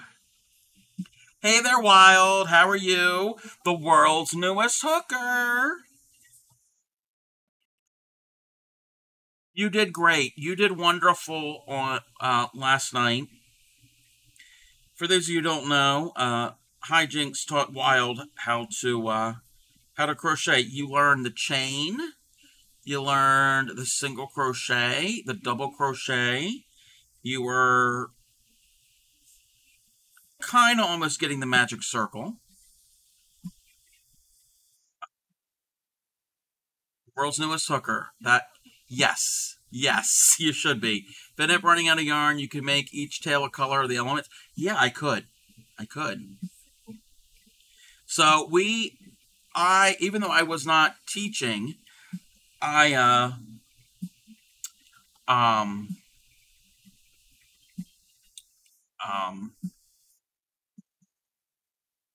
told Wild that he has earned his red feather boa. Because the other week when I was teaching Tatter how to crochet, Grammy ETC was in here, and Grammy ETC has a madam costume, a Wild West brothel proprietor costume with a red feather boa. And so he is now a newest member into the brothel hood of Hook-ers, and can get has earned his red feather boa. Kind of like karate, how you earn the different belts. Let's see. Let's go Magic Circles a bit. Oh, I'm going to show you something for Magic Circle. I don't have it here, but I'm going to show you something in 1 second. I don't think I didn't see you. Hyperfixated. It's having issues gripping the arm with your pinky and ring finger. Think those giving me issues? Yes. My doom piles are a secret. I'm a walking tornado. Starting to catch up. All right. So, okay. I am going to... And I posted this in your Discord, Hijinks. And Where is it? Where's the thing? Now, this is not my creation. There is somebody, I don't know who it is. They made this tool. They made this tool, and that's the link for it. It's a magic ring guide. You saw that? Stop trying to do that and just wrap it around my first 2 fingers. Sometimes, yes. This is a guide. Right now it's sold out, but you can easily make this out of like heavy cardboard or an old credit card. So this is something that you can purchase or you could make. And we were talking about Drewby Zoo. I was making the little creatures from Drew's book. Oh, wait, that's not what we want. That's not what we want. All right. Oh, wait. So this is Drew's, how do I make this larger? I think I have to make it larger this way. Drew did a video on this, and hopefully we can hear this. So this is Drewby Zoo. This is the one who designed and wrote the book that I've been making these Ammies from. And this is him demonstrating that little card. Really cool to share with you. I was scrolling videos, saw the Lousy Llama posted an invention that she made. This is me fumbling. This is the magic ring guide. This is brilliant. Right there, and then so you take your guide and follow the numbers. This little note to down to. Wait, you hear it twice? Oh, okay.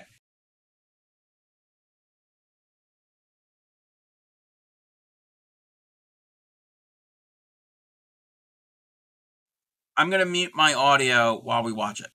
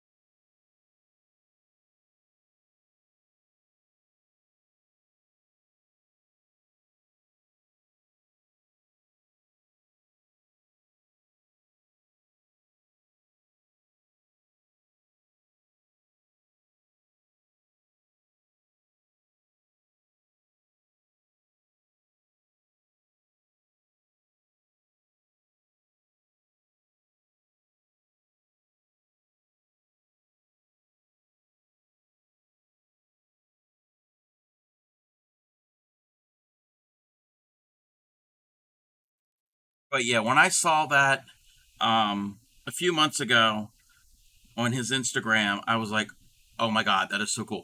And yes, you can purchase that. And I'm all for that. And I think the what is it, the Lousy Llama is a small business, which I mean, I'll support that, yes. But if you right now it's sold out. If you can't get it and you want that, you can make yourself one in a pinch. It's making the circle itself fine, but it was a single. Yes, and that little tool could open it up. So, want one of those? It is genius. You're making one very soon. Yes, do it, Wild. Do it. Need the site. The site. I just posted it. Give me a second. So that right there is the site. Crochets and loads the yarn with the same hand holding the hook. Yes. Hey, there's no right or wrong way. Everybody does it differently. Yeah, and it's just a card. And again, like I said, you can use heavy piece of plastic, an old credit card, or those little mailer promotional type little fake credit cards, and a pinch. Heavy cardboard. So when I saw that, I'm like, it just makes sense. It does the same thing, but it holds everything open. All right, let me move my yarn to the side. Oh, what's that? Okay, those are other. It's been about 5 hours. I am getting tired. Magic Circle is going to help him a lot because one of the main reasons he was tempted to learn is to make ammies. Yes. Yes, and also, and we had mentioned this, I think we mentioned this last night. If he gets newer yarn, because the yarn he was using was fine, but it wasn't as lofty. It wasn't as fluffy, I guess. You don't have to have a super fluffy yarn, but this is Loops and Thread Soft Classic, and it's got some little bit of body or some loft to it, opposed to whatever this is. This is some old scrap stuff that's pretty thin and flat. And even if, and I think he said he wanted to possibly do blanket yarn, which is much thicker, that could help. He needs something a little tighter. Yes. Yes. You could do it, Wild. You can do it. And then you'll be like the Crafty Cub. And I've only been doing ammies since September? October? So you can have ammies like this. These are the ones from Drew's book. We just saw Drew. So he's the one who designed all of these. You can also make hamster, if you know about the hamsters. And then, again, there's all different types of ammies. And then the other things, we've got my barnyard animals. So this is like a bunch of my amigurumis. I've made a lot of them lately. And I made the bag to go with it. We don't need the bag right now. Or we can do candy corn. Where's my other Ammy? My very first one. Oh.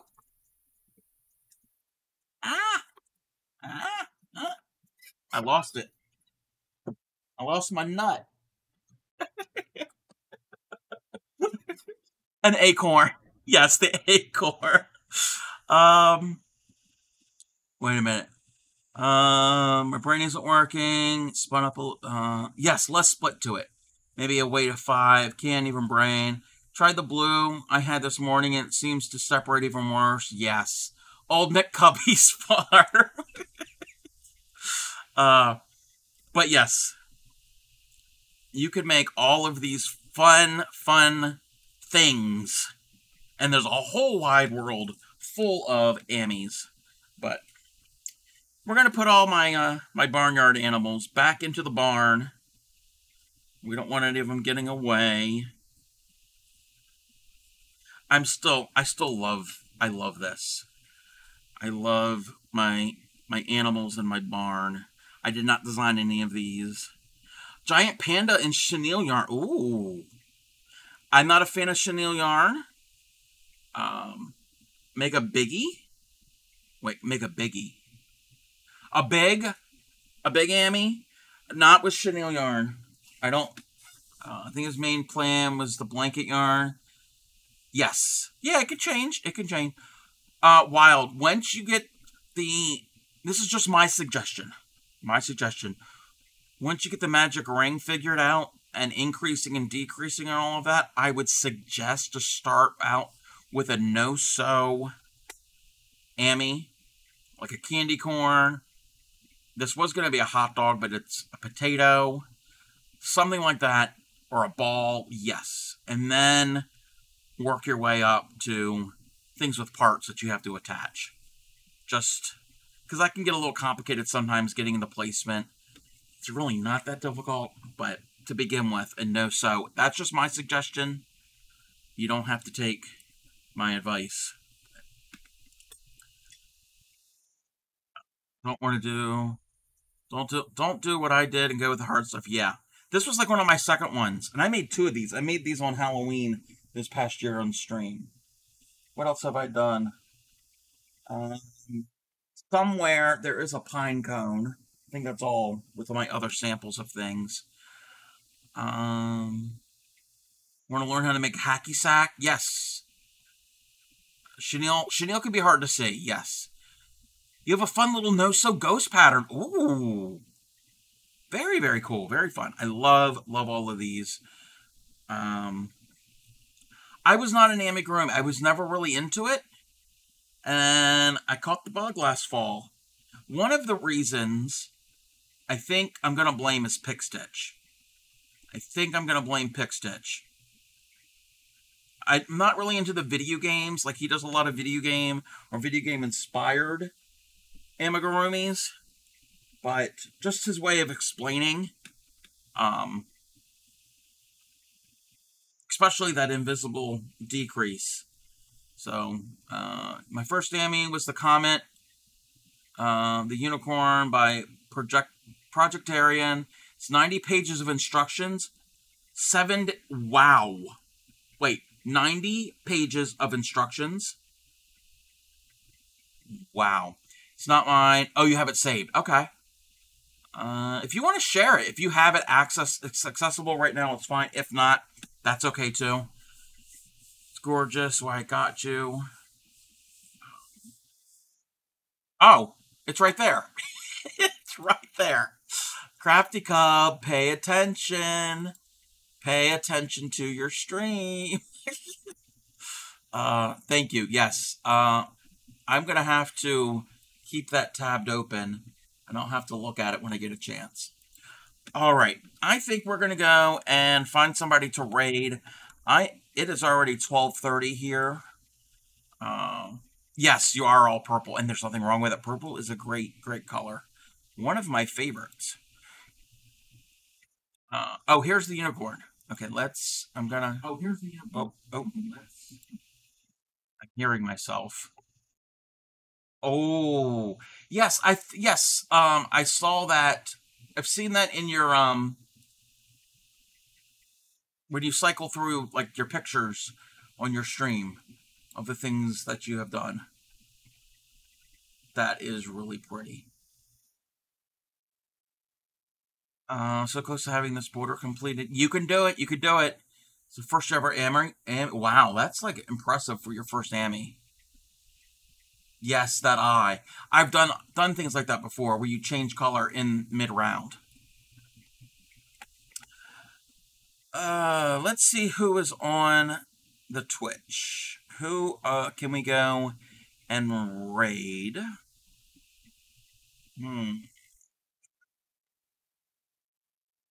lot of people are playing games right now. Actually, wait a minute. I gotta click on the thing. Gotta click on the thing. Bear with me, everybody. I don't have a raid target picked out. Okay, let's see. I'm going to try to see if we can find a new friend. You want to try to meet a new friend? Let's see if there's a possible new friend that we can go and meet.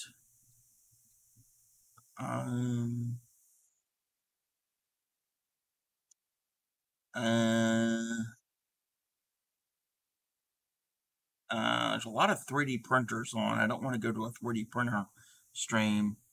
No one's crafting on yours? Yeah, there wasn't really much crafting on mine too, so that's why I'm going and I'm browsing.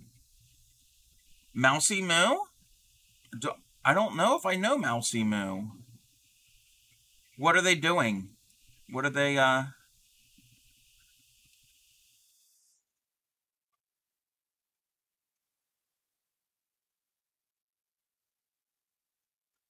Stebus is cross-stitching. Seribot? you want to go raid Seribot?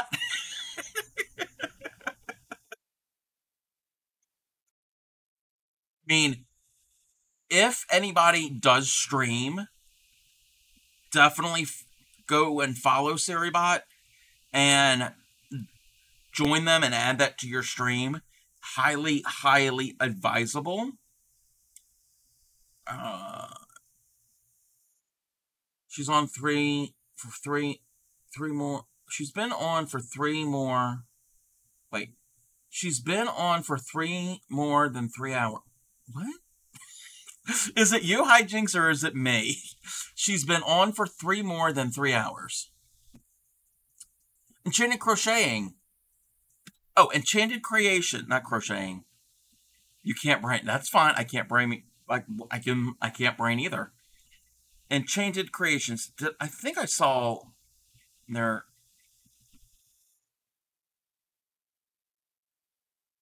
Yes. Yes, they are. I think they're crocheting. Oh, yeah, I have never been to their stream. Looks like they're doing some tiny. Oh, yes. Yes, that is who we're going to go and right into. They are doing some really thin crochet thread. All right. You know what? Let's get a raid call. Let's find the raid call.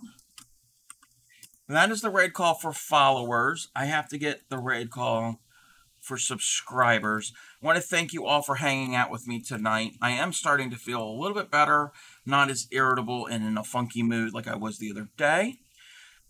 And go and copy those raid calls and give Enchanted Creations a follow and a lurk if you can't hang out. And we're going to see what they're doing.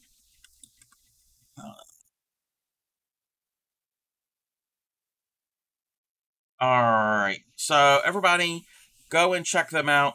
I'm going to be on again tomorrow. My plan is at 6 p.m. Eastern to work more on this Kitsune. I think that's how you pronounce it. No, thank you. Thank you all for being here. I appreciate each and every one of you. I will be on again tomorrow.